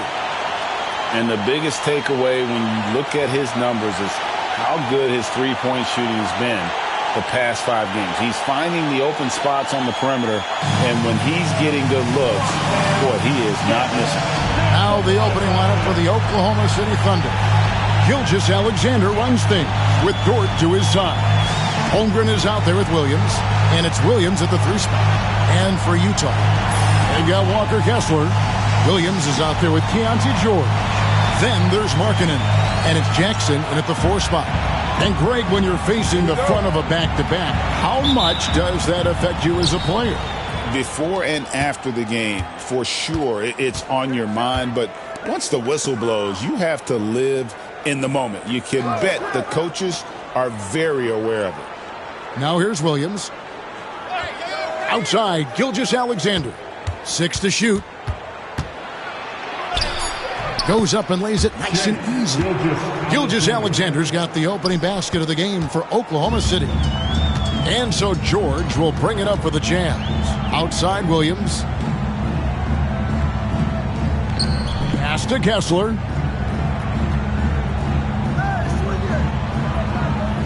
Outside, Markkanen. Over Williams. Markkanen, good. Boy, the mechanics of Markkanen's shooting is just so pure. You feel like it's going down every time he shoots it. Gilgeous-Alexander against George. Gilgeous-Alexander surveying the D. Holmgren with a screen on George. Gilgeous-Alexander. It's not going to go for him. Very dangerous to leave a guy like that open. Lucky break there for the D. And it's Markkanen, top of the key. Nice ball movement by Utah. Unloads from 13, and he drops that one in. And nice touch inside. George can finish from all 3 levels. And while we've got a moment, let's send it over to our terrific reporter, David Aldridge. David? Thanks, Kevin. Caught up with Will Hardy a few minutes ago. He said SGA has this special ability to lull a defender into a slower pace and then suddenly make a quick move that leaves everybody just standing there. Coach feels the attention has to be on him. He wants to force somebody else to beat them. Guys? Thank you, David. Here's Kessler. After the made shot from Chet Holmgren. Shoots from the corner. Gilgeous-Alexander with the rebound. Thunder have gone 2 of 3 here to start out the game. Holmgren is doubled. Pass to Gilgeous-Alexander. And here is Dort. Wants to get it to Holmgren and does. Over George. Holmgren can't hit. It's the Jazz's ball. They couldn't put the pieces together, losing the last matchup with the Lakers. Man, that game goes down to the wire. Both teams exhausted, but only one has something left for the encore. You know, that one's a tough one to take. You force the extra session, and then you have the heartbreak of not being able to get it done in the extra session. Brutal. And Mark Daigneault calls timeout here. He's going to have a discussion here on the sideline. Let's get live right now for your Jazz Breakers next year.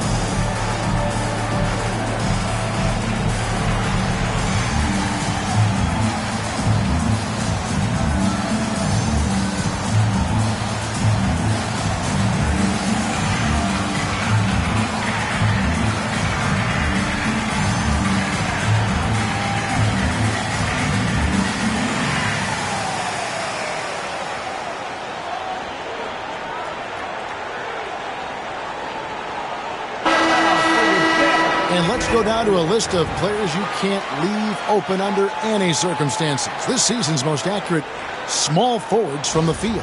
Jalen Williams, 4th. And that is such an efficient group offensively. That really is the best way to describe them. I mean, they never force anything and always wait for the right shot. You know, in addition to that patience and efficiency, they're each extremely talented natural scorers. They've got the kind of precise form all young players would do well to replicate. Now, here's Gilgeous Alexander. A 20-point game for him in the win against the Timberwolves in Minneapolis. If you mention the best players in the NBA, Doris, you have to mention Shai Gilgeous Alexander. How has he made the leap so fast? Yeah, Kevin, this is an interesting growth and development story because Shai Gilgeous Alexander has shocked everybody. He can get to any spot on the floor. He's one of the most relentless drivers in the game. You have to respect his three-point threat, which balances out that dribble drive game, and he's willing to compete defensively. Sky is the limit for this young man. Doris, do you think the Oklahoma City Thunder has the best young core in the NBA? Well, they are absolutely loaded with talent, Kevin. Not only that, they fit together. Now they've got a perennial MVP because Shai Gilgeous Alexander has inserted himself into the best player in the game conversation and a rising star in Chet Holmgren. Look out. One guy who now seems to be a perennial MVP candidate, Shai Gilgeous Alexander, Doris. He is rocketing up the charts. He is, Kevin. There's no doubt about it. He can consistently put 30 on you like it's absolutely nothing. He gives you everything else as well, including incredible leadership and great teammate skills. The shot by George, no good. Thunder have gone 2 for 4 from the field so far today. Williams against Markkanen. It's Williams with the drive. Here's Holmgren. And it's sent back by Kessler. Such a disruptive defender, Kessler, one of the best shot blockers this league has to offer. Here's George. Williams with the block.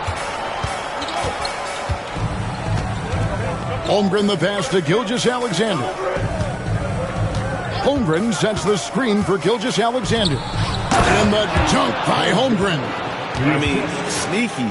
When he moves around the floor, Holmgren takes you out of the play, slips past, and just rolls to the hoop. Now, here's Markkanen. He's coming off a 22-point game against the Lakers. You know what else impressed me? How infectious his tenacity was. Simply a wrecking ball on the boards, collecting huge amounts of rebounds. And he likes to get in a rhythm early. Nice triple.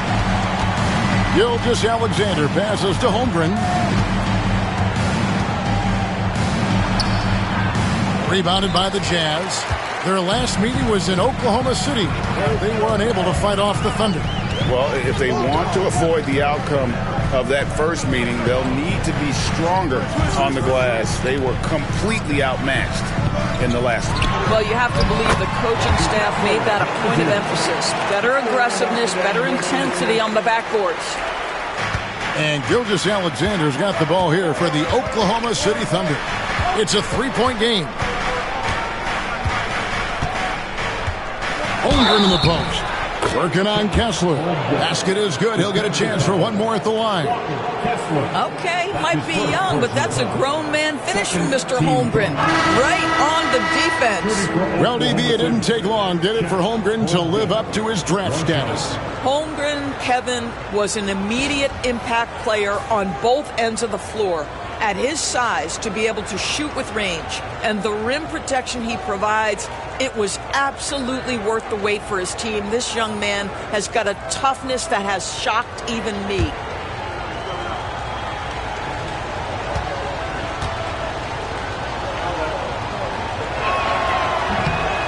The free throw off from Holmgren. And Chet Holmgren's been a great player from day one, Doris. What do you like most about his game? I don't know which aspect to pick. This guy is a great rim protector. He can shoot the basketball from three-point territory and with great range from three. But maybe my favorite aspect is the competitive toughness he brings on a nightly basis. Now, here's Gilgeous Alexander. Following the miss by Jaren Jackson. Fires the three. Up and in, off to an efficient start. 2 for 3 from the field. And we've seen several lead changes tonight. Neither team giving an inch. And right now you love the chess match, right? The ability of each side to adjust to what the other is doing. Now here's Markkanen. That one's no good. That makes him 1 for 2. Gilgeous Alexander against George. No coverage that time. Gilgeous Alexander's got 9. Jazz trail by 4. George finds Kessler. Here's Collier.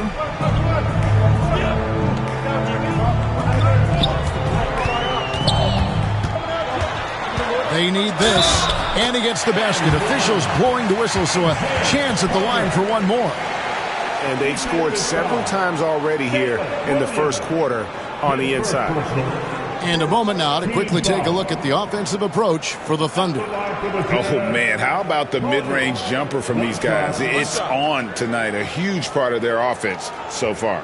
Yeah, and their assertiveness in the paint so far tonight has been impactful. They're really making it hard for the interior defense. Well, Greg, over the last few seasons, one area of consistency for the Jazz has been their rebounding.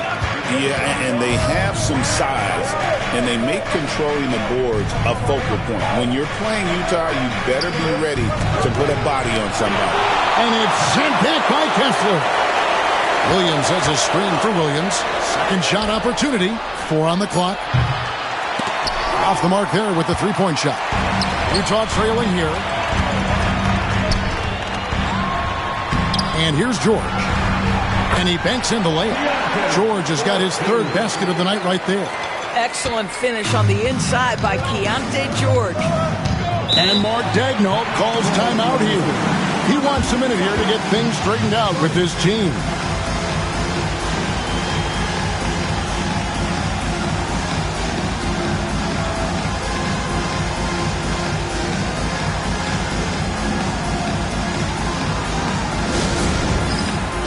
Get ready, everyone.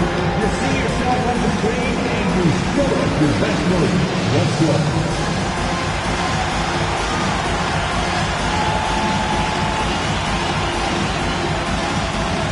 Let's see.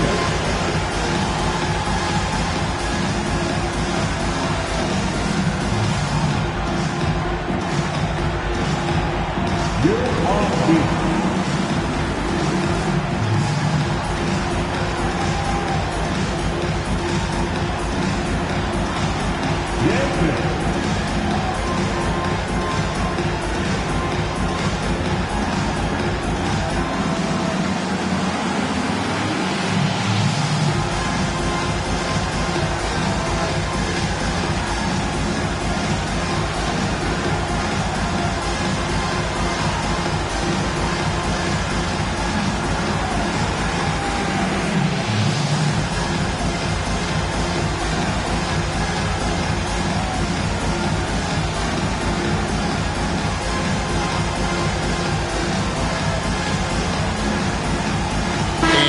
Making a change here. Sensabaugh is checked in, and Oklahoma City also making a switch. Hartenstein's checked in for Chet Holmgren.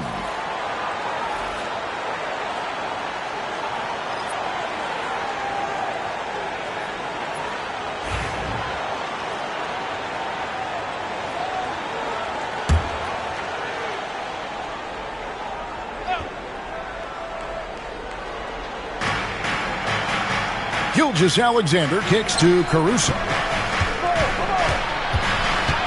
Williams passes to Gilgeous-Alexander. Crafty move, and it's sent back by Kessler. Here's Collier. Gilgeous-Alexander cover. To the middle. Here's Kessler. His shot is good, making a perfect 2 for 2 from the floor. You can tell how much confidence Walker Kessler has as the roll man, ready to catch and score. Gilgeous-Alexander passes to Hartenstein. Williams kicks to Caruso to stop the run. And it's hauled in by Lauri Markkanen. Utah leading by 3. Pass to Collier. Jackson, a screen on Gilgeous-Alexander. That one from long range. Collier's got 6. This is as good as it gets for a first quarter in terms of shooting the basketball. Now here's Williams.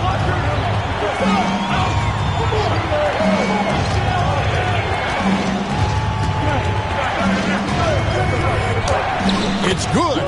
And with those points, he puts an end to that 10-0 run by Utah. Utah has gone 2 or 3 from deep so far in this game.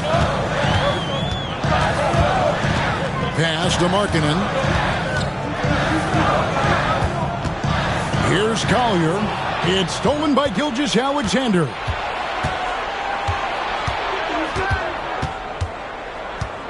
Now here's Williams. Let's go. It's hauled in by Sensabaugh. On the wing, Markkanen. Defended by Caruso. Lets it go with a 3. Markkanen can't get it to go. Thunder trailing by 4. Right now, let's send it over to the sidelines and get a report from David Aldridge. Hey, Kevin, the Thunder are young, but they figured out how to win. Defensive ace Lou Dort talked about their chemistry. He said nobody cries about shot selection or anything like that. We know what each player can do. We just really want to see the team win and succeed. Kevin, you see that in their play. Don't you, David? Every single game. Pulling in the right direction. Boy, a really tough quarter for this guy. Just struggling to make shots right now. Outside Williams. Gilgeous-Alexander with it. He's got 11 to the paint. He's looking for Hartenstein and finds him. And it's out of bounds to the Thunder as Oklahoma City retains possession. A different look for Utah. Filipowski, he's checked in for Walker Kessler. And Georgia subbed in for Markkanen. Then for the Thunder, Chet Holmgren comes in for Williams. And it's Mitchell in for Gilgeous-Alexander. Just 5 on the clock. For 3, Mitchell. And the rebound by Jaren Jackson. Here's Collier, defended by Caruso.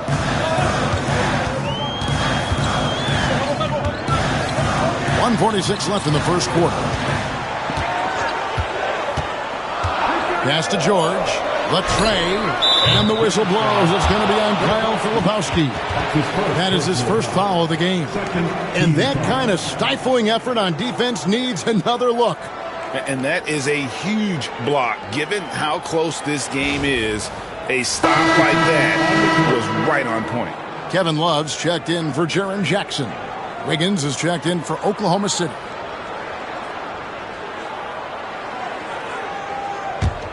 Oklahoma City trailing. 1:33 left to play here in the first. Hartenstein finds Mitchell. The score now all even. I mean, the number of points they've scored in the paint already here is eye-opening. Utah has gone 2 of 4 from beyond the arc to start the game. Tries the spin move.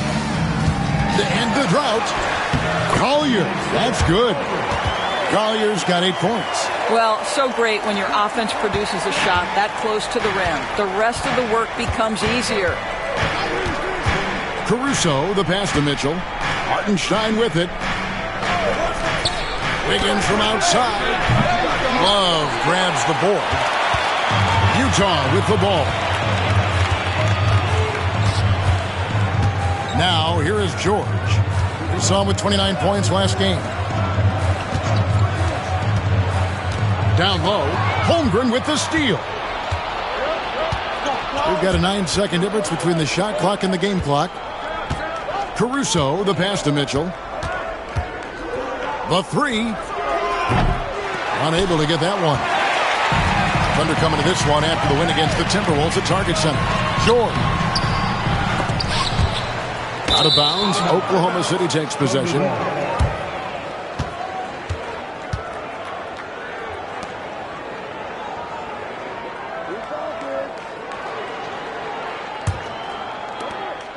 There's 10 seconds left in the first quarter. Hey, yo, right here. With 4 seconds on the clock. 1 second left. A good close contest so far as we finish the first quarter. Jazz out in front, leading by just 2. From Delta Center, back in a moment.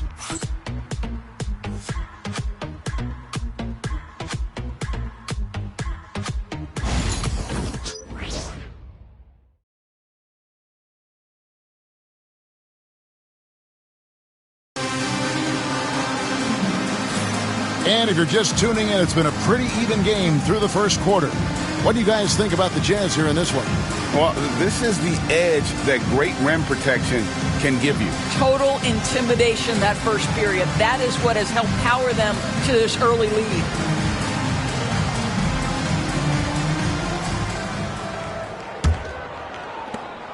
Utah leading. So for Oklahoma City right now, the 4 and the 5, the lengthy pair of Holmgren and Hartenstein. Mitchell is out there with Wiggins, and it's Caruso in at the small forward. Doris, it's great to see the excitement that surrounds women's basketball currently, isn't it? It's great, Kevin, that these incredible players with a high skill level are being acknowledged, not only for that skill, but the quality of play, the competitive spirit of these women. They have worked as hard, and they should get as much recognition. So it's Utah now, following the score by Oklahoma City. Controls the rebound and puts it back up and in. And they haven't been able to turn it into a big lead, but their rebounding advantage is starting to add up. Holmgren with a screen on George. Here's Mitchell. That one's all good. Now he's 3 for 5 from the field. Such a multi-talented threat on the offensive end, and you love his confidence. Inside. Very pretty alley-oop layup. And the Jazz lead by 4. Boy, when he's not beating you with the shot, George can absolutely beat you with the pass. Wiggins, a screen on George. George against Mitchell. Wiggins outside. Shot clock at 5. Over Cully. Rebound, Utah.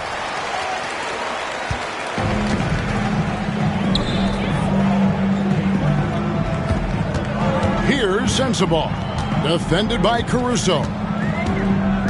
Pass to Love. And here's George for 3. It's Chet Holmgren with the rebound. Holmgren's got his 5th rebound right now in the game. Down low, here's Hartenstein. Holmgren in the corner. Hartenstein with the screen on Love. Goes back up. Caruso, no good. And being that close to the hoop, I thought he had enough room to finish that one. We're just over 2.5 minutes into the second quarter. Here's Love.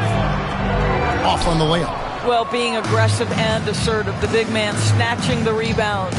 Well, the ascension of Jalen Williams, Doris, has been swift and very fun to watch. Oh, absolutely, Kevin. He became very quickly in his second season a number 2 option and, frankly, borderline 1A option. And it's not just his offensive game, Kevin. This guy has become a stout defender. He's got the perfect NBA frame, and he fits in personality-wise. Williams, he's checked in for Utah. And a switcher also for Oklahoma City. Dort's checked in.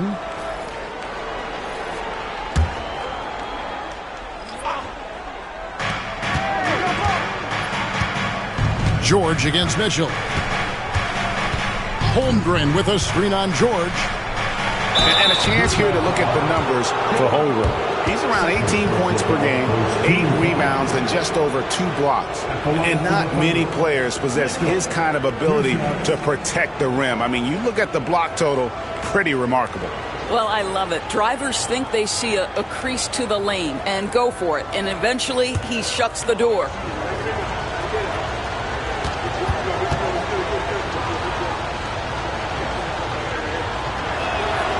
Free throw dropped for Mitchell. Doris, when you think of the Utah Jazz, where do they fit in a very competitive Western Conference? Well, think about it, Kev. The Gobert and Mitchell era was successful, but they couldn't get to the ultimate prize. So then you trade those 2 players away, you get a load of picks.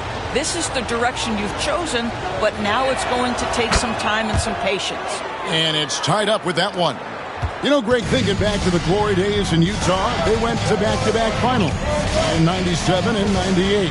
Unfortunately, though, Kevin, that Stockton-Malone era, they just couldn't overcome the dynastic Bulls. The Jazz still searching for that first NBA title. Holmgren gets the bucket. Pretty dime there, the kind of ball movement coaches love to see. Jazz have gone 50% from the floor in the second quarter, 3 of 6. And Will Hardy calls timeout here. And coach has decided they need a moment to talk things over.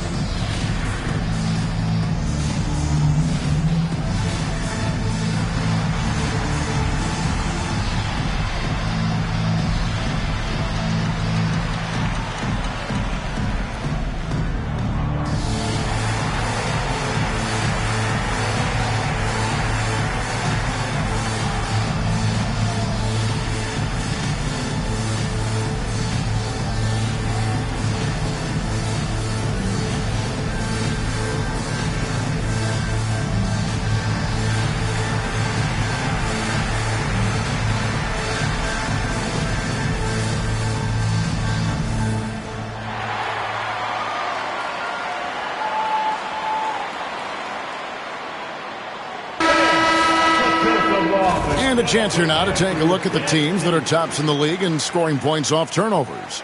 5th on the list, the Thunder. You know, when you make a mistake against this team, they make you pay. I mean, because they convert those turnovers into fast break points, and that really can be demoralizing.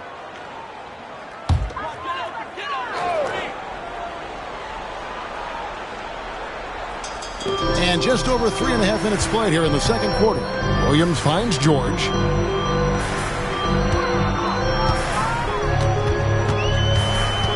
Over Mitchell, and George gets it to go.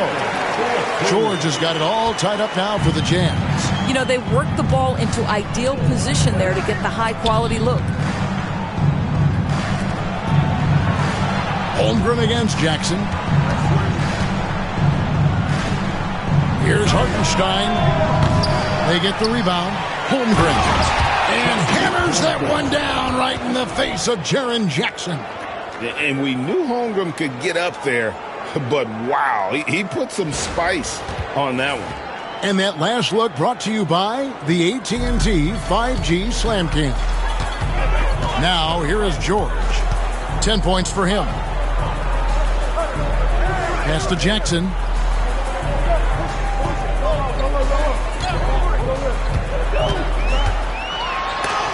And the rejection by Holmgren.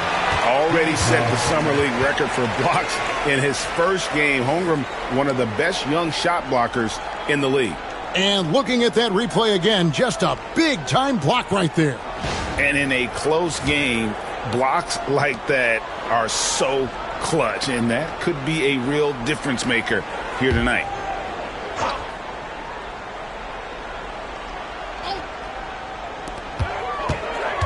Shot clock at 3. Here's George. It's rebounded by Hartenstein. The Thunder with the lead. Here's George. The kick out to Williams. Gets a hand on it, and George stays with it. And defensively, they are on their heels every time the ball comes inside. George passes to Williams. Back to George.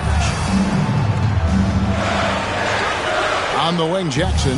Pass to Filipowski. The Jazz working the ball around now. From deep, George. And it's George again missing. And the great shooters know when they've got enough opening to go for the three. I didn't think it was a bad choice on that possession. A moment now to see the numbers for Jaren Jackson. And he's in the top 5 in the league in steals. Those hands are like meat hooks. Not much gets by him. And as you said, one rung below the leader in block shots. Tremendous motor. He's simply been destroying opponents in the lane.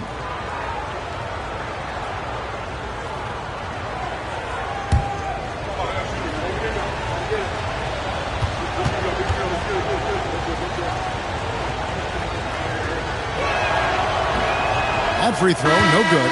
He does a great job of drawing contact and getting himself to the line, something he didn't do in the first period. And Utah making a change here. Markkanen's checked in, and Oklahoma City also making a switch. Gilgeous-Alexander's checked in for Hartenstein.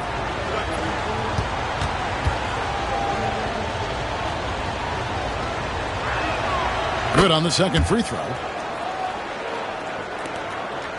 Jazz trail by 5. Pass to Filipowski. Now here's Williams, covered by Mitchell. Now here's Jackson. Jackson setting the pick here for Williams. But Jazz need to get off a shot here. Three-pointer, Markkanen, good. And it's Williams who picks up the assist. Markkanen's got 5 points so far. Well, you have got to be willing to close when Markkanen is out on the perimeter. His shot will punish you because it's a sweet shooting stroke. Now here's Williams. He had an 18-point outing in the last game against Minnesota. And Gilgeous-Alexander gets it to go. They're consistently finding ways to get the ball inside and taking full advantage. And Will Hardy is called timeout. He wants to check in with his team and regroup.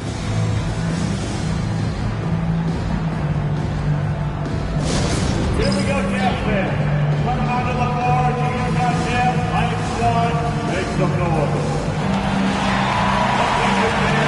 All the way now, your next squad. Step up. Love it here. Are you ready? It's T-shirt giveaway time.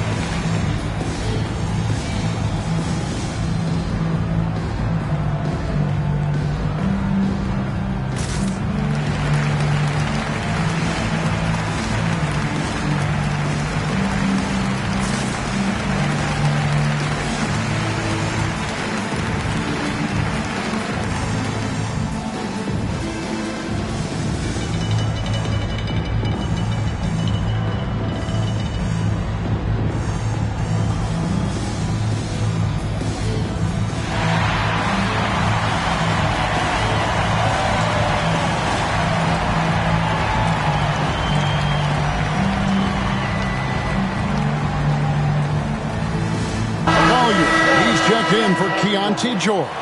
And then for Oklahoma City, Hartenstein comes in for Holmgren. And it's Alex Caruso in for Mitchell.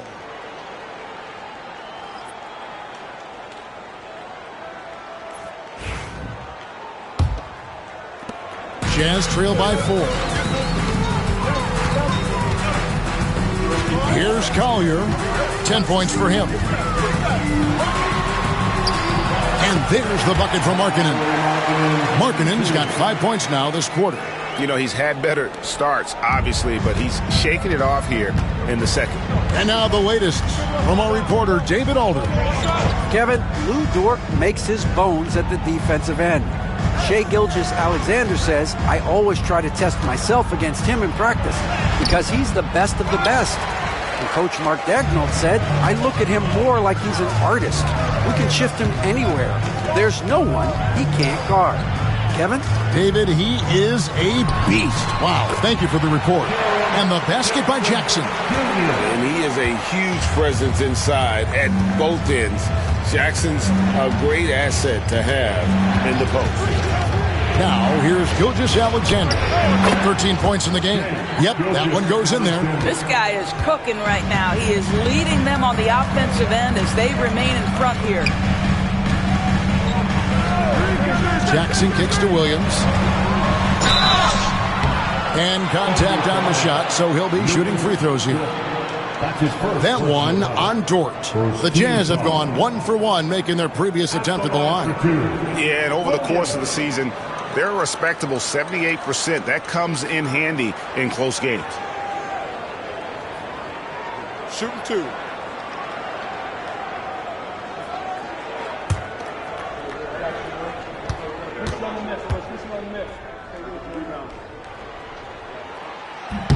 And the first one at the line is good. The Jazz making a switch here. Sensabaugh is checked in. And Oklahoma City also making a switch. Kenrich Williams. He's checked in for Alex Caruso.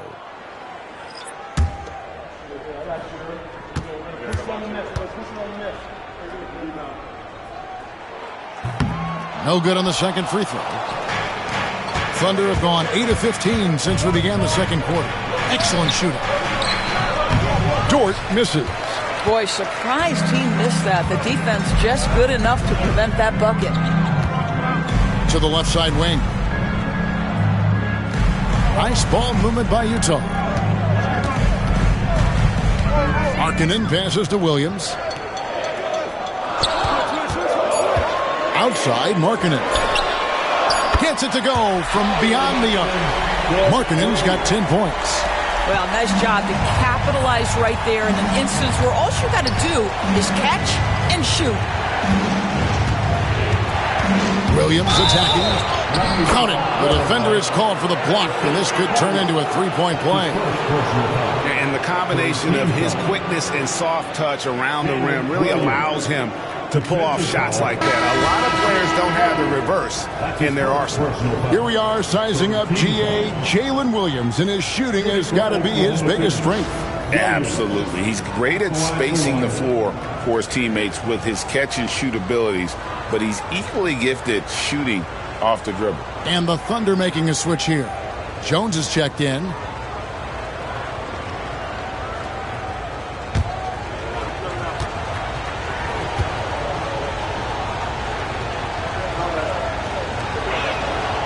When you talk about Jalen Williams, Doris, is it fair to say this guy has superstar-level potential?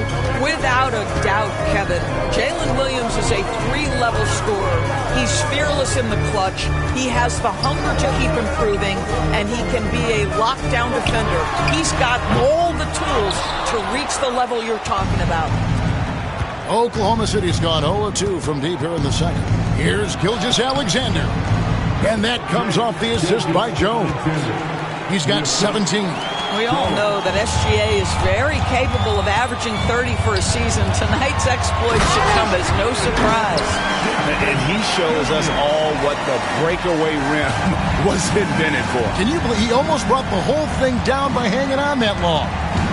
Now, here's Dort. And looking at his production, he averages a little more than 7 points a game. Markkanen against Jones. From deep, Williams. And it's hauled in by Lauri Markkanen. Markkanen's got his 4th rebound with that last one here tonight. Outside Williams. Here's Collier. Gilgeous-Alexander covering. A baseline J. Here's Markkanen. Takes the bucket. Now he's got 5 field goals. 5 for 8 in the game. Well, you just love to see Markkanen get after it and contribute on the backboards. Big-time job right there. Pass to Dort. On the wing, Gilgeous-Alexander. And the layup's good off the glass. Gilgeous-Alexander's got 8 here in the quarter. In such a rhythm right now. Feathery touch. He's lighting them up. Here's Collier. Gilgeous-Alexander covering. Gilgeous-Alexander with the steal. There's 1:47 left to play in the first half. Here's Hartenstein. And the rebound by Jaren Jackson. Utah has gone 4 of 8 tonight from three-point land, shooting 50% on the 3-ball here. Pass to Markkanen. Out to the right wing. Williams looking around. Clock at 4. Fires from the wing. Takes a big high bounce and goes in. Collier's got 12 points in the game. Well, guys, this first half has been about as tightly contested as you could hope for. There have been a lot of lead changes. My goodness. Jones finds Gilgeous-Alexander. No good that time. Utah's gone 2 of 4 from three-point range so far in the second quarter. Pass to Collier. There's 49 seconds left to play here in the second quarter. Now let's bring up the 2K leaderboard. Here are the top rebounders over the last month. Now you look at Hartenstein. He does a great job inside. One of the top rebounders in the league. He must be spending a lot of time in the weight room because he's shown such strength under the basket. Shooting 2.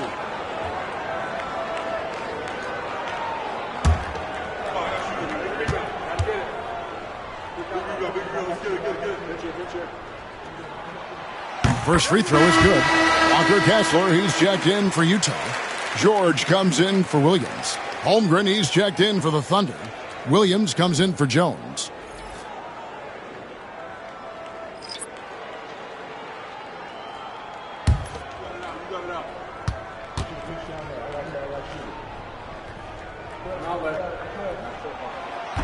So he makes 1 of 2 as the second one misses.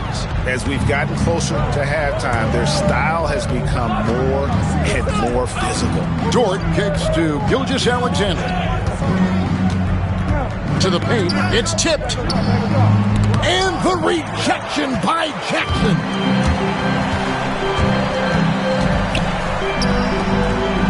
Outside, George. Looking to get it going. He lays it in. 12 points for him. This is where the length of Keontae George helps, right? Inside, he's so much longer than your typical guard. Gilgeous-Alexander against George. Now, Gilgeous-Alexander. And it's good from the elbow. Gilgeous-Alexander's got 21.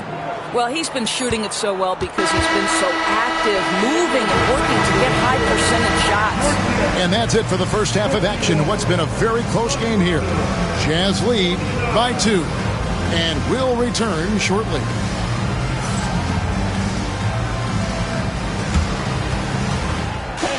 Please join for a big minute center court. And get ready for the fan half-court shot. Drum roll, please. They're thinking about the shot.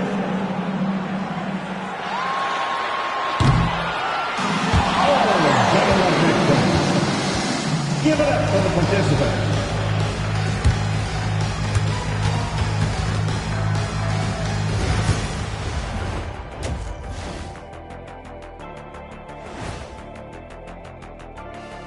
Welcome, everybody. Before we get into tonight's game, we will be breaking down who's hot and who's not on our midseason power rankings. Taking a look here at the Thunder, they're in a groove climbing the ranking track, working their way toward that upper echelon. Is that your word of the day, echelon? You can't even spell echelon. I can. Echelon. Esh. E-S-H. Sh. S-H-A. Lawn. L-A-W-N. Echelon. Yeah, well, no, it's been a word around forever, man. Where have you been? Let's shift focus back to the Utah Jazz, who find little separation after one half of play. You'll see teams attempt to space the floor, but these guys really do it. They've got great shooters who take great shots. And a few times, even when they didn't have a good look, they made it look good.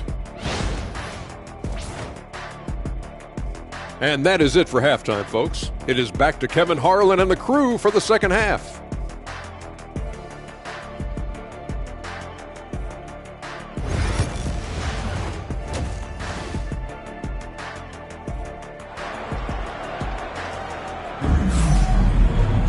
And we're halfway through this one. Plenty of basketball left in a game that's been fairly even so far.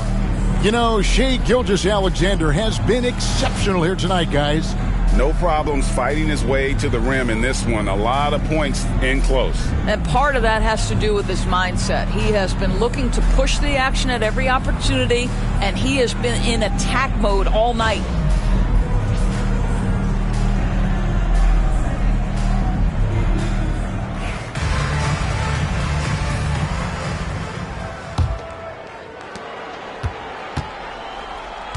Jaren Jackson is out there with Walker Kessler. Then it's Lauri Markkanen. Then it's Williams. And it's George in at the 1. That's the group right now for Utah. Already it's February. Hard to believe. Let's see how the West is matching up. Taking a look at Oklahoma City, they've had a great season and will look to extend that into the playoffs. And, of course, the Utah Jazz just need to take it a game at a time. And when I look at Oklahoma City, the position they're in would be considered a success for most teams. But let's face it, they're not most teams. For them, any place other than first is a disappointment. Especially since they were in the top spot earlier this season. I'm sure they thought they'd be there all year, but now they've got some ground to make up. George trains it from beyond the arc. George got 5 now. You can see the work Lou Dort has put in to make himself a threat from 3. That's a pretty looking shot right there. George against Gilgeous-Alexander. Outside, Markkanen. Jackson passes to Williams. Clock at 6. And George kicks to Jackson. Fires the 3. And Holmgren pulls it down. Holmgren's got 8 rebounds in this game. Here's Williams. Count the basket and the foul. That's on Jaren Jackson. Yeah, I mean, Jalen Williams got as great a basketball frame as you could hope for. That's strength right there. The Thunder have shot 75% at the stripe, 6 of 8. And one of the highlights on the season has been their ability to make free throws. How about 82% as a unit? Williams. Mind the lanes. Mind the lanes. One shot.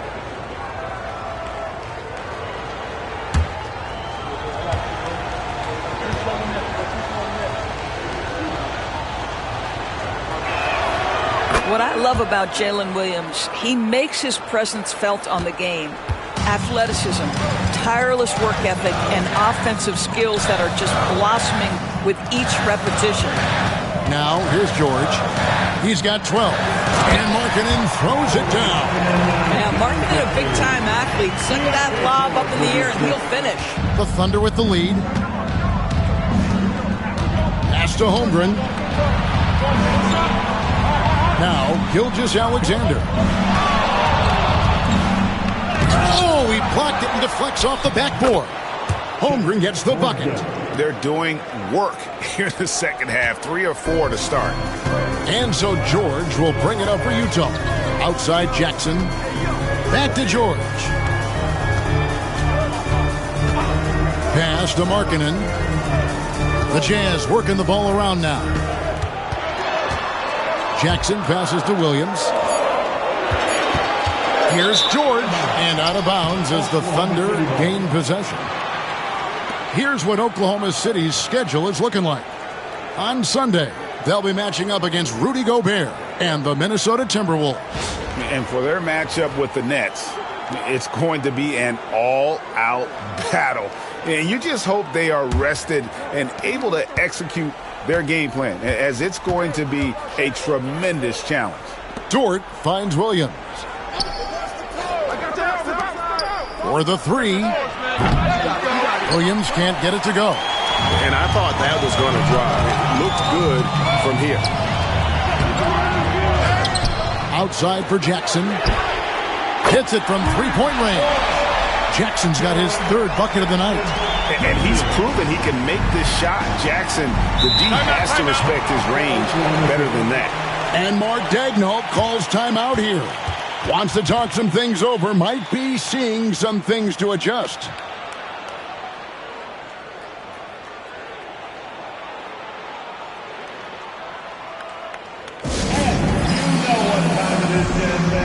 Let's get live right now for your Jazz Break Next Group.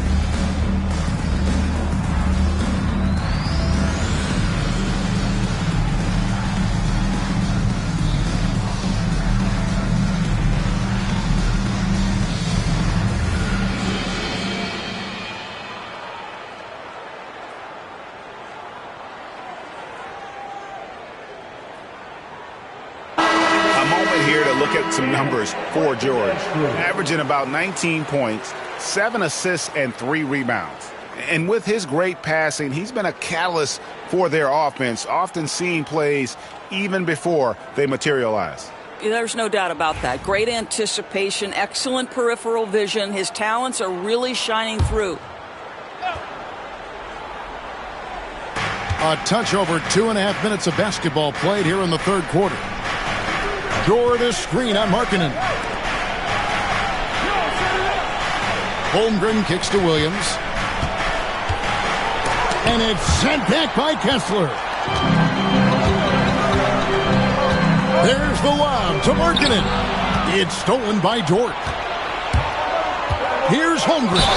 And that one clearly a foul. Gets the whistle and 2 shots coming up. And Holmgren possesses sky-high potential. His length and versatility making him such an intriguing prospect. And he's just had 1 attempt at the line early.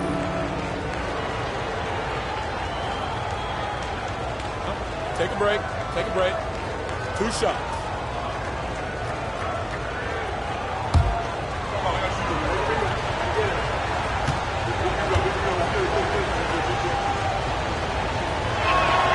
First free throw is good.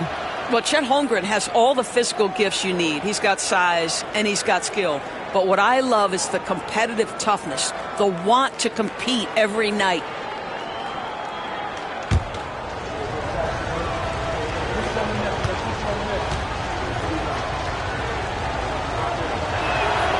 Holmgren hits them both.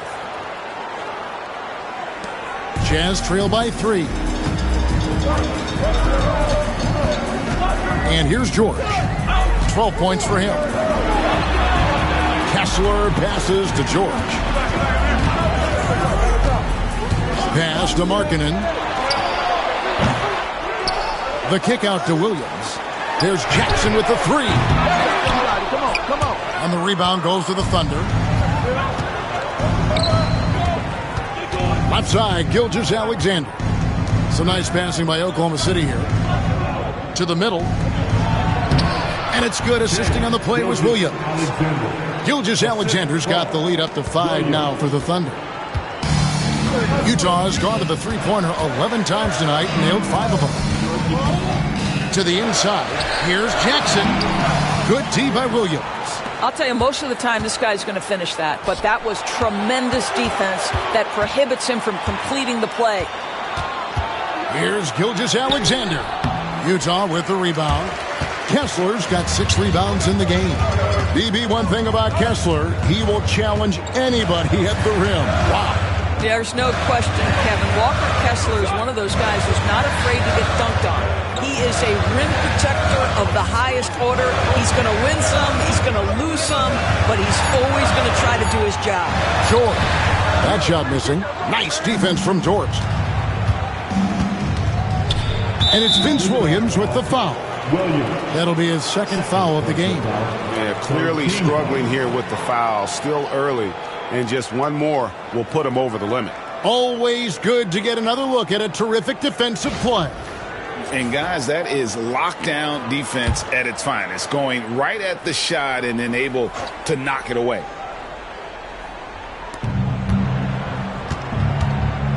Williams with the ball. 6 points for him.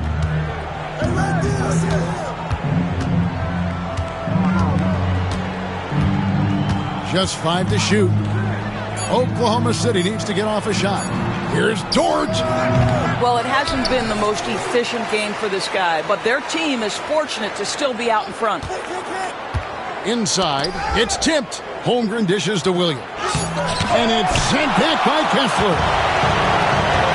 George with the ball. Williams picks him up. Now, here is George. He's got 12. Outside, Markkanen. Another miss by Utah. What a nice individual defensive effort right there. Did a great job contesting. Holmgren sets the screen for Williams.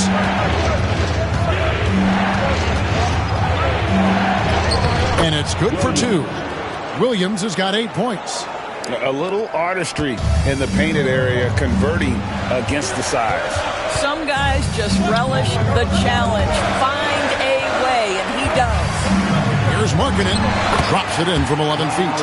Markkanen's got 4 points in the quarter. Well, we know Markkanen can flat score the basketball, and right now he's got his rhythm going. And Mark Daigneault calls timeout. He's made the decision. He wants to huddle up with his guys.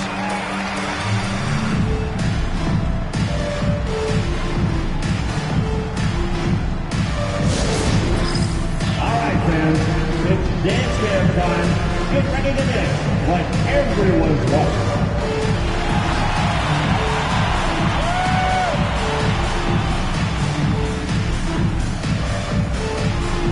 Bring those moves.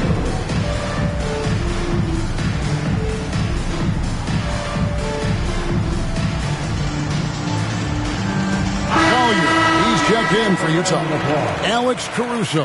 He's checked in for the Thunder.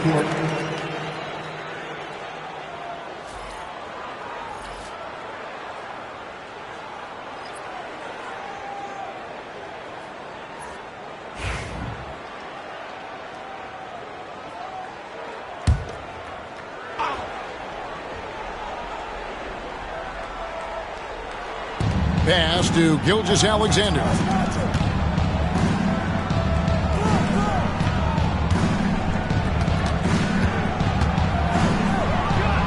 Drops it in from 11 feet. Gilgeous-Alexander's got 25 points. Yeah, that's the third bucket in a row from the paint. This defense needs to clog those lanes in the middle. George finds Markkanen. Beyond the arc. Here's Kessler. And the rebound paying off as they pick up 2 on the second chance bucket right there. Exactly what Kessler does off every miss. Go pursue the basketball and get the opportunity for a second chance. He blocks it again. A defensive stalwart so far. That's 6 blocks. Greg protecting the rim. Love the hustle. And he could not get that one to go. A lot of contact, and he'll go to the line for 2. That one on Holmgren. And between his footwork and height, Jackson is a tough matchup for defenders. Here he takes full advantage and draws the foul.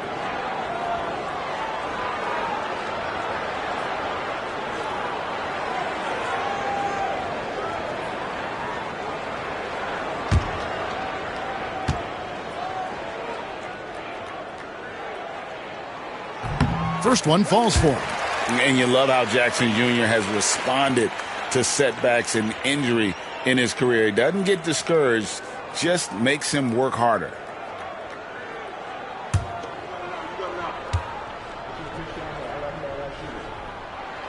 Second free throw, no good.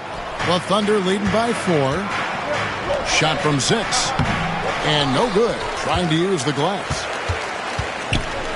Utah has gone into a slump here from three-point range, shooting just 1 of 5 here in the third. And George, here we go. And that one goes out of bounds. Last touch by Gilgeous-Alexander. And they're on the 2K leaderboard of the teams that have been tormenting opponents defensively this month. Second, the Thunder. You know, they're pressuring the ball more, challenging every single shot. Their defense has been playing at a really high level. Here's Collier. He's guarded by Williams. 5 on the clock. Shot from 12. And with that, the Thunder lead is cut down to just 2 points with the bucket from Collier. The Thunder have gone 6 of 14 since halftime. A little cold from the field. Here's Gilgeous-Alexander. Laid in with a nice touch off the glass. Gilgeous-Alexander's got 27. And he is really in a zone right now, playing and scoring with confidence. Pass to Collier. Down low. And there's another one for the Jazz. That's the kind of aggressive and assertive play they need as we get closer and closer to crunch time. Outside Williams. Yep, that one goes. Williams has got 7 points here in this quarter. And he's shaking off that slow start, giving them a boost here in the second. Pass to Collier. Markkanen kicks to Jackson. 2 free throws coming up, and they call the shooting foul. And let's take a look at the last handful of seasons and the steal numbers for Jaren Jackson. And his steal numbers have taken a big jump these past few seasons. He's dedicating himself at the defensive end with a lot more energy, and it's made him a matchup that opponents truly have to worry about. He can do some damage with his D. And the first one drops.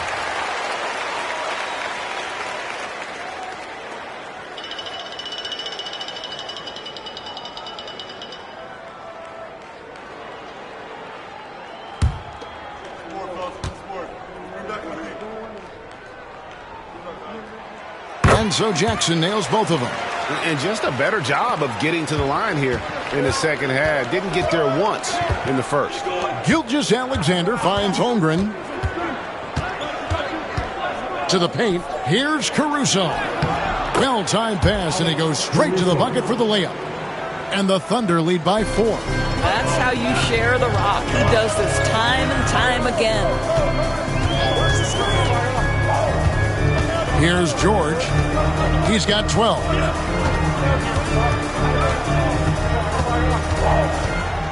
Outside, Markkanen. Just 5 on the clock. The Jazz with another miss. And close to making the defense pay for the lax coverage that time. Williams passes to Holmgren. Back to Williams. Gilgeous-Alexander against George. Gilgeous-Alexander can't get it to go. Jazz trail by 4. Here's Collier. And the rebound goes to the Thunder. Williams has got 10 rebounds here tonight. So active. Here's Gilgeous-Alexander. And he converts the layup. Gilgeous-Alexander's got 29. Yeah, teams will try to get physical with SGA, but make sure you understand that wiry frame is big-time strong. The 3 from George. Good on the triple. And that's just too much space to give a shooter like him. He works to get open, but the defenders have to work harder to nullify it. Now, here's Gilgeous-Alexander. He has 29. Boy, the length of SGA. Get off your feet, young fella. Markkanen a screen on Gilgeous-Alexander. Jackson dishes to Markkanen. Pass to Collier. Looking now at some numbers for Shai Gilgeous-Alexander. Unbelievable play for him over the last month. And he's in the top 20 in steals, bringing that focus and intensity at both ends. And you noted it. His points per game average is unreal right now. He's literally propping up the team's offense, scoring whenever they need him to.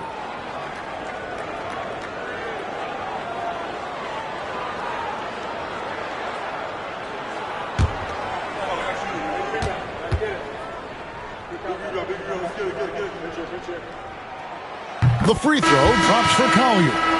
And one of the problems in the first half, that shoddy work at the free throw line. They needed to fix that, and they've been much improved since the break. Catching up on the changes for Oklahoma City.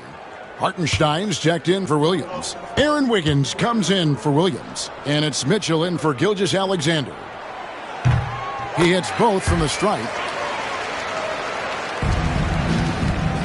And Caruso's got the ball here for Oklahoma City. 3-point lead.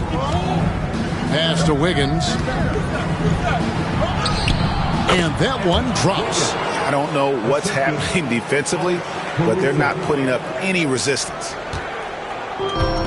Utah's gotten the three-point bug tonight. They've taken 15 shots outside the arc. 6 of 15. Here is Love. Defended by Holmgren. And it's Collier missing. And the rebound battle split evenly thus far. Here's Mitchell. That's another one for him. His 5th in just 7 shots. Well, instead of forcing it all the way to the cup, he just goes with that little teardrop. Pass to Filipowski. That falls. Nice speed that time from George. George has got his 3rd assist on the night. 43 seconds left here in the 3rd quarter. Mitchell passes to Holmgren. Back to Mitchell. Holmgren sets the screen for Wiggins. And the dunk by Holmgren. And attacking the rim. Holmgren making excellent use of that height inside. To the middle, here's George. Uses the glass to finish the layup. George has got 17 now. And so far going for more of an inside presence here in the second half, getting away from the three-point shot. Here's Mitchell. Good for another bucket. He's made half a dozen now, 6 for 8 on the night. Oh, nice drive there to get to the bucket using some of that terrific agility that he possesses. Love with the screen on Mitchell. The shot by George, wide open. And so it's Oklahoma City bringing the quarter to a close with a 7-point lead. And they've created a bunch of turnovers with that terrific D. Right back after this break.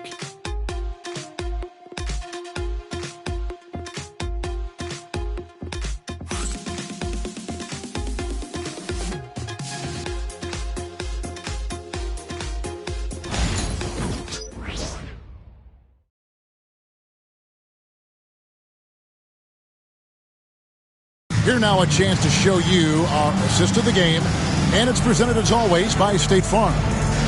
Just true artistry right there. I mean, great decision on where to go with the ball, and how about the perfect delivery? We call that putting it right in the pocket, and he knew what to do with it once it was there.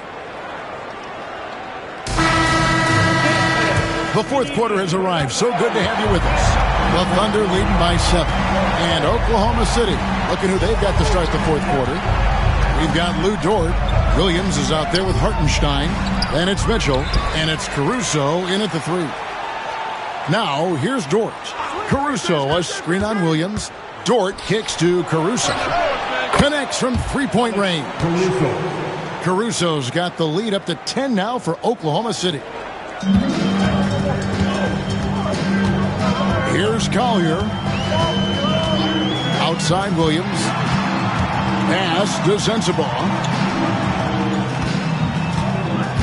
Jackson, a screen on Mitchell. Collier. And right away, they match it with a three-pointer of their own. Collier's got 20 points. First 3 of the half. Second of the game. Can he heat up? Oh, J-Dub rising to the rim. We see you, Mr. Williams. Utah's gone outside a lot tonight. 17 times, in fact. 7 of 17. And it's Collier missing. The Thunder have gone 2 of 3 from the field to get the fourth quarter started. Mitchell outside. It's Dort on the wing. Picked off in midair. Dort against Williams. Pass to Jackson. Williams up on top. He's guarded by Williams. 6 on the shot clock. Here's Collier. He can't get that one to fall. Good D by Mitchell. Caruso kicks to Williams. And we're around 2 minutes into the fourth quarter here. And a lot of contact on that one, so he'll shoot 2 here. Let's take a moment here to get your guys' take on scoring so far for the Thunder.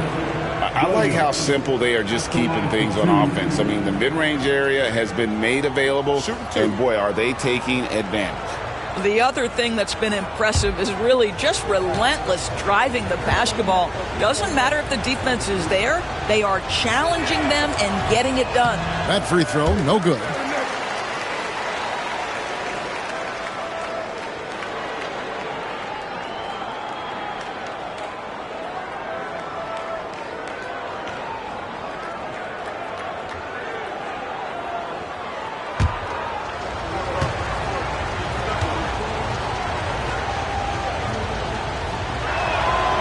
He's good on the second. And we're about 2 minutes into the fourth quarter now. Here's Collier, offered by Mitchell.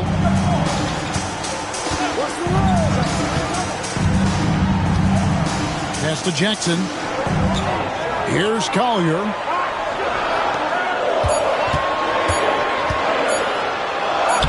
Beautiful reverse layup. Collier's got 5 points now this quarter. And you can feel the excitement in the building. Both of these teams pouring it on. There's been a bit of a flurry here late, and this game may come down to which side gets a stop or two. Here's Hartenstein. Mitchell feeling it out a bit. Good on the three-point shot. Three-point shooting since the half has been about as good as you could ask for. Here's Collier, covered by Mitchell. The three. It's rebounded by Hartenstein.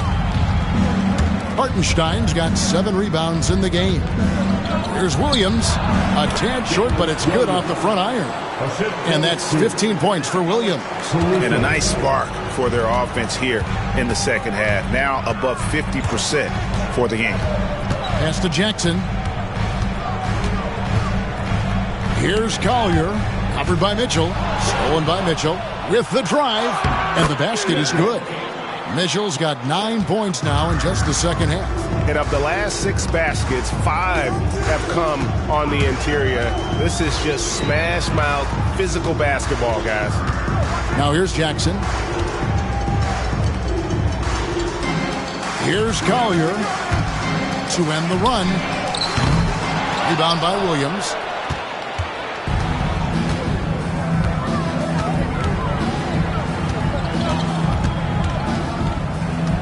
Can he keep it going?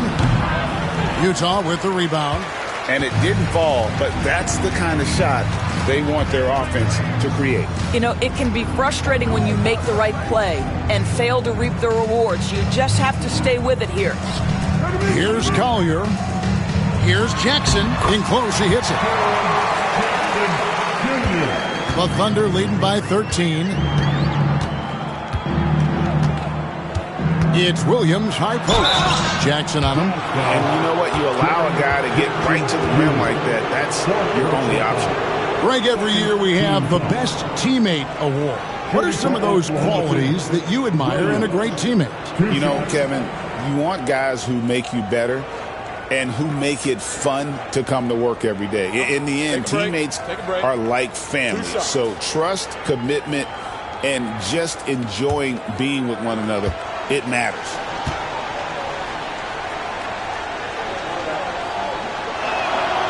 And he makes the first. A different look for Utah. Walker Kessler, he's checked in for Filipowski. Lowry Markkanen comes in for Jackson.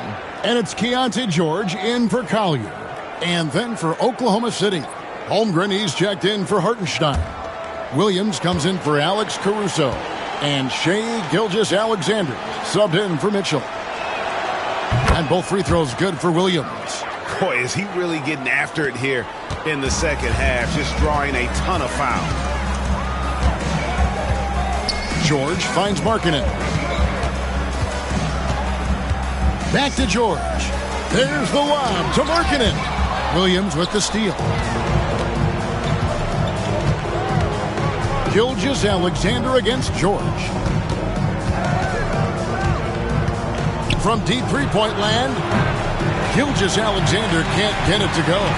Well, he had 1 3-pointer in the first half, but so far in the second, he's come up with goose eggs. Markkanen dishes to George.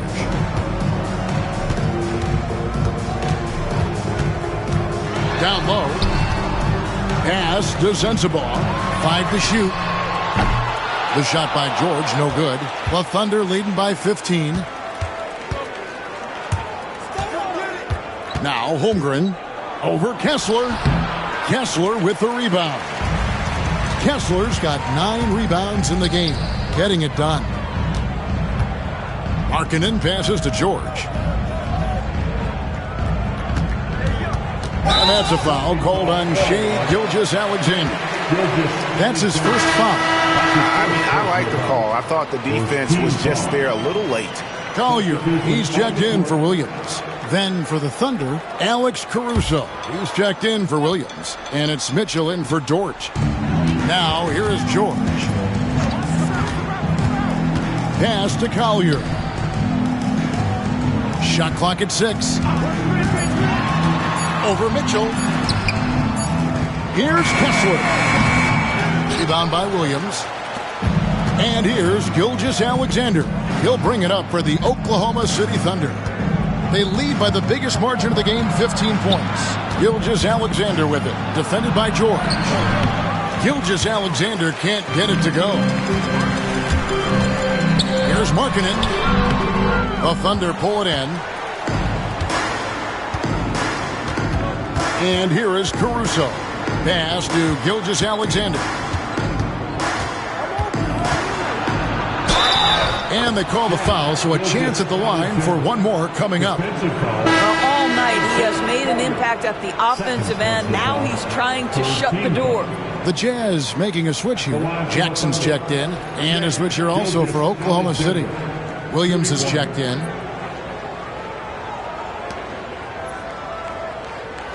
One shot.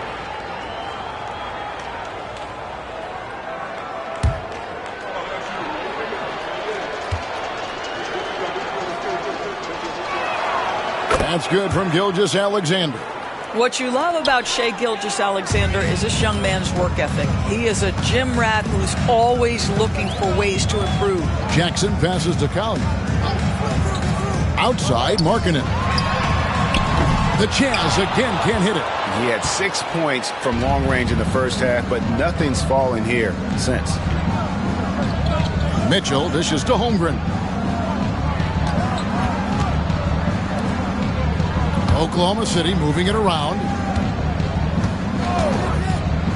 Mitchell passes to Holmgren. And Gilgeous-Alexander, here we go. And they pick up 2. Gilgeous-Alexander's got 36. Yeah, you see this. Teams try to get physical with Gilgeous-Alexander, but he's willing to play through contact on drives. Nicely done. Now here's Jackson. Here's Collier. Kessler with it. Pass to Markkanen. They can't stop the run with that one. You've got to find a way to get yourself going in some other way because hoisting from 3 is not the answer. Mitchell outside. Holmgren wide open. Drills the three-pointer. Holmgren's got 19 points. And playing up-tempo, pro-level ball can be hard for some guys, but Holmgren has easily made the transition.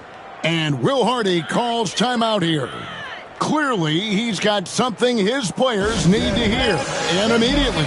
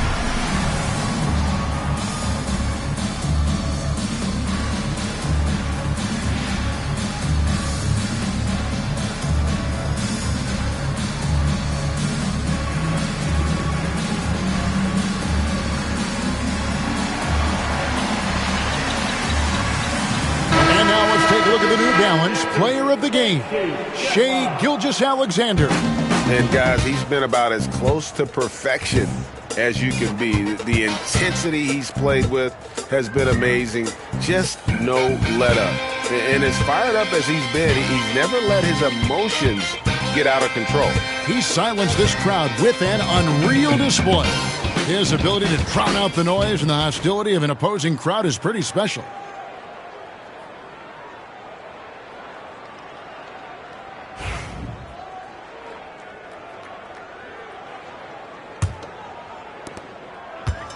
Utah has gotten some tough luck from three-point range. In the fourth quarter, they've hit just 1 of 6 from deep. George passes to Kessler. George looking around. Three-pointer, Markkanen. That falls. Nice speed that time from George. George has got 4 assists now tonight. His first triple of the second half. That makes 3 for the game. Gilgeous-Alexander passes to Holmgren. Shooting foul as the whistle blows. He'll shoot 2 free throws. And this team will make you pay when they get chances at the free throw line. It's helped them pull ahead here today. Taking 2 shots.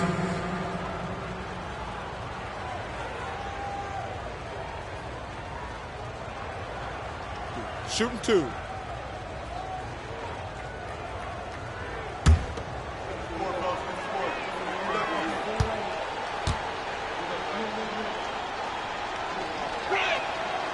And he knocks down the first one.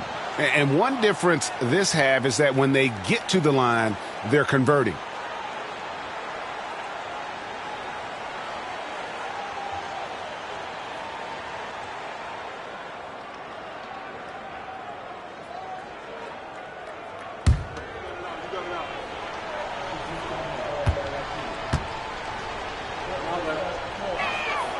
Holmgren hits them both. We've heard some players, Doris, propose that refs should be fined for missed calls, especially with the game on the line. What do you think? Kevin, I couldn't disagree more. First and foremost, the level of accountability for NBA officials is unprecedented. And keep in mind, there is discipline for high-profile mistakes and mistakes of all kinds. Every single game, every single call is evaluated, and you see their progression in terms of, yes, they'll officiate in the playoffs, or no, they won't. We are right where we need to be. Here's Gilgeous-Alexander after the basket by Utah. Mitchell against Williams.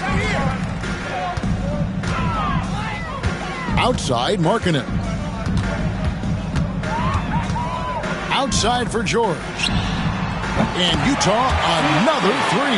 That's his second make from distance this half after hitting none before that. And Mark Daigneault calls timeout here. It's a chance for them to regroup and refocus.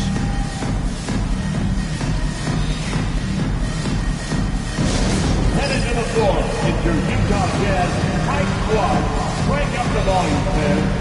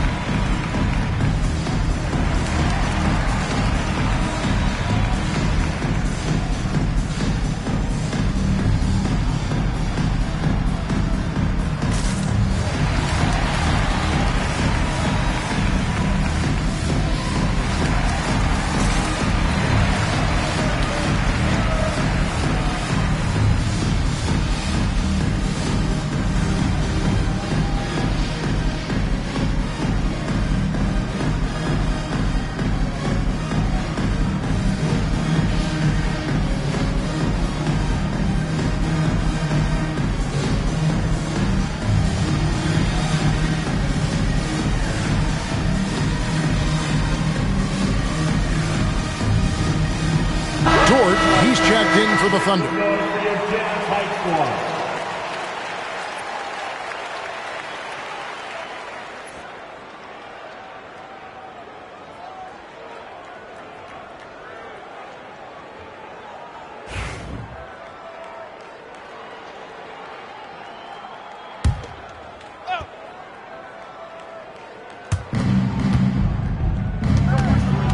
Gilgeous-Alexander against George. And there's Gilgeous-Alexander. That's good on the assist by Holmgren. They're doing a really good job of getting the ball inside and attacking the paint. That's an area they have completely dominated. Kessler against Holmgren. Here's Markkanen. The teardrop falls in. Markkanen's got 9 points here in the second half. Well, get the ball and go to work. Markkanen using his size to great effect inside. Outside Williams. And he gets the whistle. 2 free throws coming up. Keontae George picks one up. I tell you what, he earned his money on that foul. At the line for the Thunder, Williams. 2 shots.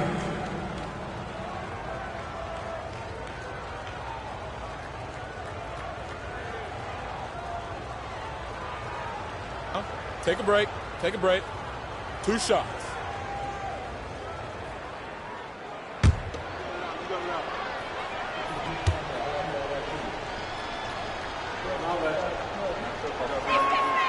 The first one falls.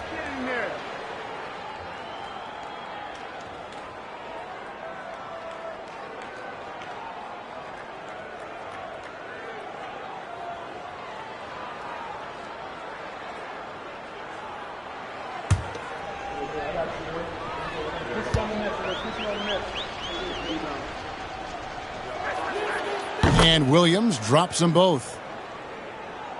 So it's Utah now. And George kicks to Jackson. Williams against Gilgeous-Alexander. Kessler passes to Jackson. Clock at 6. Markkanen looking it over. And the 3 off target. The Thunder leading by 19. Outside, Dort. Outside, Williams. Dort against George. Dort passes to Holmgren. Rebounded by the Jazz. Kessler's got rebound number 10 tonight with that last one. And so just rolling to the finish line now in what has been a very confident-looking performance for the Thunder. And one area that stands out that we've seen tonight from them, their aggressiveness in getting steals, something I know that you really value yourself. I think it sparked their offense. It deflates the opposition, and when you have the type of effort we saw tonight, it's pretty hard to overcome that defensive pressure down the stretch. And this will make it 36 wins on the year for them. And this will be their 3rd win in 3 tries against these guys. They match up so well. And what a tremendous standout performance it was for Shai Gilgeous-Alexander. What a relentless scoring night for this guy, in attack mode all evening. Now, here's George. After the miss from Shai Gilgeous-Alexander. And Markkanen throws it down. Keontae George with the assist. There's 25 seconds left in the 4th quarter. Gilgeous-Alexander passes to Williams. Holmgren with it. Some nice passing by Oklahoma City here. Stolen by Markkanen.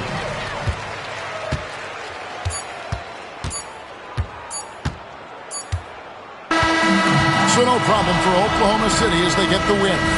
This was a very strong showing for him, Greg. Not necessarily a runaway win, but one they'll feel very good about. And let's face it, anytime you can go on the road and win in the fashion they did, you have to feel good about it. Really an outstanding effort all the way around. And that'll do it, folks. For Greg Anthony, Doris Burke, and David Aldridge, this is Kevin Harlan. Thanks for tuning in. And now, our player of the game, Shai Gilgeous-Alexander.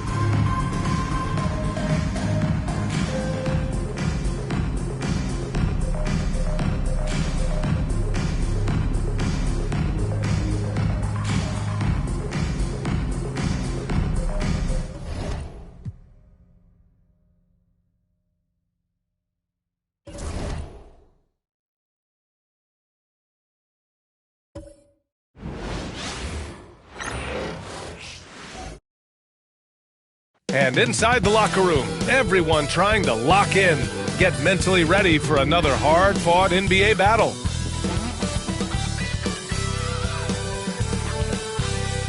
Happy Friday night, everyone. Time to kick off the weekend with the NBA on 2K Sports. Brian Anderson here. With me tonight are analysts Richard Jefferson and Grant Hill, and our reporter, Allie LaForce. Taking a look at some numbers here for Stephen Curry. He's been playing a larger role in their offense over the past 5 games. And we see that in his usage rate, which has gone up during that stretch. We'll see if they continue to lean on him here tonight. Let's take a look at our starters for the Golden State Warriors. Curry and Pons make up the backcourt. Green out there with Kristaps Porzingis. And it's Butler in at the 3, the small forward. And for Sacramento, the duo inside, it's Murray and Sabonis. Zach LaVine out there with Malik Monk. And it's DeRozan in at the small forward position. Well, Grant, this is not your average regular season game. These teams are fierce rivals. Oh, yes, they are, B.A. I love playing in these type of games. I mean, the fans are extra loud. The players are fired up. This will be fun. Now here's Monk. DeRozan outside. And it's good. Credit LaVine with the assist. One of the underappreciated guys in this league. DeRozan just goes out, puts up big numbers, and he doesn't really get the shine that I think he truly deserves. Here's Butler. Green with a screen on DeRozan. Butler passes to Green. And it's good. Fought through contact, hit the shot, and will go to the line.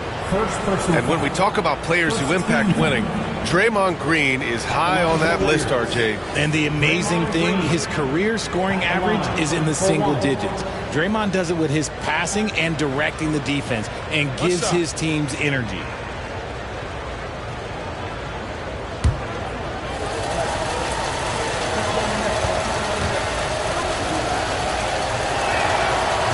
And the free throw, no good. Grant, when you look at Draymond Green's career, you think he's going to the Hall of Fame? You know, B.A., I believe so. He's won multiple titles, and we know how impactful he has been as a defender and distributor especially. I think we'll see him in Springfield one day. Shot by LaVine, no good. Time now to hear from our reporter, Allie LaForce. Well, I caught up with the head coach of the Kings for a moment. I asked him, what makes Kristaps Porzingis such a great player? He said, look at him. He's over 7 feet. He's just a huge guy. Kristaps has serious skill on offense, and defensively, that size can really be a factor. He's a two-way problem. It'll be interesting to see how they play him tonight. Great work, Allie. Thanks. Now here's Curry, averaging almost 23 points a contest. A fantastic offensive player. That's a shot he'd like back. He's usually going to make those. DeRozan against Butler.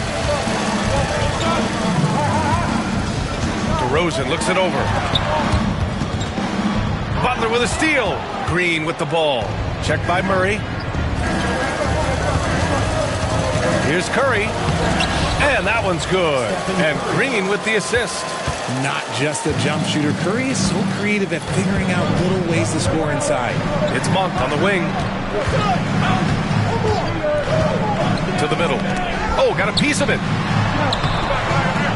And Sabonis gets it to go. Obviously, this guy has a talent for scoring. Able to problem solve for whatever the defense tosses at him. Outside Podziemski.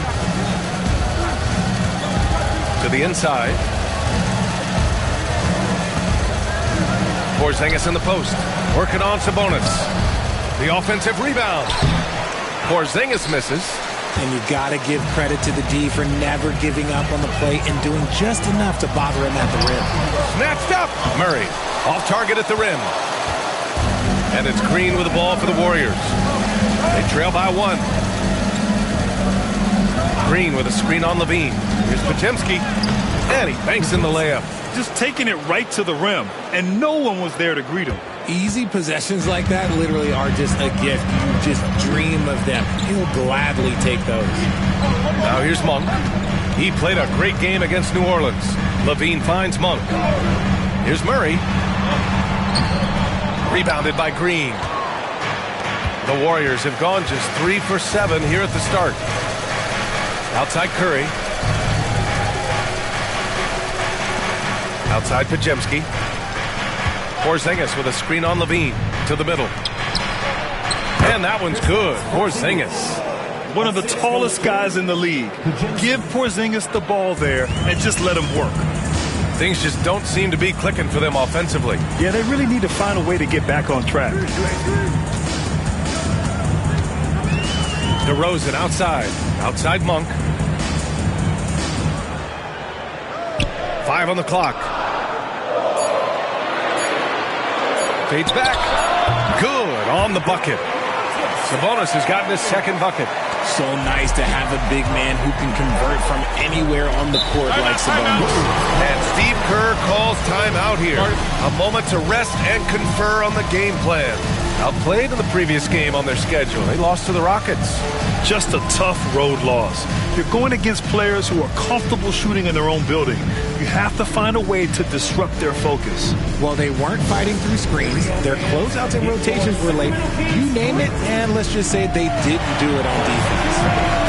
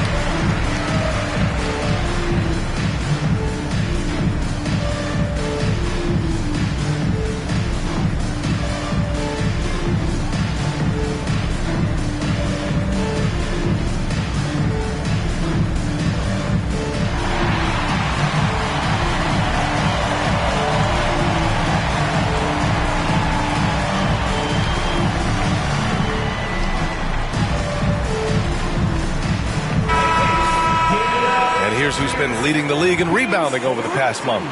In the third spot, Domantas Sabonis. He's just been incredible on the boards over the last month of the season.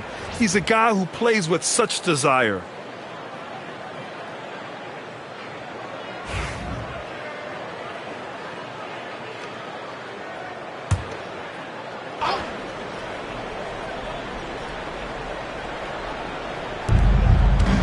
Butler finds Green. Outside Podziemski. Curry against Monk. 6 on the shot clock. Curry, no good. Sacramento has gone 1 of 2 from three-point land so far. And for a franchise that was down for so long, it must be nice to be a Kings fan these days, RJ. Brian, the team has a strong core and direction consistently in the postseason mix. It is a breath of fresh air for Kings fans who have endured the previous 2 decades. Now here's Porzingis. 23 points his last outing. That one's good for 2. Determination from Porzingis through that contact. DeRozan outside. On the wing, Murray. Green covering. Levine passes to DeRozan.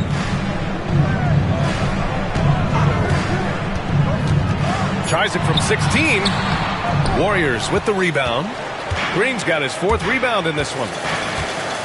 To the paint. Here's Porzingis. Oh, it's Porzingis with the jam. Oh, look, when Porzingis has it there, there's not much you can do defensively. Monk passes to Sabonis. And he's going for the lob. Oh, great teamwork right there. Hey, you got to love the finish. Bringing it down with some attitude. The Warriors lead by 3. Here's Curry. Outside, Green. Outside Porzingis. Pass to Butler. 4-3. And that's good. His first bucket of the game. Nice shot from Butler. Making himself a threat from downtown. Boy, they need something to go to regain some confidence. No question. Way too many empty possessions for them. Here's Levine for 3. He buries it from 3. This is just fun. These teams are trading threes back and forth. This is today's NBA. Hey, we see this kind of exchange more often than not. Now here's Podziemski, making a mark on the offensive end, scoring around 13 a game. And here's Butler outside, and Domantas Sabonis pulls it down. Sabonis has got 4 rebounds now. And here's DeRozan. And in that win against the Pelicans, he was a major factor as well. Big-time rejection from Porzingis. You must be careful trying to shoot when he's lurking nearby. Ooh, stolen by Murray. Deflects the pass. It's stolen by Green. On the wing, Curry. 3-pointer off the mark. See, what a rough quarter for him. Nothing seemingly going his way. Monk against Curry. Murray passes to DeRozan. And Richard, throughout his career, DeMar DeRozan has such an easy time finding ways to score. He knows how to get to his spots on the floor, B.A. You have to do your work early against DeRozan because he is a midi master. If you let him move freely, he will J you to death.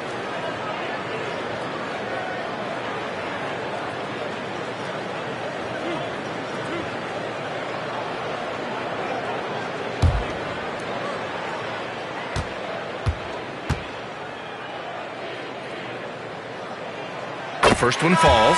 DeMar DeRozan, an impressive scorer who takes relatively few three-point shots, Grant. Yeah, the arc is not his primary focus. He'd rather pick you apart in the mid-range, but he does it so consistently that the points pile up quick. Hunter's checked in for the Kings. Russell Westbrook comes in for Monk. Horford, he's checked in for the Warriors. Melton comes in for Podziemski. All right, Grant, as we get geared up for the home stretch, what are you looking for right now? Well, B.A., health is number one for me. What teams have their full allotment of players is key. As we head to the playoffs, it's about attrition. Which team can stay healthy? And Steve Kerr calls time out here. He wants to make sure everybody's on the same page.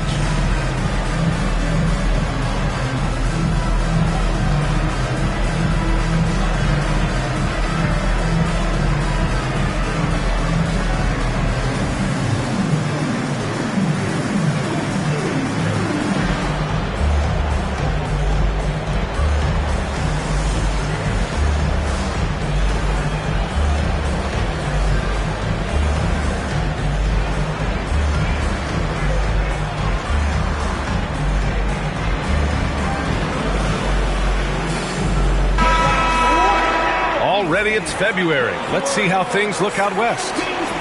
You look at Sacramento, 6th best record in their respective conference right now, hoping to end the season on a high note. And checking out the Warriors, 7 games behind. Well, I think for Golden State, they've had some terrific moments this season. But where's the big leap upward that we've been waiting for? And the clock is ticking for them to make that push. It's looking like they'll be fighting for a spot in the play-in. Now here's Curry. 17 points for him last game against the Rockets in Houston. Horford, a screen on Westbrook. Here's Curry. Westbrook with the defensive effort. It's been an ugly quarter for him. Trying to shoot his way out of it. Might be time to work on the playmaking skills. Sabonis looking over the floor. Sabonis with a screen on Melton. Horford against Hunter. And count that. 2 points and a chance for one more at the line. The floater is so tough to defend against. Nothing defenders can really do but shake their heads. And Grant, despite the Warriors' success over the last decade, it hasn't always been this way for this franchise. Yeah, they didn't have many winning seasons before they got Steph, Clay, and Dre. And you know, B.A., from 1978 to 2012, they made the playoffs just 6 times.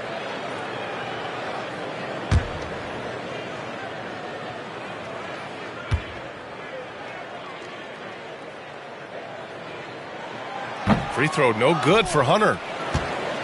The Warriors trailing. Melton passes to Curry. Green, a screen. Back to Melton. Inside. Outside for Green. To win the drought. It's rebounded by Sabonis. He hasn't been able to find his touch this quarter. Yeah, straight up, guys. Like, he's ice cold, like freezing. What's colder than cold? But you don't have to shoot it, my guy. It's okay to pass the ball. Pass to Hunter. Now here's Sabonis. Sabonis. And he can't get that one. Butler against DeRozan. The baseline J is on the way. And off the left side of the rim, it swirls in for him. Butler's got 5 now. There's not much you can do to slow down Butler in the mid-range. He just gets to his spot and rises up. Sabonis, the pass to Hunter. Sabonis with a screen on Melton. Melton against Hunter. 2 shots, 2 makes. Off to a good start. Oh, another lead change. 6 total in the first half. And this is the battle we were hoping to see. Curry passes to Butler. Back to Curry. Good, and Butler gets the assist. Curry's got his second bucket of the night. And put your head down and go to work. That's what they need to do. Yeah, when the game is up for grabs like this one has been, it's all about the attention to detail. Now here's Hunter. He's coming off a 13-point game against New Orleans. And the basket by Westbrook. Total confidence. Westbrook doesn't think, he just shoots. Melton against Hunter. Now here's Melton. He's closely guarded. No good with a layup. And so far, they've had the advantage on the boards. The try by Murray. And it's Murray finishing it off. And watch out when Murray puts his foot in the ground. Don't want to be in his way at all. Melton outside. Pass to Butler. A minute 35 left in the first quarter here. Oh, and he got fouled on his way up. He'll head to the line to shoot 2.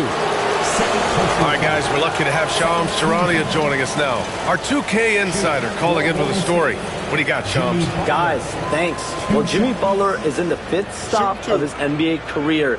He'd been in a standoff with the Heat. As they hesitated to extend him at the number he desired, he knew there's going to be someone willing to pay up. And guys, I'm very interested to see how Butler fits in his new opportunity. Yeah, we'll continue to track that story. All right, Shams, thanks a lot.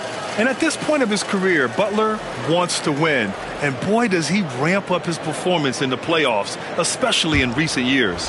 Porzingis has checked in for the Warriors. Moody comes in for Stephen Curry. No good on the second free throw. Now well into his 30s. Is it fair to start wondering how many seasons Jimmy Butler has left, Grant? Well, it's a fair question, B.A. But at the same time, Jimmy's hunger is just so different than everybody else's, which I could see helping prolong his career. Now here's Levine. He had a 12-point outing in their last game against the Pelicans in New Orleans. Over Moody. And the rebound goes to the Warriors. And the shooter had very little space on that attempt. I'm sure they'll think twice about shooting against him next time. Here's Porzingis. Good, and Butler gets the assist. Butler's got 3 assists in the game. His accuracy is on another level this quarter. Really high-quality shooting. Now here's Levine. His scoring ability is impressive, averaging 20 a game. There's 39 seconds left in the first quarter. So far, rebounding has been a focal point for them. Pass to Butler. Porzingis with a screen on Hunter. Hunter against Butler. Lets it go. And it's good. Off the back of the rim and in. Butler's got 8. Levine surveys the D. Unloads. Again, the miss by the Kings. And at the end of one, a closely contested game so far.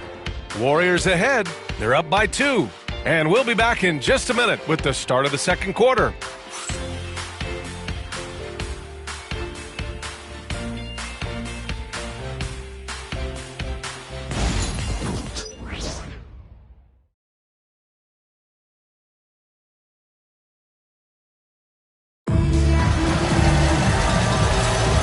This has been a fairly close game through the first quarter. We'll see what happens here in the second. And a closer look here at the hustle stats for the Warriors. From the tip, they are not making things easy on them. Lots of steals, playing disruptive basketball. And I've also really liked how aggressive they've been in the open floor. I mean, when they see a chance to push it, they go for it. The Warriors leading. On the floor for the Warriors. Kristaps Porzingis out there with Al Horford. Then it's Moses Moody. Then there's Davis Bertans. And it's Melton in at the 1. Now here's Porzingis.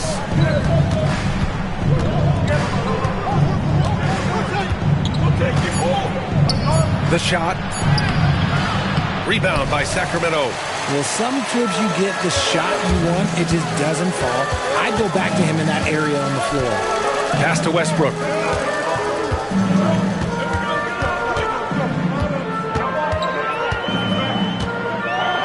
And stolen by Melton.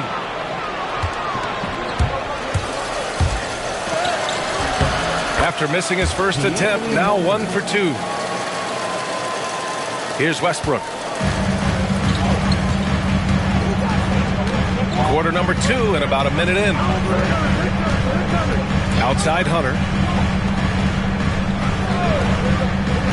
There's a screen. Here he goes. Banked it in off the glass. Hunter's got 6 points. The Warriors' shooting has been good, around 52% from the field. Melton passes to Moody. And it's blocked. Outside Levine.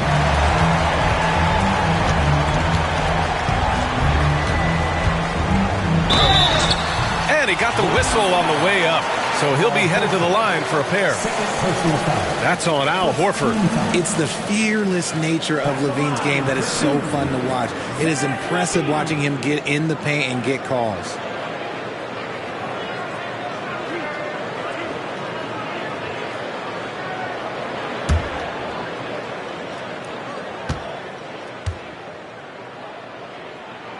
That free throw good from Levine. All right, I don't want to make you feel too old here, RJ, but you did get drafted back in 2001. What's the biggest change to the game, you think? Oh, I think without a doubt the physicality and the 3-ball. Teams are not as physical, and they shoot a lot more threes. When I came in, they were barely shooting them. Now that's all that matters. Malik Monk's checked in for Labissiere. Both free throws good from Levine. Remember when people were questioning whether the Warriors were truly a dynasty, RJ? I do, and that was erased for good with that championship run in 2022. I still think that is Steph's most important championship. That title cemented them as one of the all-time great teams of the last 50 years. Now here's Porzingis. Give him 8 points now. Okay, do it, KP. You want to know why they're winning? It's because of his play offensively. Outside Monk. Pass to Hunter.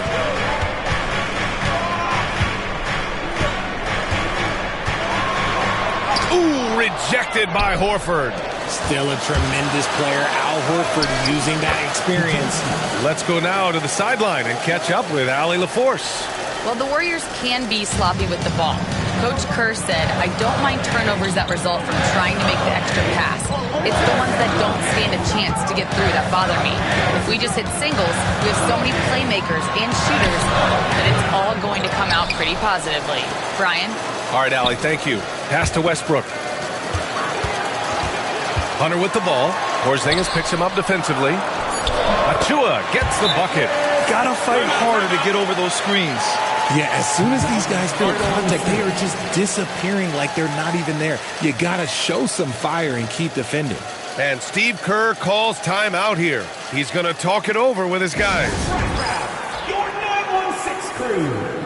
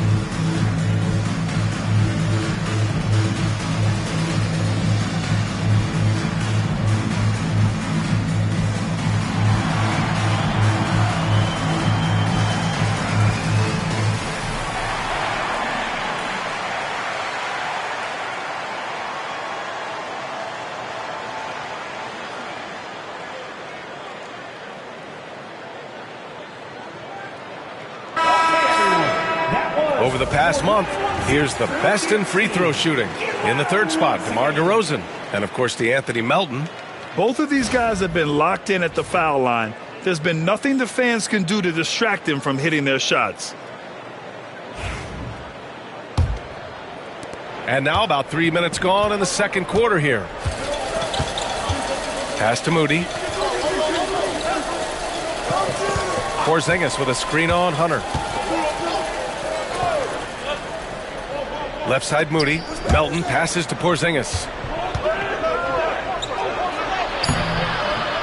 Achua with the rebound. And so Monk will bring it up for the Sacramento Kings.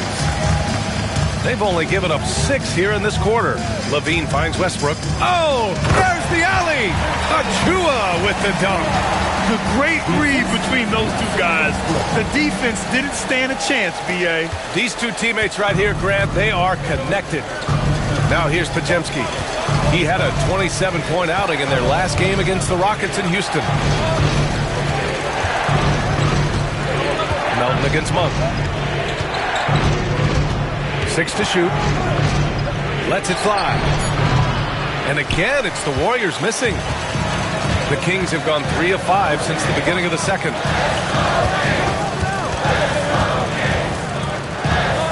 Pass to Hunter.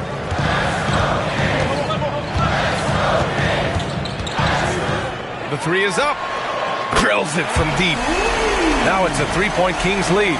He made the most of that opening, teaching the defense a lesson. Now here's Melton, giving this team some energy, averaging a little over 10 points a game. Horford draws the double. Here's Melton. Here's Podziemski. Gets the 3-ball to go. Podziemski's got 7 points in the game. This is just fun. These teams are trading threes back and forth. This is today's NBA. Hey, we see this kind of exchange more often than not. Now here's Monk, an aggressive player on offense, scoring around 16 a game. Achua can't hit. The Warriors have gotten 4 of 8 shots to drop in the second. Down low.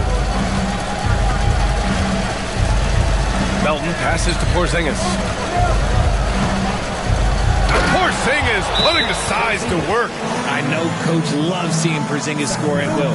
He has been relentless. Timeout called. Sacramento.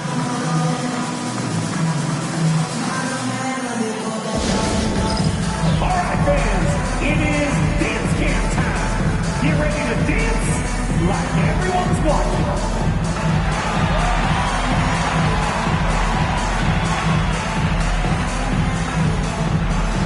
Nice try. It's all good.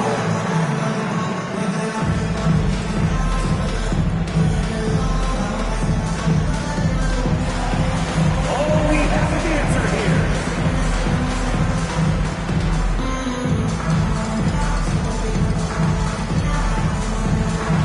Come on, let's see those moves.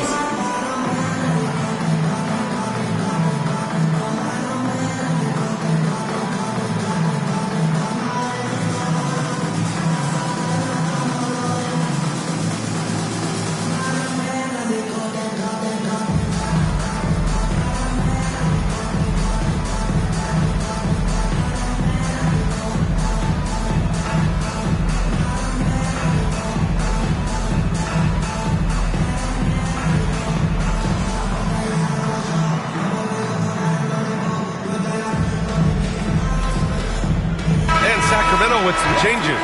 Domantas Sabonis, he's checked in for Achua, and DeMar DeRozan is subbed in for Hunter. Butler's checked in for the Warriors. Curry comes in for Melton.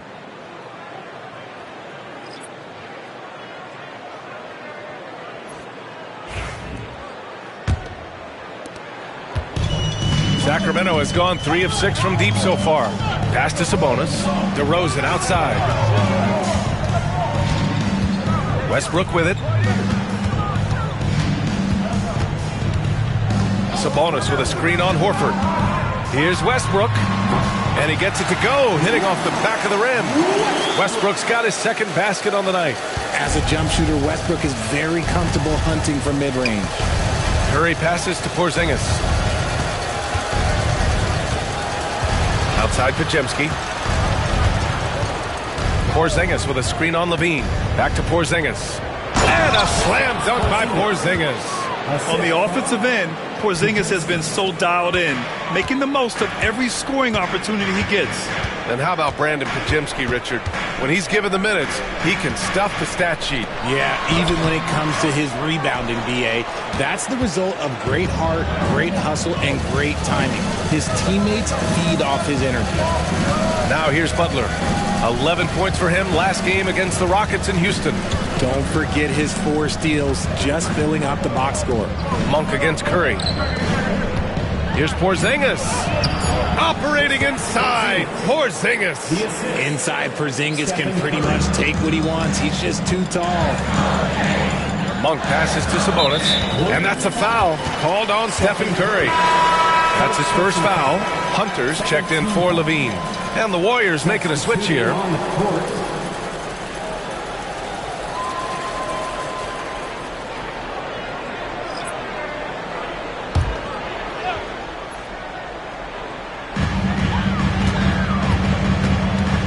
Curry against Westbrook. Pass to Sabonis. Kicks it to DeRozan.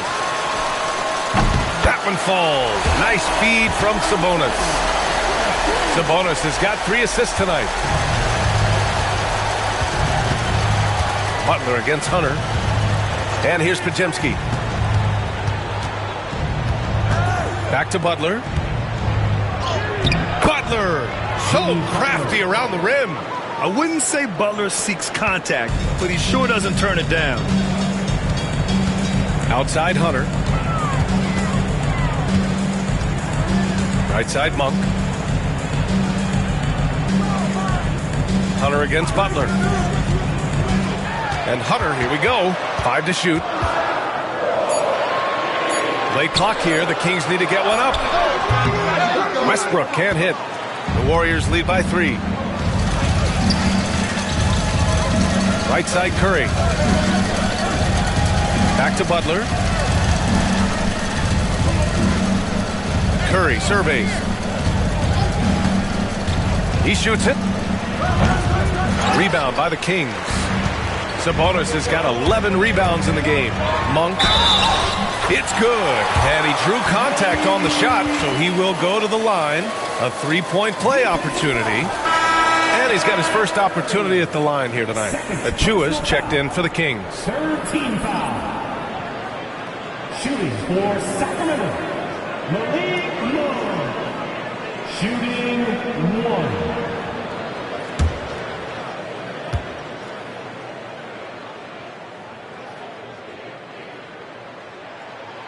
And it's tied up with that one. A guy who loves to play at a quick pace. Monk's speed and tenacity can make him very difficult to guard. Back to Curry. Pass to Podziemski. Butler up top.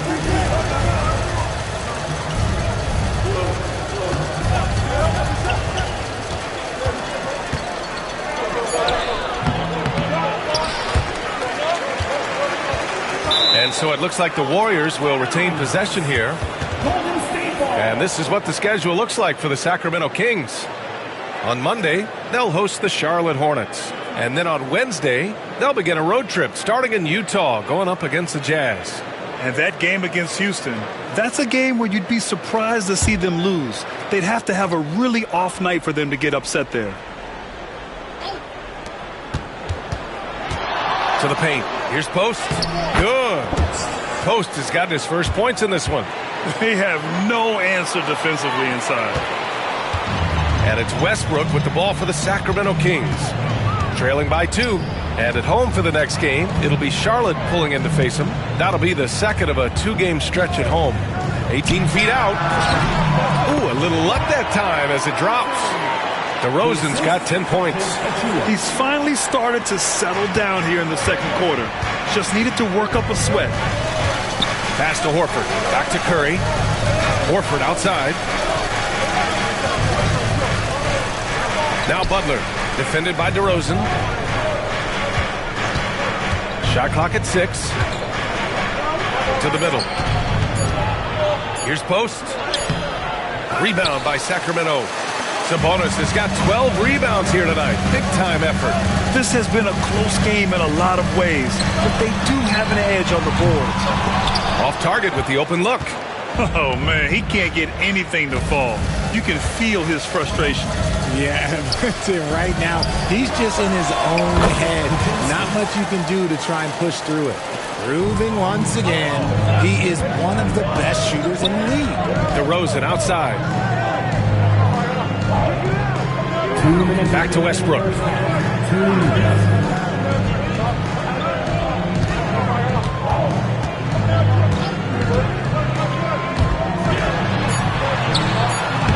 Uses the glass to finish the layup. Westbrook's got 4 points now in the quarter. He's got moves in close. There's a reason Westbrook likes to get in there. Pass to Horford. Curry against Westbrook. Curry from inside. 1:25 left to play in the half. Westbrook against Curry. Now here's Achua. Butler with a steal.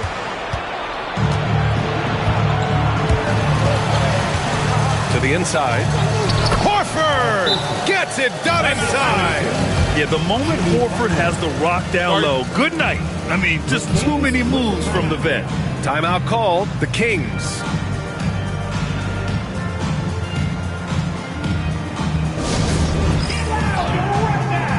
We've got some T-shirts.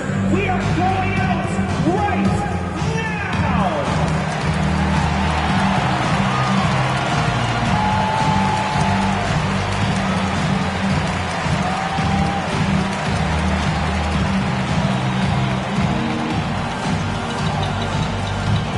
We've got T-shirts.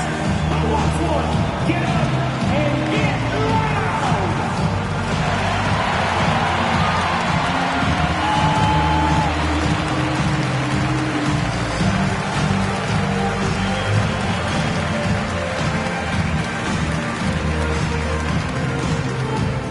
All right, are you ready, everybody? Here come some T-shirts heading your way.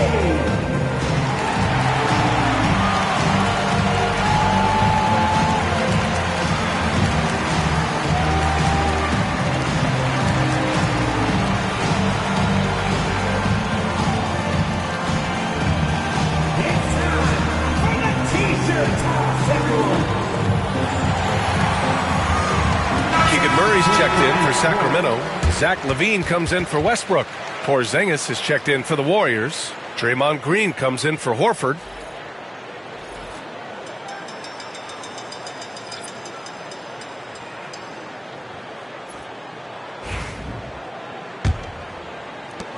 .105 left to play in the first half. Outside Murray. Back to DeRozan. Curry against Monk. Sabonis with a screen on Curry. Here's Monk. And he converts the layup. Monk's got 7 points. And once more this half, they find a way to get great position inside. Outside Podziemski. Curry, a screen on LaVine. Back to Curry. Well-timed pass, and he goes straight to the bucket for the layup. Give him 8. Defensively, they've got to get more bodies in the paint. That's 3 straight field goals from below the free throw line. Monk against Curry, and it's Monk missing. The Warriors lead by 5. Pass to Curry.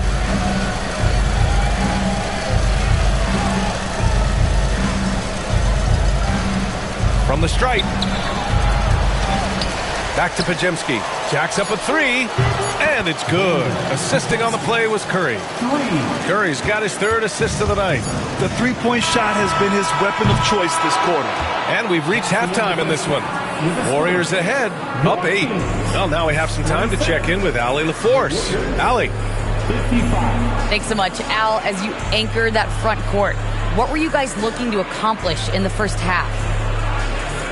I mean, we're just trying to play with pace, trying to dominate on the defensive end, get rebounds, make it tough. Pace is key. Back to you. All right, good stuff, Allie. And we'll get back to the action at the start of the third quarter.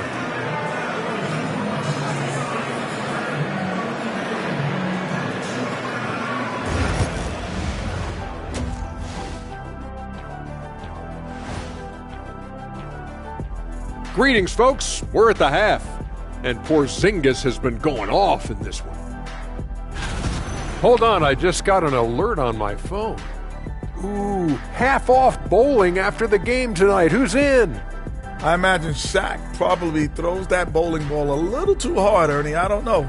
False. I have a finesse game, Kenny. One time I hit a sit-down shot from the seats behind the lane. Shaq's like a trick shot artist out there. He's diving, he's spinning. I'm curious to see what's left in the bag. I'll get the lanes. You guys bring your own shoes this time. And turning our attention to the first half of our game tonight, bit of a tough start for the Sacramento Kings. If they think they'll win with this kind of defense, they're tripping. When you give up that many good shots, it fuels your opponent's fire. You're like gasoline on a flame, I'd say. That's it for us. Thanks for tuning in. Now let's send you over to Brian Anderson with the third period.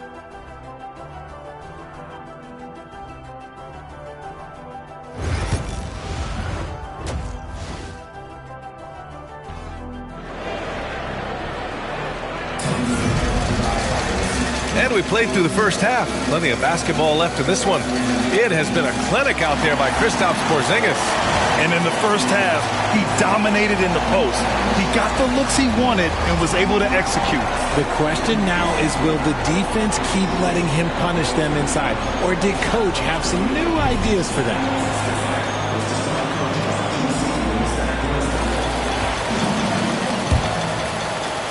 The Warriors lead by 8. DeRozan and Murray in at the forward spot. Malik Monk is out there with Zach LaVine. And it's Sabonis in at the 5, roaming the paint. That's the 5 out there for the Kings. Podziemski's shot is good. Looks like we're starting to see a pattern here. Not afraid to get in the paint and get wet. Sacramento has gone 4 of 9 so far from the perimeter. Outside LaVine. Pass to Monk. Fires for 3. Rebounded by Green. And so it's Green who brings up the ball for the Warriors. Looking ahead, they've got the Mavericks coming to town for their next one. That'll be the first of 2 games on their home court. You know, for all the accolades thrown Stephen Curry's way, Richard, I've heard you say he might be the best conditioned player ever. Absolutely. When you think about all the ground he covers every single game, his stamina is still something that I will always be impressed with.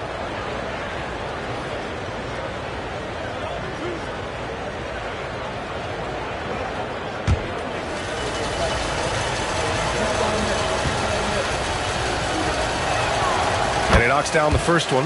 Well, Richard, with the relocations and the floor he covers, Curry is still an anomaly with his conditioning. Oh, he's got an off-season program that would make other NBA stars tap out, including myself.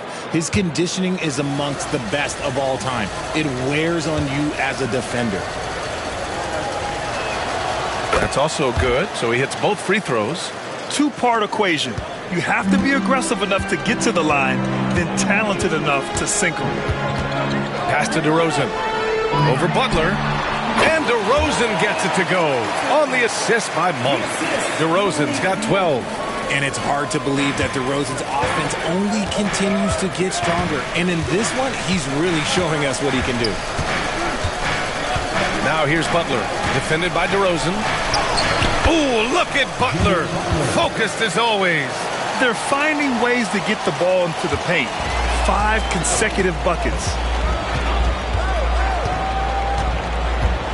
And we're just about a minute and a half into the third quarter of basketball. Butler against DeRozan. Inside, 6 on the shot clock. And Sabonis slams it in. You see the strength and the poise of Sabonis. He loves going in, taking contact, and finishing over defenders. And Richard, whenever Sabonis plays, it's surprising if he doesn't record a double-double. Oh, they're usually monster double-doubles also. Close to 20 points, 13 rebounds, and at least 6 assists. Domas, he is an offensive hub.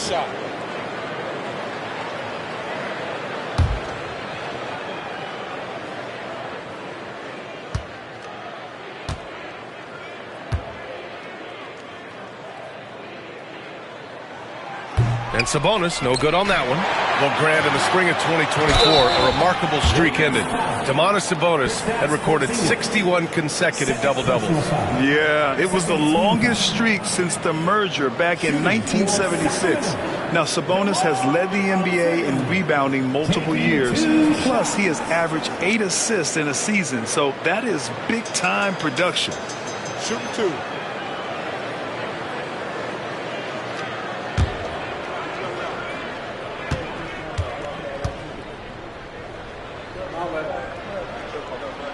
That's good from DeRozan. There's an old school feel to DeMar's game. He'll hit you with a pull-up mid-range J. It makes DeRozan really tough to guard.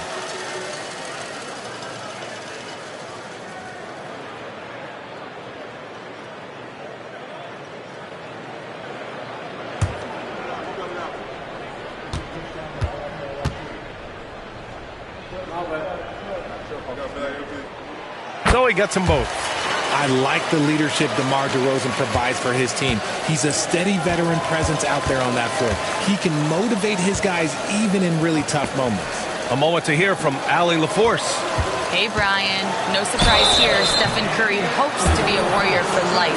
He said being a part of a group of legends that have played for one franchise, established a culture, and won at the highest level, and did it with a lot of different roster combinations, I don't ever take that for granted. Brian, what a run. Yeah, it is a great run, and he's been the foundation, Allie. Thank you.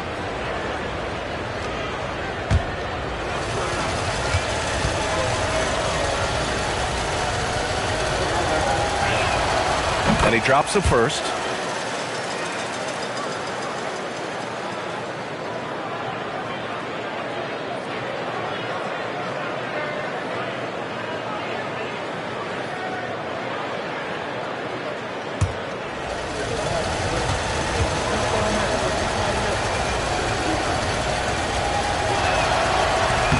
Both shots good from the stripe.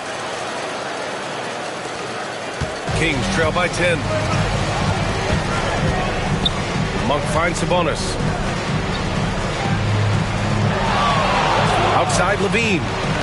Pass to Monk.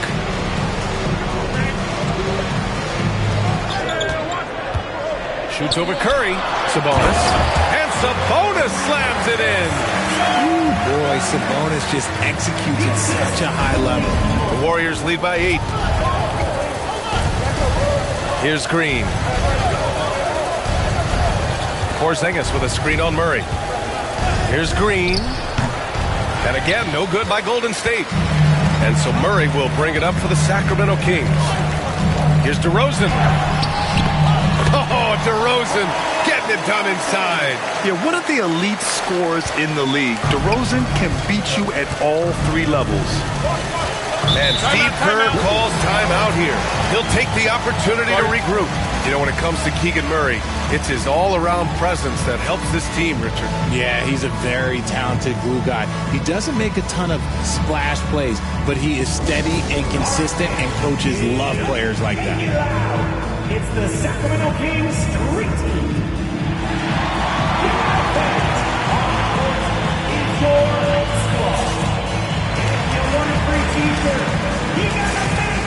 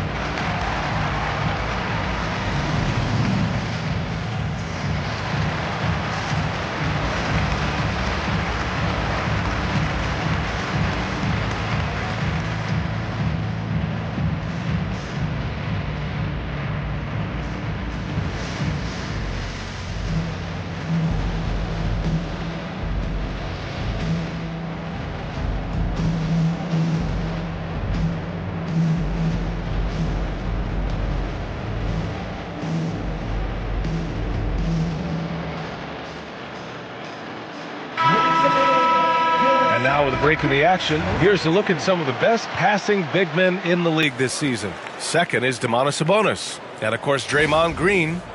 And I love how these guys are some of the most complete front court players in the NBA. They're not just score and rebound bigs. They can also beat you with their passing as well. The way they move the ball is tremendous. I love seeing that kind of pass work being done out of the post. Outside Butler. Curry against Monk.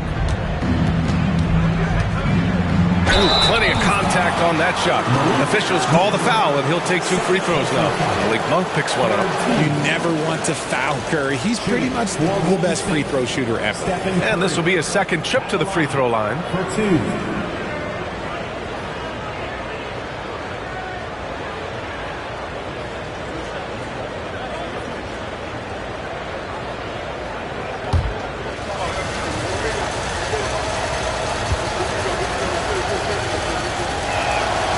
First free throw is good. Think about the impact that Steph has had on this game. Him and his team have changed the way the game is played. They have ushered in the three-point era.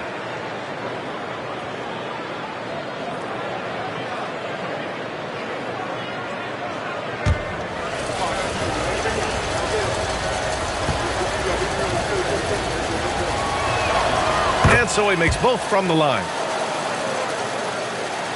Right around 3 minutes into this second half.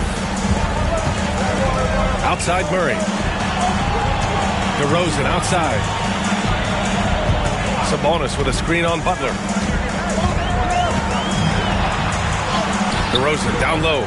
Butler covering. And it's DeRozan missing. The Warriors lead by 8. Outside Green. Outside Podziemski. He gets it. He's 7 for 8 and really going at him out there. Good, solid start to the half, hitting 3 out of 4. Down low. Here's Sabonis. And Porzingis with the block. Got to be careful shooting around Porzingis. His length is so capable of erasing shots. Podziemski's shot is good. They're on fire right now, shooting 80% to start the second half. Kings trail by 12. Outside Monk. Sabonis outside. Tipped away. Monk passes to Sabonis. DeRozan outside. 4 on the clock.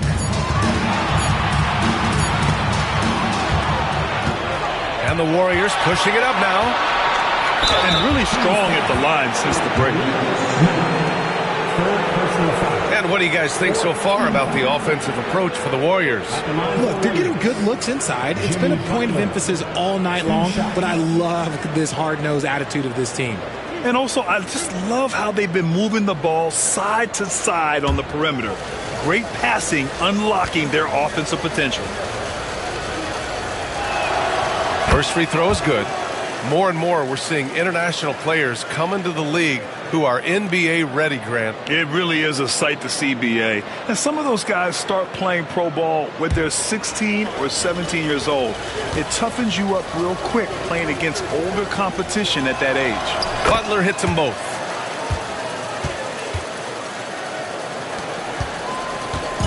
And so Monk will bring it up for the Sacramento Kings. It's a 14-point game. To the middle. Here's DeRozan. Over Butler. Again, the miss by the Kings. Golden State with the ball. It's been 8 unanswered for them. Outside Curry. Pass to Green. Back to Curry. Shoots it from the high post. Rebounded. Domantas Sabonis. Sabonis has got 13 rebounds in the game. Glass eating. Monk passes to Murray. DeRozan outside. 6 to shoot.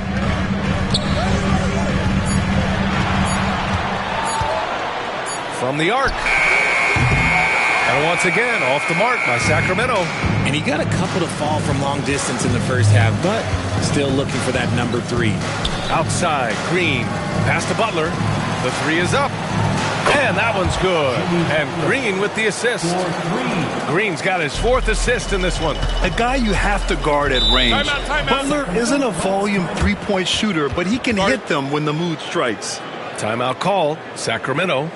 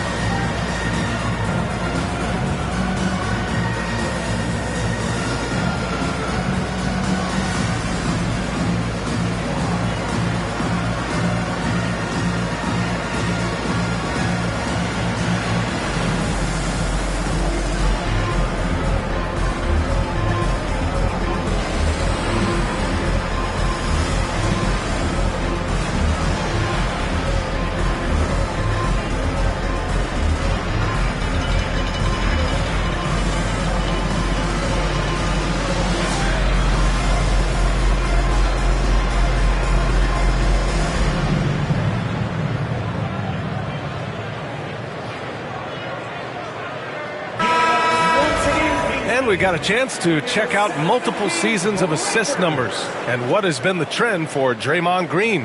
And that decline in assist numbers over the last few years is what has made him more of a one-note player on offense. If he could integrate more passing back into his game, he'd be giving opposing defenses a much harder time.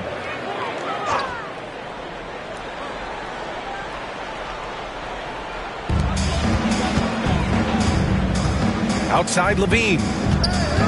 Pass to Monk.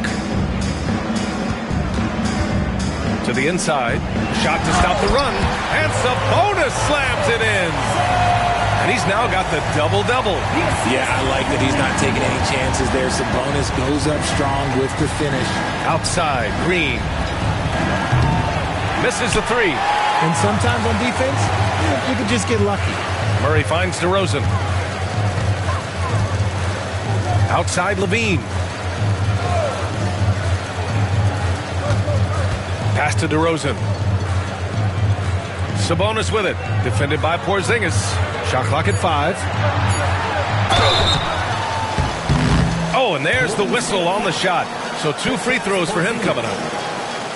It's the versatility and the unpredictability of what Sabonis does that makes him so hard to match up with, which is why he gets these easy fouls.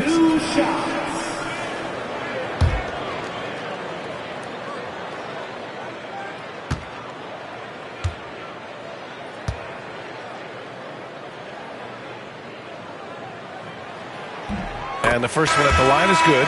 The unique skill set Sabonis possesses is really outstanding. This man is a versatile scorer, a talented rebounder, and is an exceptional passer also. Russell Westbrook, he's checked in for Sacramento. And Golden State also making a switch. Melton, he's checked in for Podziemski.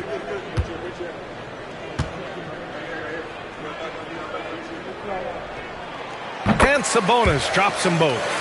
Sabonis is the type of big that every team wants. Athletic, facilitates, great screener, and he finishes around the rim. He does so much. Curry passes to Green. Green on the attack. And so he draws the foul, headed to the line to shoot a pair. That'll belong to Domantas Sabonis. Hey, if you can't block it, sending him to the line can be the next best thing. He's had just one attempt at the line earlier. Draymond Green taking 2 shots.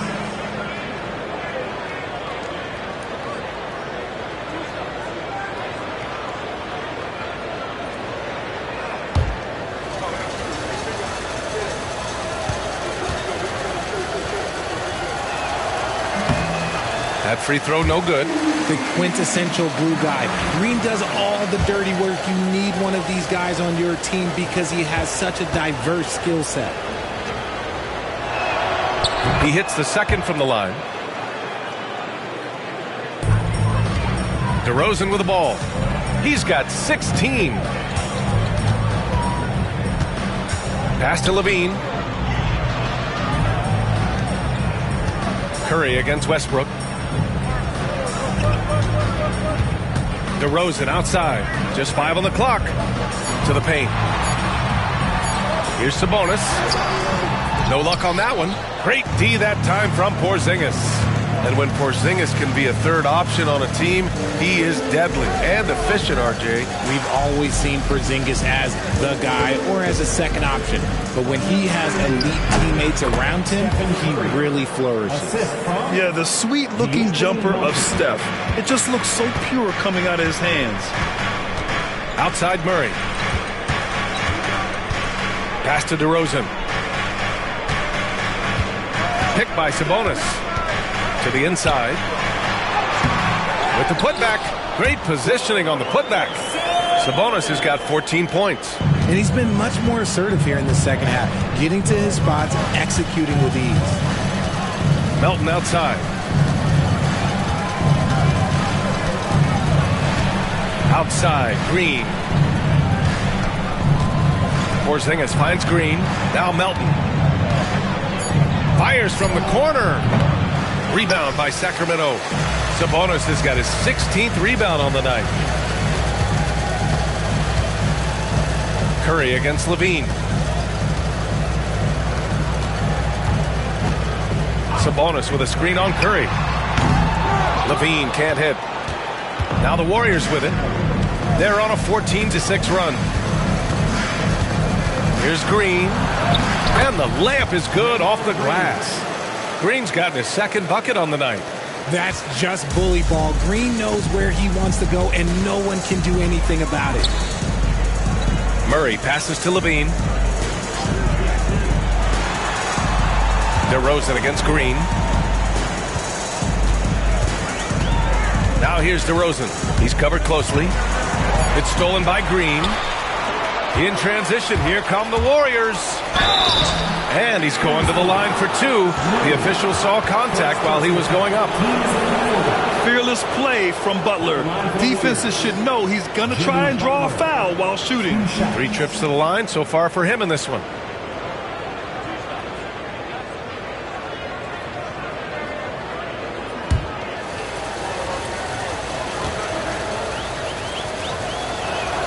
First one falls for him. Some changes for Sacramento. Achua comes in for Domantas Sabonis. And Hunter's subbed in for Murray. The Warriors also with a sub. Horford's checked in.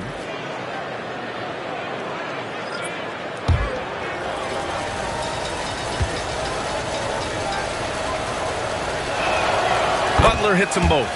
Sacramento calls timeout.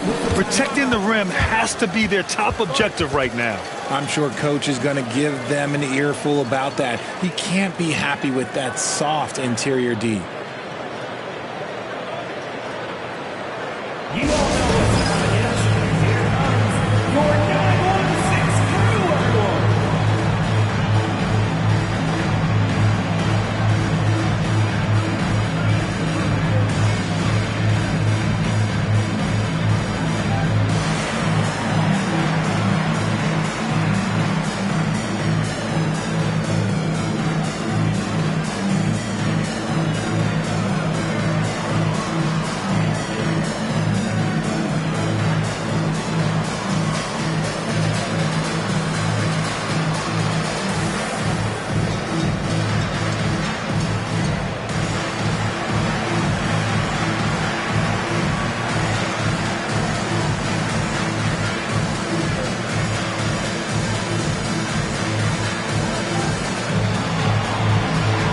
Moody's checked in for the Warriors. Looking at the 2K leaderboard, these teams have been outstanding at creating offense through their defense. Sacramento third. This is a squad that will tax you for any mistake or loose ball. They know how to snatch the rock and run flat out to make sure they capitalize. Kings trail by 18. Pass to Levine. Westbrook against Curry. Achua passes to Westbrook. Uses the glass on the layup. Westbrook's got 8. His shot has been on point from the opening tip. He's pretty much kept them in the game. Curry with it. He's picked up by Westbrook. Curry gets the bucket. Good at keeping the game simple. When Curry sees the mid-range J open up, he rises up with confidence. Achua finds DeRozan. Takes the 3. Count it. That's his 6th field goal in 12 tries. He was solid in the first half from deep. He's a guy who can get hot. Let's see how he does here in the second. Left side Curry. Sacramento grabs the miss. He's been off. Still, they're up, so not all is lost. Pass to Levine. Oh, Levine! Pretty. One of the best dunkers of this era. Levine loves to put on a show. Horford with it. Back to Curry. Screen by Horford. Inside. And Horford powers it home. And the basketball IQ that Curry possesses is special, capable of shredding the defense in a screen roll. Curry against Westbrook. Pass to DeRozan. DeRozan down the lane. And stolen by Porzingis. Up top Curry. Pounded by Westbrook. That 3's off the mark.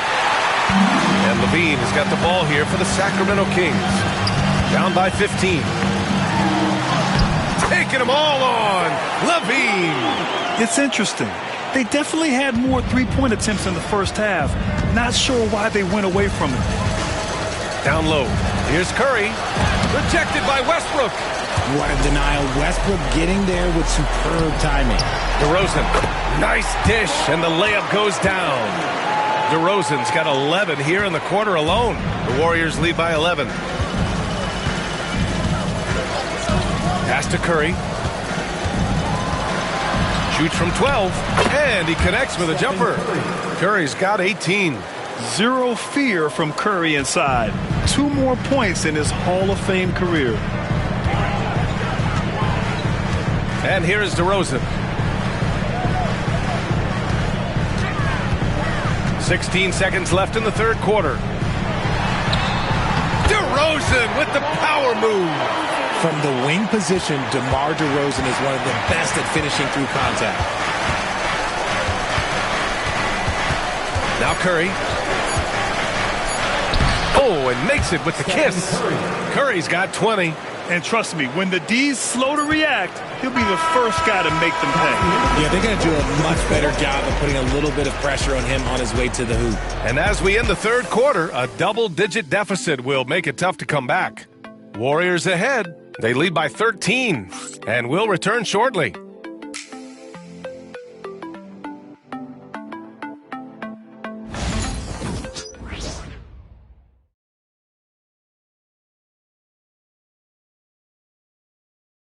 And let's take this opportunity to show you our State Farm assist to the game. You talk about painting a magnificent picture with that, Don. Just a great decision and a perfect delivery. A lot of times a spectacular pass is more impressive than a spectacular shot. This is one of those times. And we reach the fourth quarter in a game that may already be out of hand. On the court for Golden State to start the fourth. We've got Brandon Podziemski, Butler out there with Al Horford.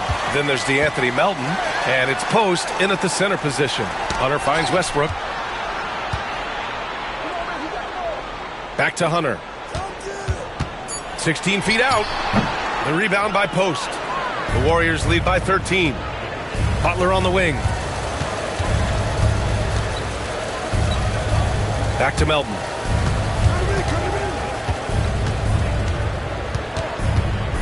Outside Butler. Over Hunter. The shot by Butler. No good. Pass to Hunter.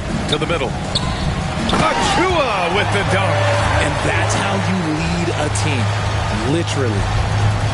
Golden State has gotten 5 of their 9 attempts from deep to go. Outside Podziemski. We're just over a minute into this final quarter of play. Tries it from the top of the key. It's not going to go for him. Kings trail by 11. Westbrook taking his time here. Pass to Hunter. Beyond the arc. The Warriors pull it in. They led by as many as 18. Here's Butler. Hunter covering. Here's Post. Westbrook comes with a double. Melton outside. Monk with a steal. Back come the Kings in transition. Here's Sabonis. And Sabonis slams it in. Oh, the guy is a monster around the rim. Now, if Sabonis is in close, he's going right for it. And that replay courtesy of the AT&T 5G Slam Cam. Westbrook against Melton. Pass to Butler. Horford a screen on Hunter. Here's Butler. Down low. Butler drops it in. How talented is Butler? I mean, just so adept at carving out some space inside and converting. Westbrook, the pass to Hunter. Sabonis with a screen on Butler. Down low. Sabonis can't hit. The Warriors lead by 11. Pass to Melton. Back to Butler.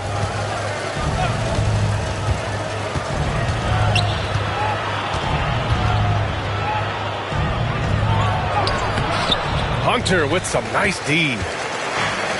The Kings have gone 2 of 5 from the field in this final quarter. The drive by Westbrook. Now Achua. The kick to Hunter. Clock at 6. And a nice finish on the layup. Their defense just falls apart once the ball goes inside. And so it's Butler who brings up the ball for the Warriors. So far in the fourth, they've allowed just 6 points. Outside Podziemski. Launches it. And a great assist by Butler as that one goes. Butler's got 5 assists in the game. After a tremendous first quarter, 3 trays, he's put in another. To the paint. Sabonis can't hit. The Warriors lead by 12. Here's Podziemski. Inside. Outside Butler. There's a screen. Puts up a 3. Post. And you can count it. He'll go to the line with a chance at a 3-point play. Selfless play by Butler. Using the pick and roll to move the defense and get his guy a good look. Some changes for Sacramento. Murray's checked in for Sabonis. DeMar DeRozan comes in for Hunter. And it's Levine in for Achua.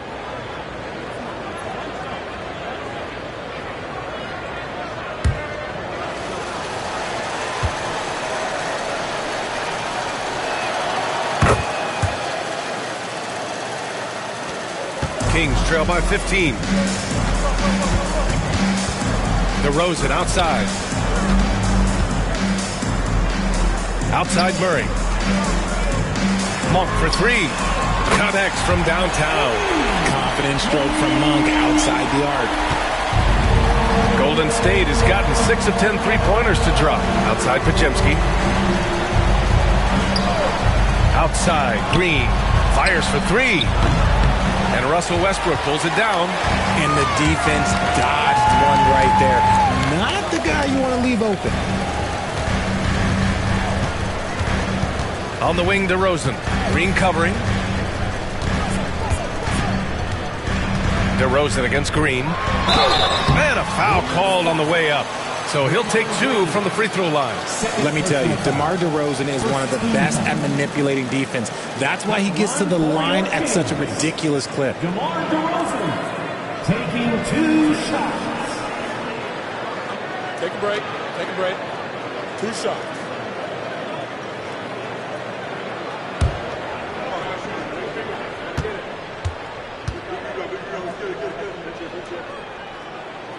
That's good from DeRozan. And the Warriors making a switch here. Moody's checked in.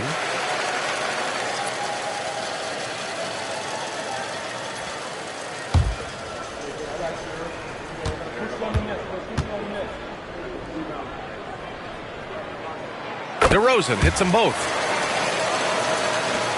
The Warriors lead by 10. Curry passes to Moody.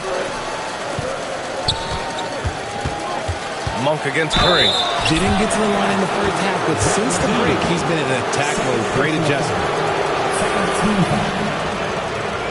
Shooting for Golden State, Stephen Curry. 2 shots.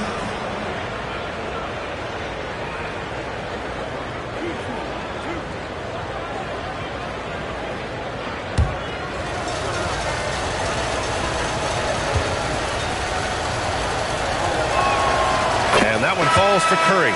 And Sacramento making a change here. Achua's checked in. Melton, he's checked in for the Warriors.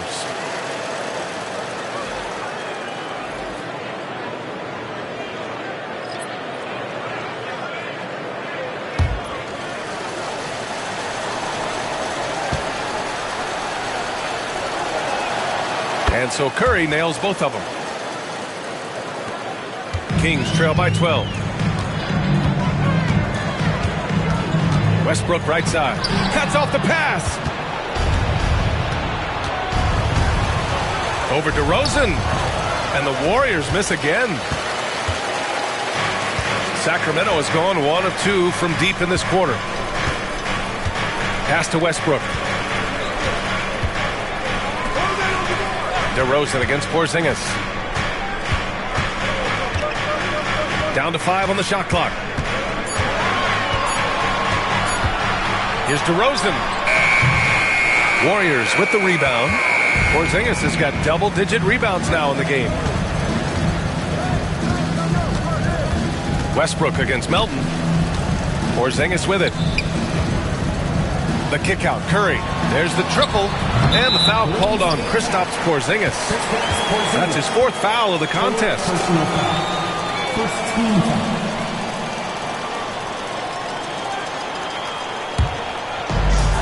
The Kings have gotten 4 of 9 shots to go in during this 4th quarter. And here's Westbrook.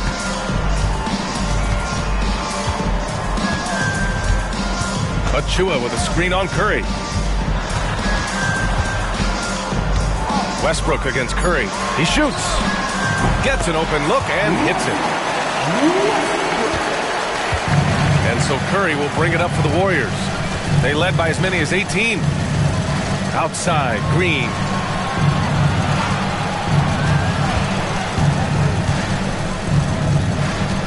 Back to Curry.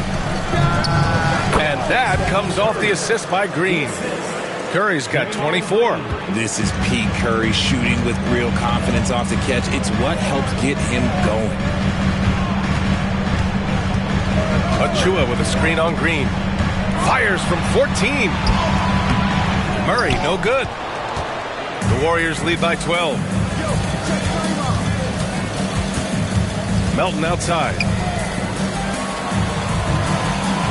Curry, a screen on Murray. Green, the pass to Porzingis. Over Achua. Porzingis misses. The Kings have gone 5 of 11 so far in the 4th.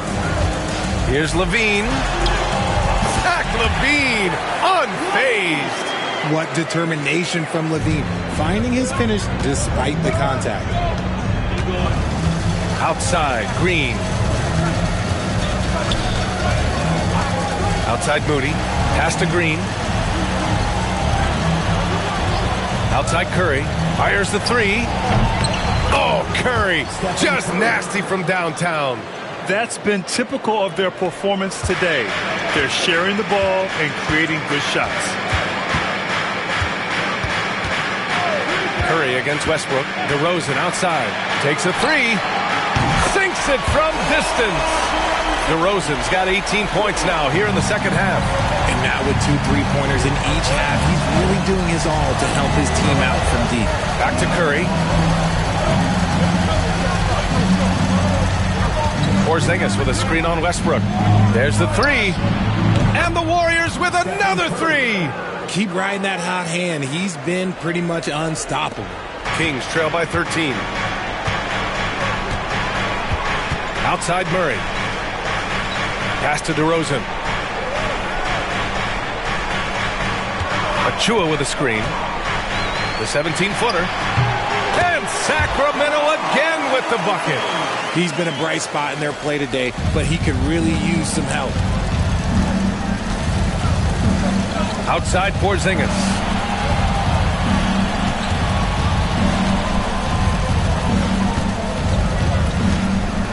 Back to Curry. 6 to shoot. Shoots over Westbrook. He hits the back iron and sinks it. Curry's got 32 points. Yeah, he's been having his way this quarter, attacking the basket and protecting their lead. The Kings call timeout. It's time for the dance game.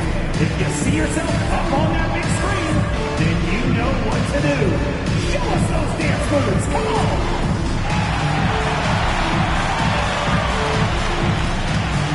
Next answer, please.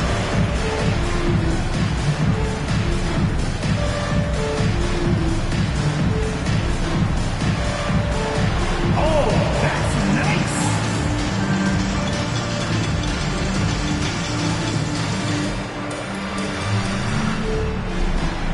All right, the camera's on you. Take it away.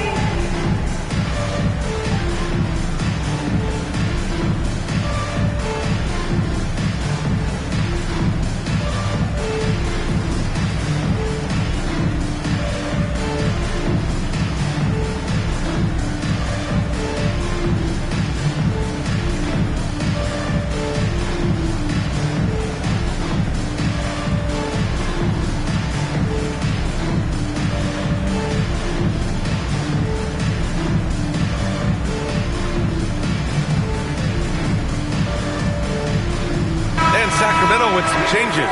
Domantas Sabonis, he's checked in for Achua, and it's Monk in for Westbrook. Butler's checked in for the Warriors. Podziemski comes in for Melton. Gives us a chance to catch up with Allie LaForce.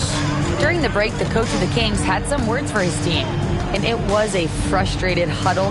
Coaches and players were angry about the turnovers, players trying to hold each other accountable. They're fed up with sloppy play. Let's see how they respond. Guys? Okay, good stuff. Thank you, Allie. Levine with it. Now Podziemski defending. Outside Monk. Pass to DeRozan.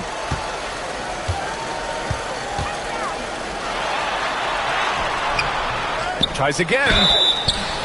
And he was fouled while in the act of shooting, so he'll take 2 free throws. First personal foul. Okay, take a moment. Name an offensive move.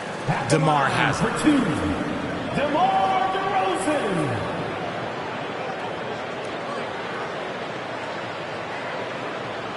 Take a break. Take a break. 2 shots.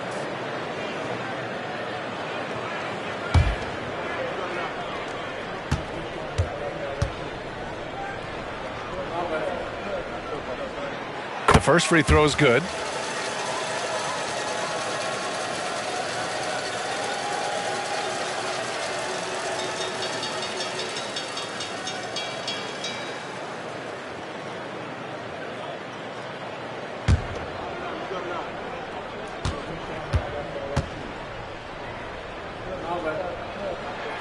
And he makes both free throws. So it's the Warriors now. They led by as many as 18. Here's Curry. And there's the drive. Laid it in with a nice touch off the window. Curry's got 34. A wizard dribbling the ball. Steph is great at getting to the rack. Steps back. DeRozan against Butler. And a foul called on the way up. So he'll take 2 from the free throw line. That's on Jimmy Butler. Well, that was clearly a foul. Sacramento, DeMar DeRozan taking 2 shots. Take a break. Take a break. 2 shots.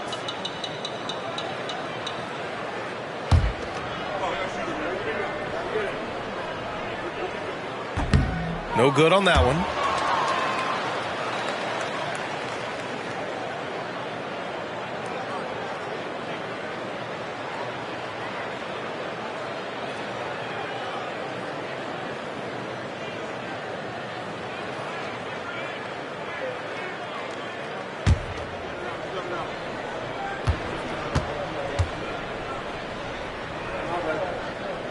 And the second free throw is good. In their position, they really need to cash in on every chance at the line. They can take their time if they want. Yes, you have to regroup. Make sure you get a good shot. On the attack, Curry. Green finds Porzingis. Now here's Green. 6 on the shot clock. Here's Butler. And he lays it up and in. Butler's got 23 points. A big night for Butler. We've seen him as the guy on a finals team, and Jimmy can definitely carry your offense. DeRozan against Butler. DeRozan passes to Levine. Picked by Sabonis. Shoots. Kept alive. And Sabonis slams it in. And a comfortable win for them here. Game is out of reach. Good performance for the Warriors. You know, their ability to protect the ball helped win it for them. Yeah, it really did. Less turnovers mean you can get more chances to score. All coaches tell you to value every possession. And this will give them their 28th win of the year. And of all the highlights and performances we've seen here tonight, the one thing that stands out is what an unbelievable night it's been for Stephen Curry. We saw him get a lot of touches tonight, and he wasted very few of them. Really made himself the backbone of their offense. Butler against DeRozan. To the inside. And Sabonis slams it in. There's 31 seconds left in the fourth quarter here.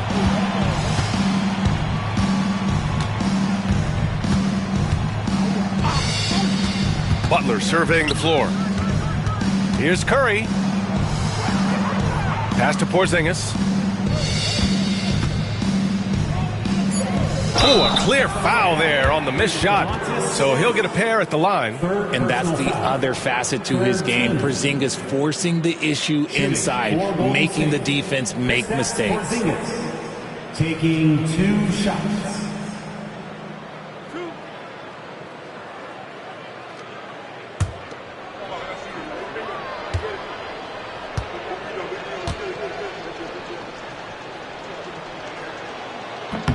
First one falls.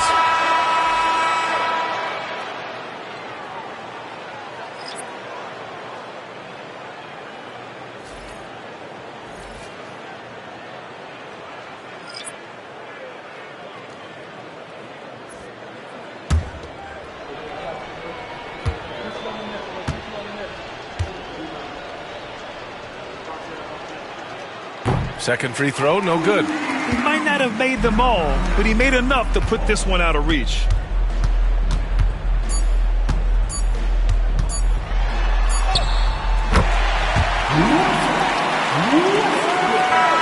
And so it's Golden State winning this one.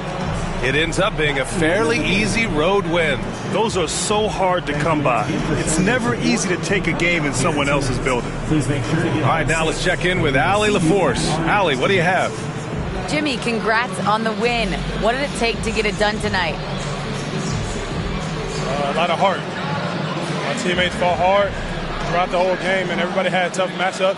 They manned up. Today we did what we were supposed to do. Congrats on the win. Allie, thank you as always. And that about wraps it up. For Grant Hill, Richard Jefferson, and Allie LaForce, this is Brian Anderson. Thanks for watching the NBA, presented by 2K Sports. And time now to introduce our player of the game, Stephen Curry.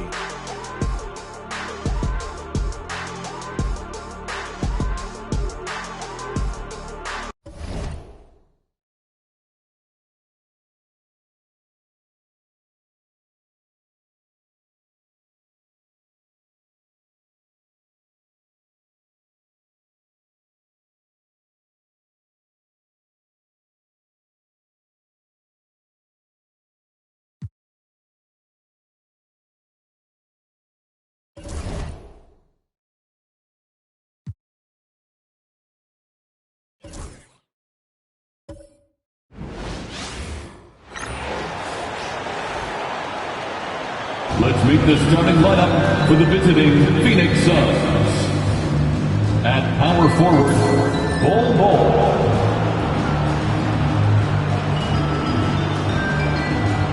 At center, Mark Williams. At the other forward position, Dillon Brooks. At shooting guard, Jalen Green.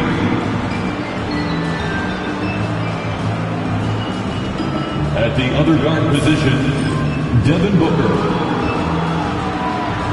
The head coach of the visiting team is Mike Budenholzer.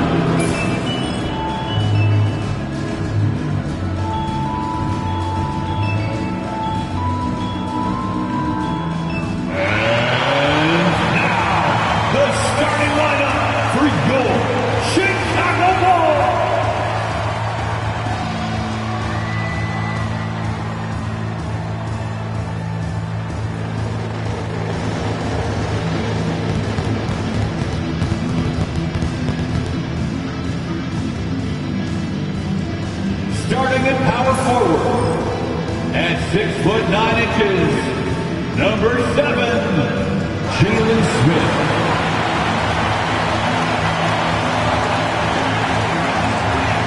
At the other forward position, standing 6'5", number 35, Isaac Okoro. The man in the middle, standing 6'11", number 12, Zach Collins.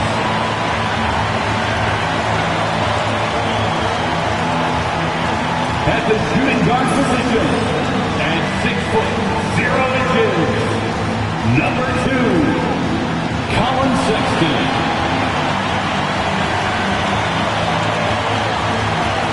The other guard, standing 6'8", number 3, Josh Giddey.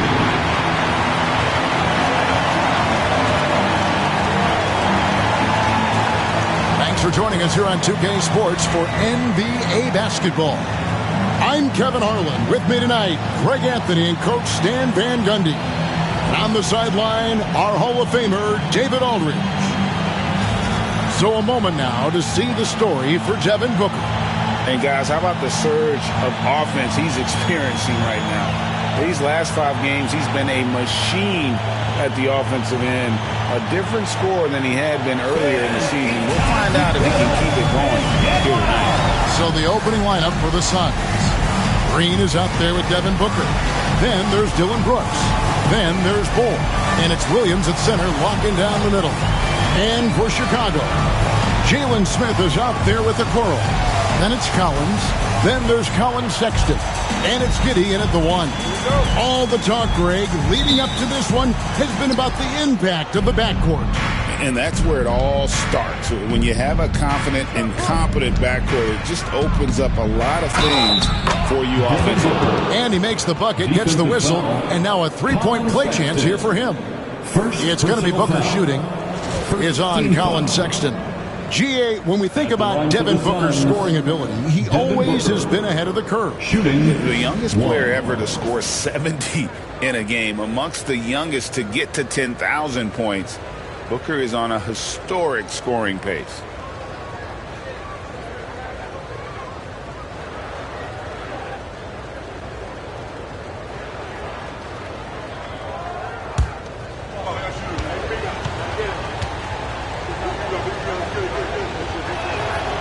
And with this score of the Suns, you know, Greg, you never know who is going to initiate the offense for it.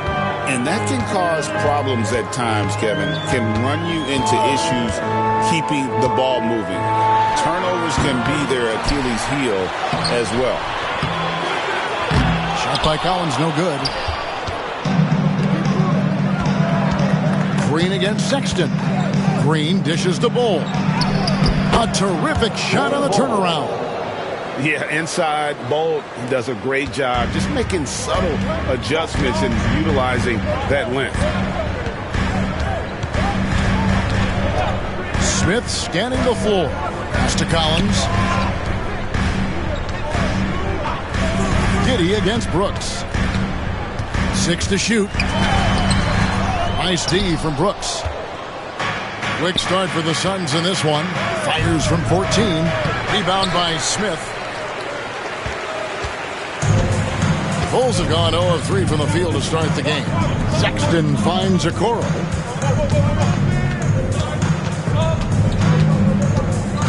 Back to Sexton. Great pass to set up the lay-in. And, you know, it took them a while to get going, but they finally connected now on their 4th shot of the game. Booker outside. Just over a minute and a half played here in this one.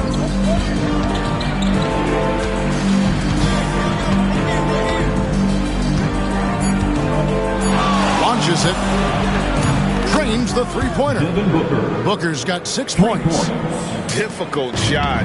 There are only a handful of players in this league with Booker's range. Smith kicks to Giddey. Unloads from 13. It's good. The assist that time from Smith. And this team looking to get him the ball and get him in rhythm quickly. Yeah, it's a good start for him. Let's see if they can keep getting him the ball in that area. Now, here's Bull. He's averaging just around 8.5 points a game. The offensive rebound. And good that time. And the story here, Kevin, early on is how well they've shot the basketball. And the timeout called here by Billy Donovan. This will give him a chance to discuss some potential alterations.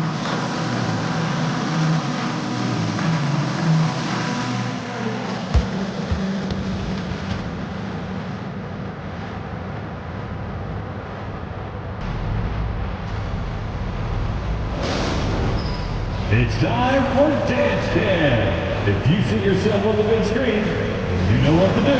Show us your moves.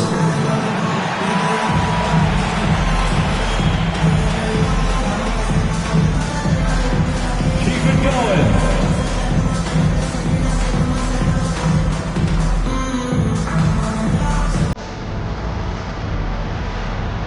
You're on the big screen.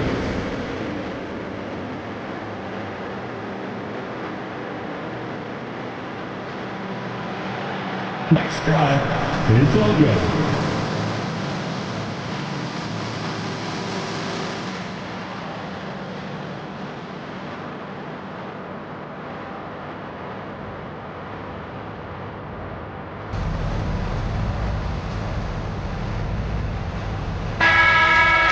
Already it's February. Let's see how the East is matching up.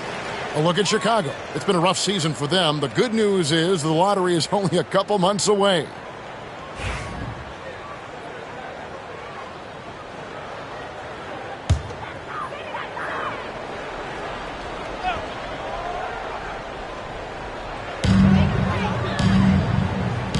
Smith against Bull.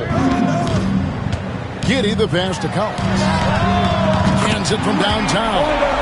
I mean, a 6'8 playmaker. Giddey is a point forward, and he piles up the assist. Booker looking around. Takes the three. And it's out of bounds. They say it was last touched by Williams. Time now to turn to our sideline reporter, David Aldridge. David. Well, Billy Donovan gave me a few minutes. Now I asked Coach about what he has in store to try and slow down Devin Booker. He laughed and told me they've lost sleep over how to defend him. They mentioned how with and without the ball, Devin can hurt you. So Booker will have their total focus on defense. And Devin will have our total focus as well. Devin? Thank you, David. So Colin Sexton is 6'3". He has the frame of a point guard, clearly. But Stan, his game is putting up points, and he can do it in a hurry. Yeah, and Kevin, look, he's done it pretty efficiently in recent years. We have a lot of point guards in the league who are primarily scorers. And Sexton, though, you've also got to give him credit. He's made great strides as a playmaker. He has indeed. Greg Colin Sexton, still so young. He entered the league when he was just 19. Yeah, drafted back in 2018. Sexton has a few years left in his 20s, so you expect him to continue to expand his game and improve on both ends. Now here we are, Greg, in the second half of the season. What do you think playoff-bound teams are focusing on right now? I would say just making sure they keep the momentum heading into the postseason, as well as do everything possible to try to stay healthy.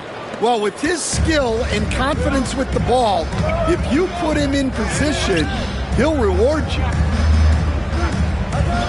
Pass to Collins. Now, here's Okoro. Tight defense on him. Rejected by Brooks. Part of why he's stuck as a second-rounder. Dillon gives great effort on defense. Glad we got the chance to see that remarkable rejection. And an early swat like that can really set the tone. Now the shooters will be feeling his presence.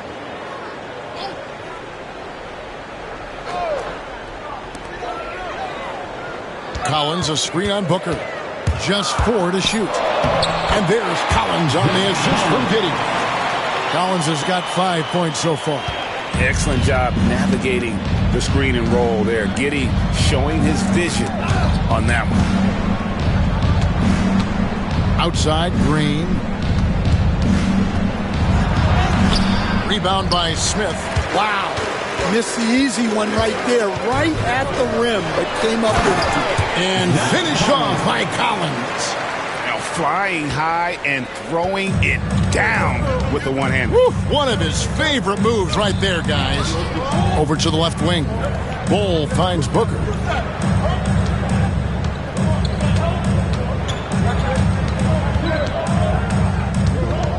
From the stripe. And a big bounce off the rim, but it sinks right in. He's got 8. And that's that in-between distance for some guys. Booker showing how comfortable he is from the mid-range. Giddey goes in. The putback. Great positioning on the putback. Last game for Chicago, it was a loss to the Knicks in New York.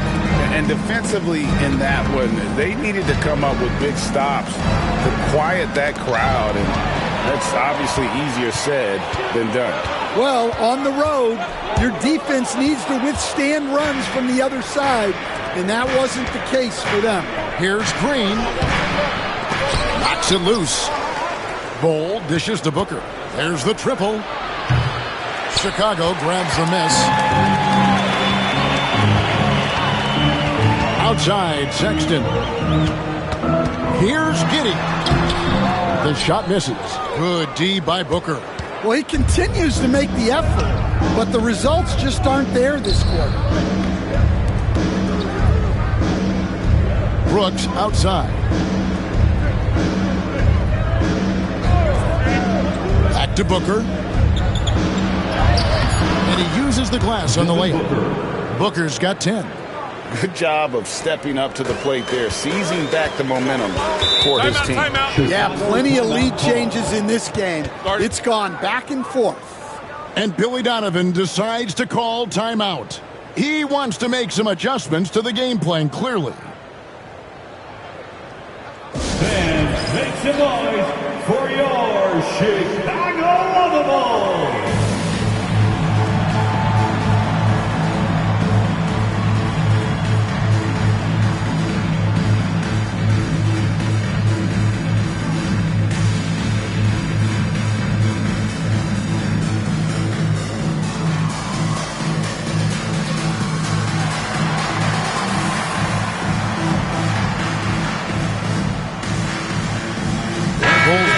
Switch here.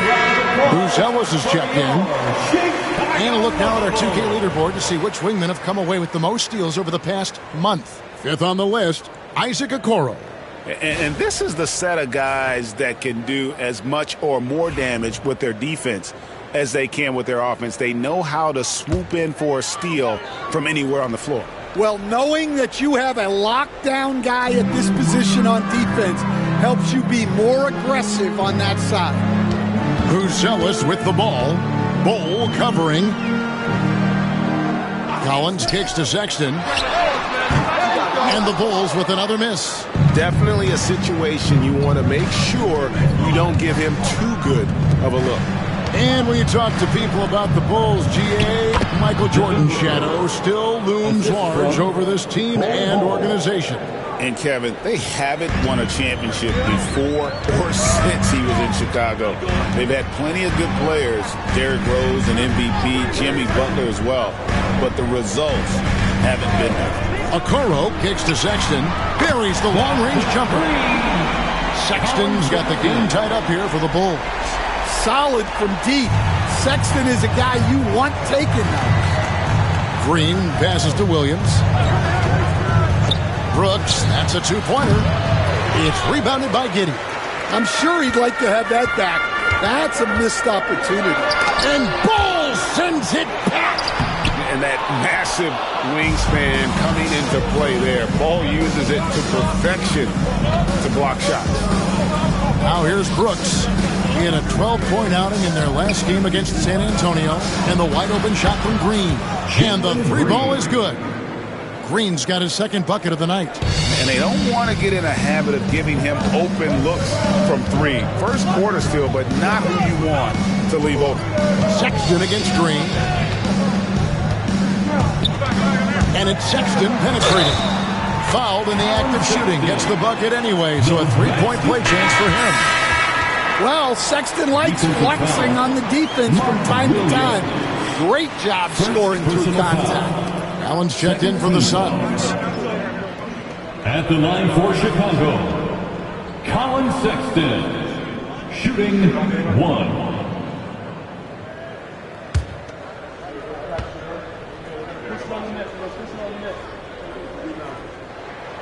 Well, you know, Sexton is the definition of a spark plug. He's a high-energy, high-paced player and is terrific at creating scoring opportunities for himself. Allen passes to Williams.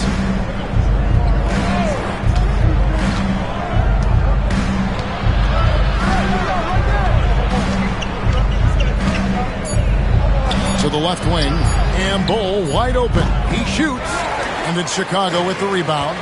And this is their first time matched up with the Suns this season. And their series last year was a bit of a comparison between the two conferences. Both were in the middle of the pack. Shot by Collins, no good. Phoenix has gone 2 of 4 from beyond the arc to start the game. It's Allen on the wing. Williams has a screen for Allen.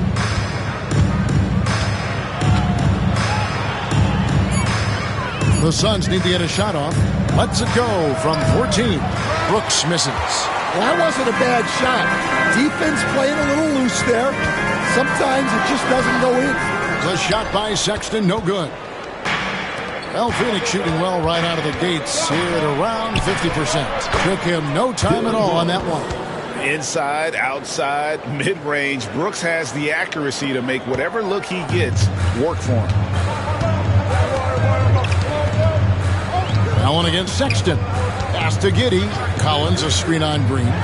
Kicks it out to Collins.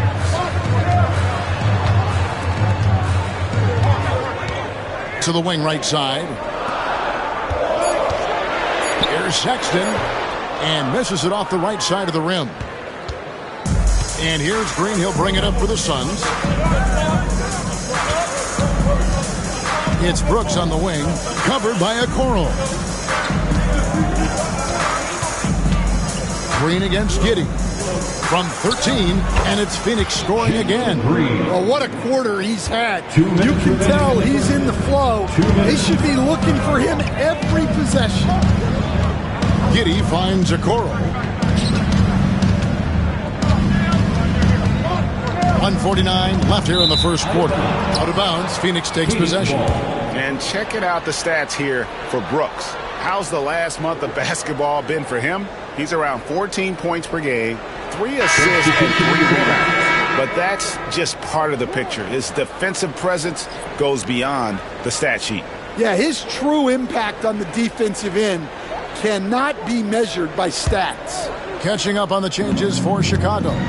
Williams, he's checked in for Zach Collins. And Fernie Simons comes in for Okoro. And Jones subbed in for Josh Giddey. Allen dishes to Martin. Jones against Green. Bucket is good. Green's got 9. Well, he's been very reliable tonight. Not wasting any chances. Really using his head. Pass to Jones.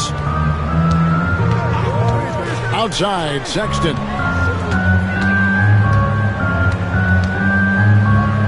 .112 left to play in the first. Good. And really the scoring this quarter has been just off the charts, doing all he can to bring them back. O'Neal sets the screen for Green. Over Jones. And the Suns tack on 2 more. He is getting it done on the offensive end. 5 buckets through 7 shots. Jones against Green. Pass to Buzelis. Here's Simons.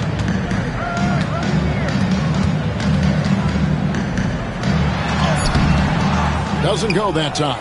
Excellent D there from Allen. 8-second difference between the shot clock and the game clock. Outside, Green. Back to Allen. Pass to Green.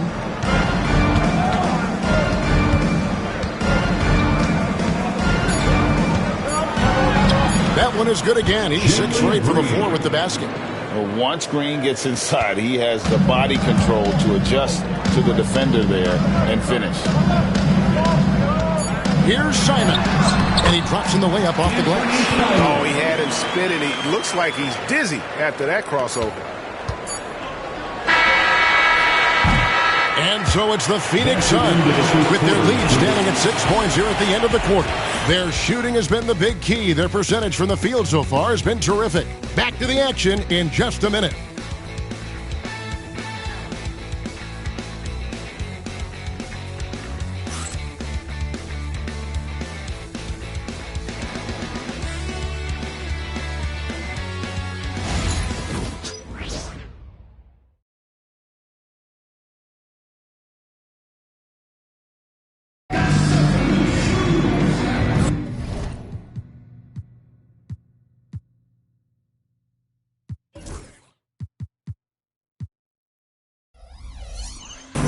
And thanks again for tuning in. If you're just joining us, we've played through 1/4 of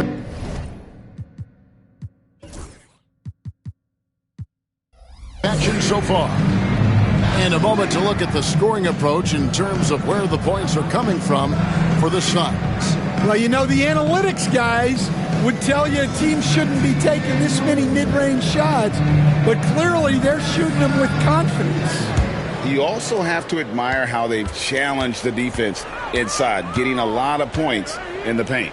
So with Williams on the bench, this is Mike Budenholzer's lineup. We've got Nick Richards, Devin Booker out there with Allen. Then it's Martin, and it's O'Neal in at the 4-man position. And they keep hammering away at him inside, forcing the ball into the paint.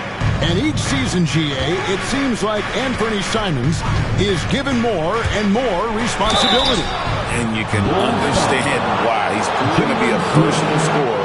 And now you're seeing him take the next step with his playmaking. And now we've got some time to check in from the sideline. You got for us, DA?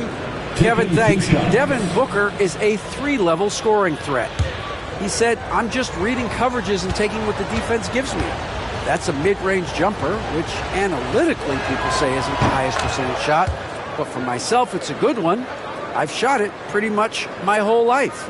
Kevin? And David, doesn't it show? Wow, he is something else. Hey, thank you.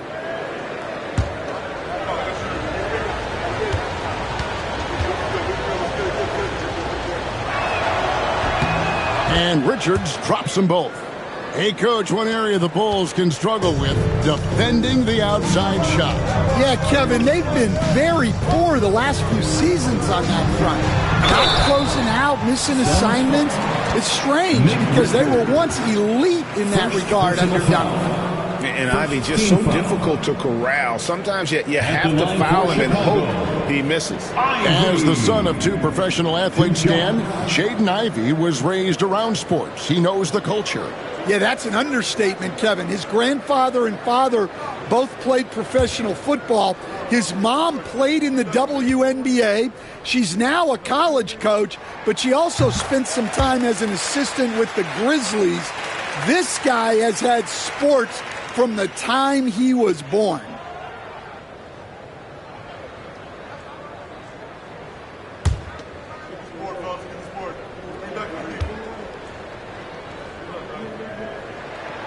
And Ivy drops them both.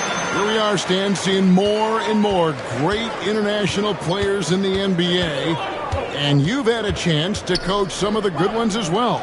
Well, yeah, look, Kevin, you're right about the league now.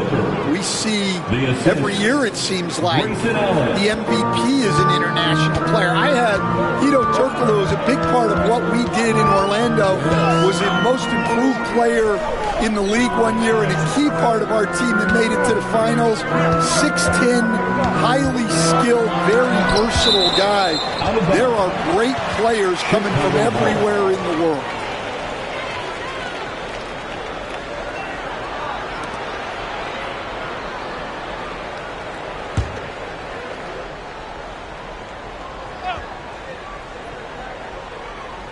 Quarter number 2 with just over a minute gone. 3 on the clock. Here's Ivy. The rebound by Richards. And that's the battle they haven't been winning today. Their work on the glass has been porous, and that's got to change. Pass to Martin. Back to Booker.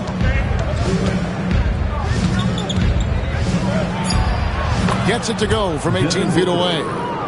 And it's an 8-point Suns lead. And we see this so often from Booker because he has the green light to take any shot he wants. Smith with a screen on Martin. Here's Ivy. And again, Chicago. No good. Jones against Booker.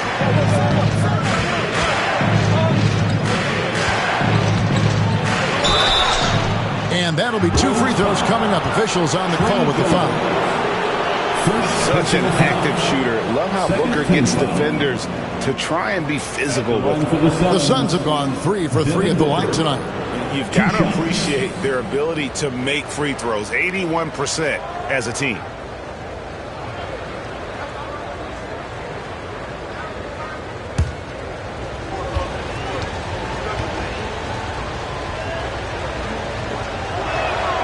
Free throw good, Booker. An elite offensive threat. Booker continues to try and find ways to improve his game.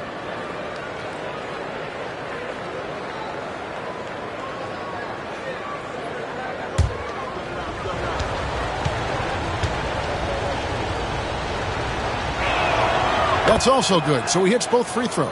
Yeah, nice job of drawing the contact and creating opportunities at the line.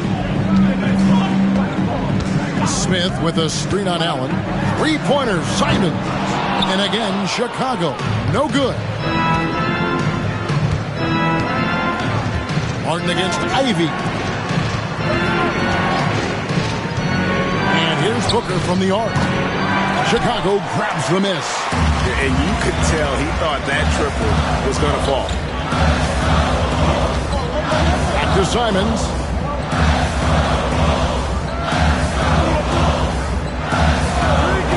Pass to Ivy. They could use a bucket. Whistle blows. Bucket is good. And he'll have a chance at the line to make it a 3-point play. They are just killing them on the interior. The Bulls have been good at the line so far. 5 of 5. Second team foul. At the line for Chicago, Ivy. 1 shot.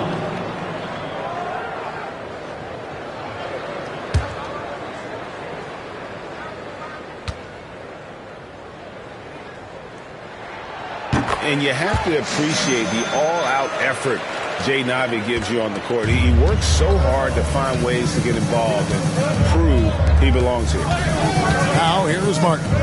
He had a 15-point outing in their last game against San Antonio. Yeah, and look, he made his mark on defense also. Was pressuring the ball, came away with 3 steals. Well, the defense gave that away. He's a skilled shooter who you have to contest. Timeout call. And Billy Donovan decides to call timeout. He wants to check in with his team and regroup.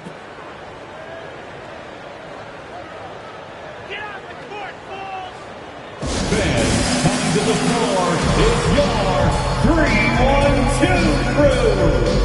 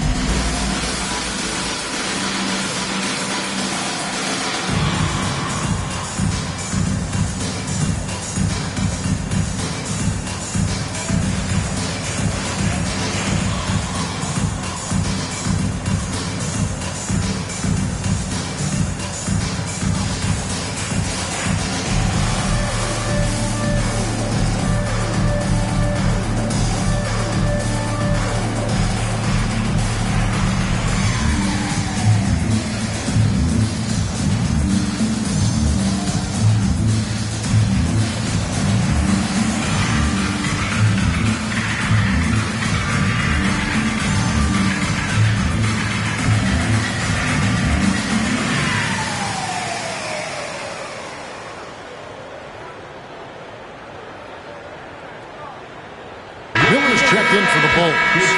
And for the Suns, Williams, he's checked in for Nick Richards. And Brooks subbed in for Martin.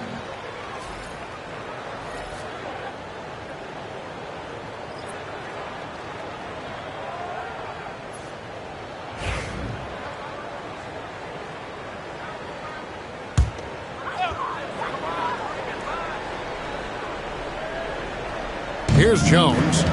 Scoreless thus far. To the inside. And it's Devin Booker with the rebound. Suns leading by 10.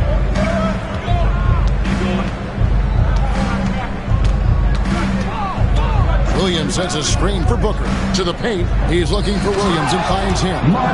Don't underestimate Booker's passing ability. He's getting better and better at making plays for others.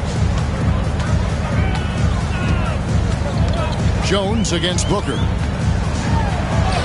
Blocked. That one goes careening off the glass.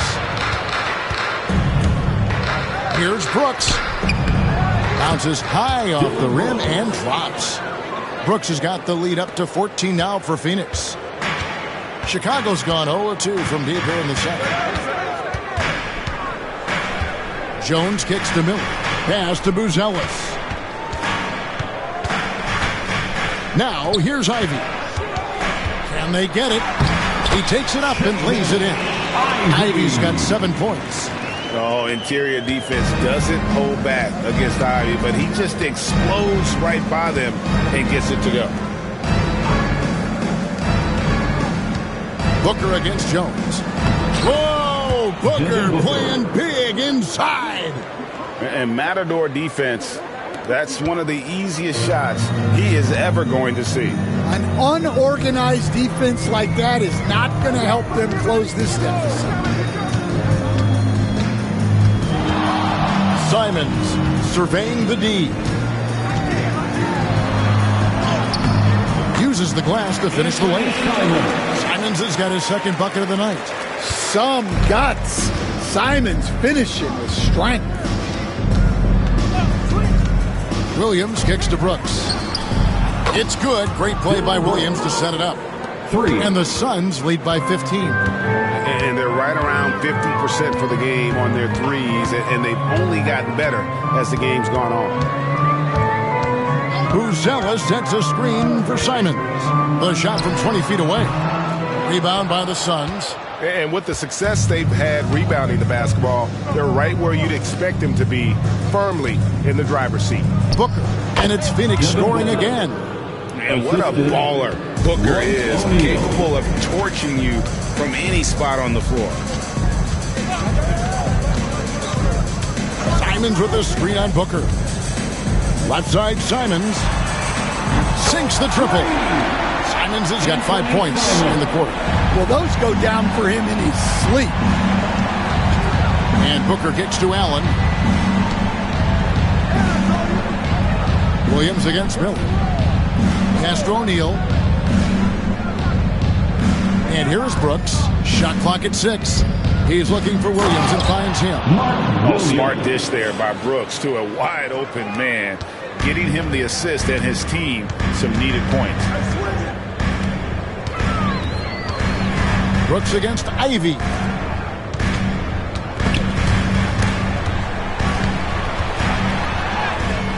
And it's Simons missing. And Zoe Allen will bring it up now for Phoenix. They couldn't put the pieces together, losing that last matchup with San Antonio. Yeah, a snowball effect in that one. One thing would go wrong, then another, really the story of the game. Yeah, they just committed too many mistakes at both ends. But credit their opponent for being disruptive. Brooks against Ivy. Jones, the pass to Simons. Bruzzella sets a screen for Simon. Jones, no one around him. His three-pointer's off the mark. And it's the Suns' ball. They're on a 16-7 run. Brooks feeling it out a bit. And the call on the shot that sends him to the line. You coach Stan at various levels for 30 years. How has the transition been to the broadcasting business? Well, Kevin, it's been great because of people like you and because I'm undefeated. Right. But you miss the aftermath when there's at least a score sheet. There's a scorecard that says win or loss. I do miss that. There's no question. I miss the competition. I miss the camaraderie of building toward a result. But I've started to get some of that in broadcasting as I've gotten to know my partners better. Well, it's great being your partner. Likewise.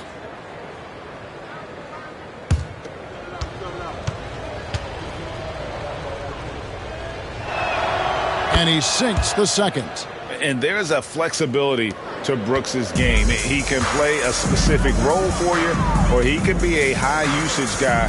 Really depends on what a team needs from night to night. Now, here's Collins. He's got 9. And no good.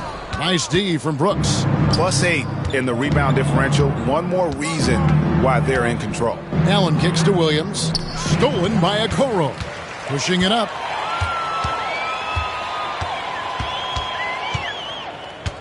Pass to Giddey. Outside, Sexton. And again, no good by Chicago.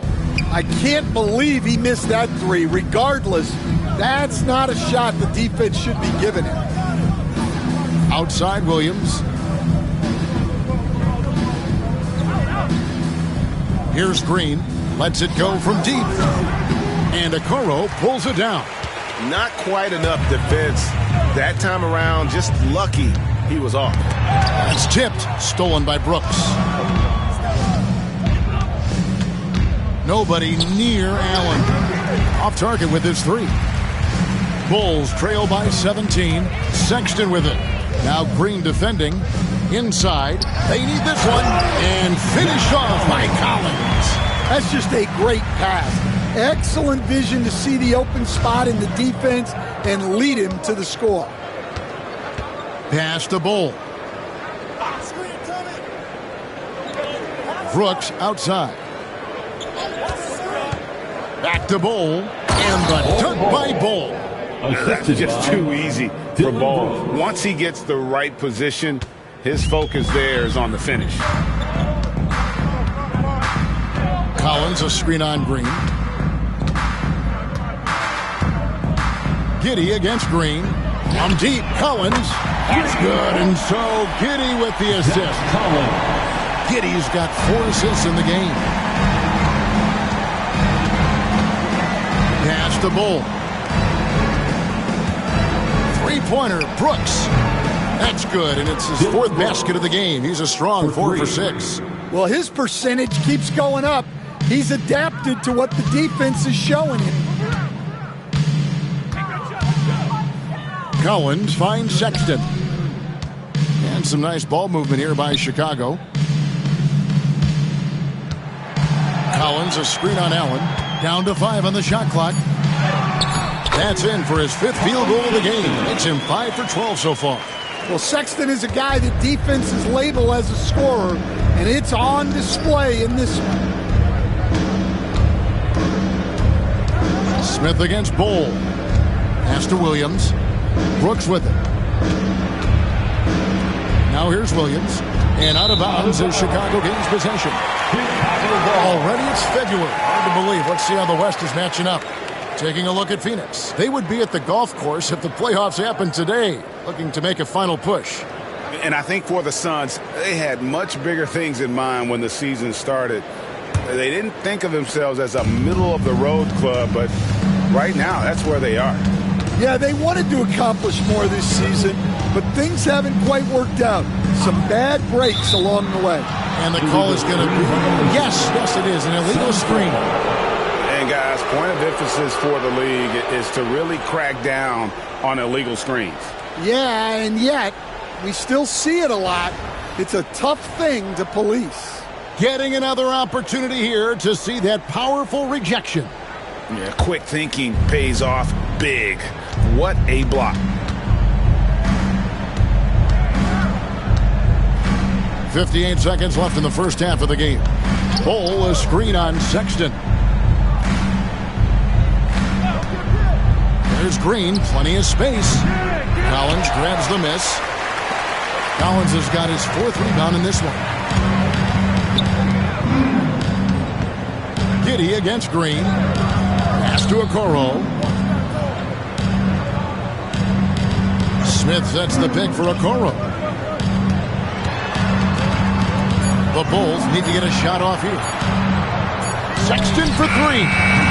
And Bull pulls it down. Bulls got 5 rebounds tonight. Allen inside, covered by Smith. Allen, a screen on Giddey. Here's Green. And oh boy, a lot of contact there, but he gets the call and will shoot 2. All the officials are all over now.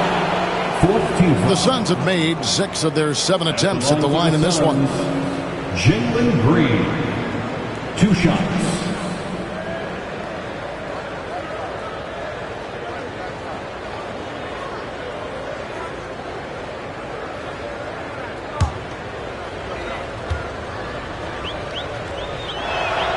First one falls for him.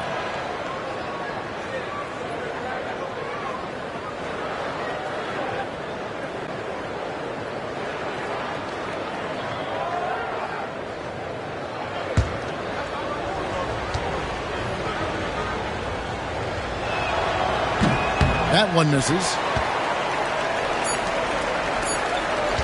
Now, Okoro. Smith, and through one half, it hasn't even been close. Phoenix ahead, up by 16. And now let's catch up with David Aldridge, who's standing by from the sideline. All right, Dave. Thanks very much, Mike. Stout effort defensively in the first half. What did you do to limit them? I just think our activity on the ball, we got to try and keep it in front of us. Our bigs did a good job, I think, being big in the paint, making things tough there. We got to finish it with the board. Yep, rebounds and possessions, Coach. Thanks. Back to you guys. Thank you, David. And we'll be back for the third quarter of action following halftime.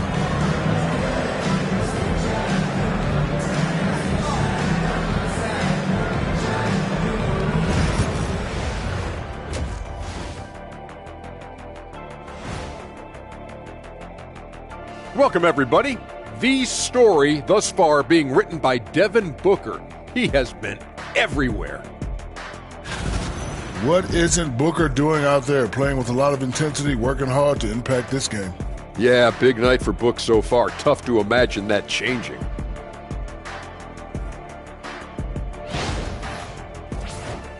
Okay, guys, now let's see what the fans are buzzing about over on social media. Here we go. Deep 3 Christie wants to know the following. If you guys could be one animal, what would it be and why? Well, since my nickname is the Jet. What's that have to do with being an animal? Because you think I want to fly. Oh, okay. Maybe like an eagle, but it's not. I'd like to be a cheetah. You mean a bald eagle? Get it? I would be a dinosaur, Ernie. You know the name I'm about to tell you. Shaqosaurus Rex, the ruler of the animal kingdom. Well, you're definitely a dinosaur in real life, so it's fitting. Thanks for joining us. Now let's toss it to Kevin Harlan for the start of the second half.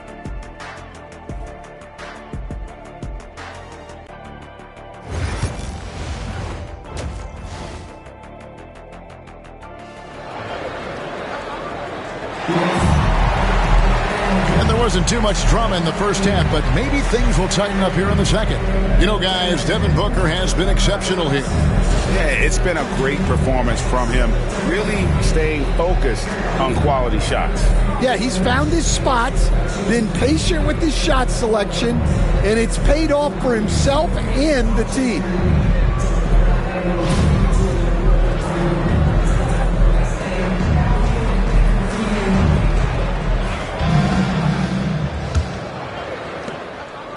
And so it's Giddey with it. He brings it up for the Chicago Bulls. It's a 16-point game. Smith is out there with Collins. Then there's Colin Sexton. Then it's Josh Giddey. And it's Okoro into the small forward. So that's the 5 in the game for Chicago.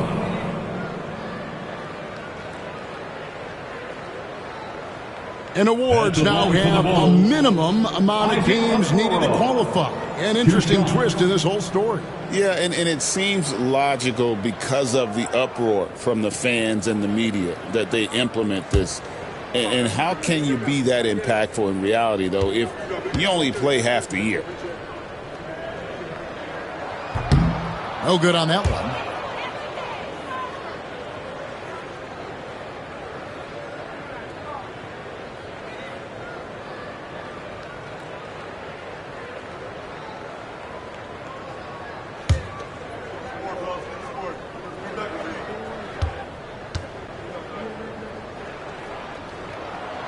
So he comes up empty, missing both.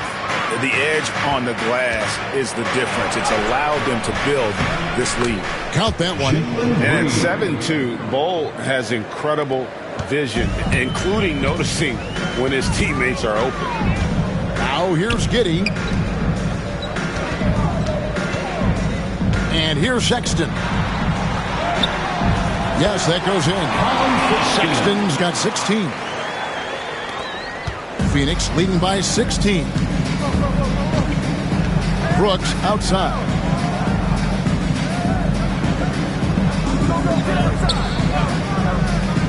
Back to Booker. Stolen by Collins. He lobs it up, and it's slammed in by Smith. And there's that transition offense. Push the ball up the floor. The defense can't get set, and you can get some easy baskets here. Now here's Booker.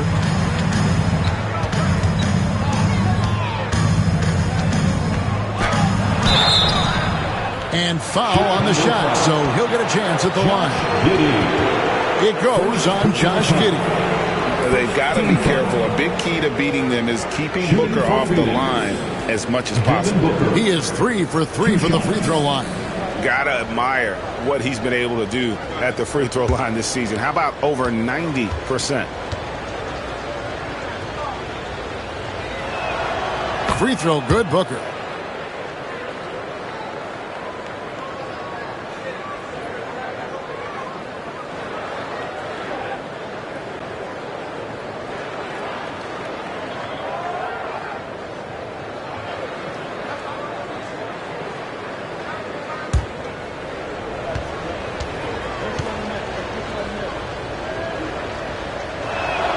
Both free throws good from Booker.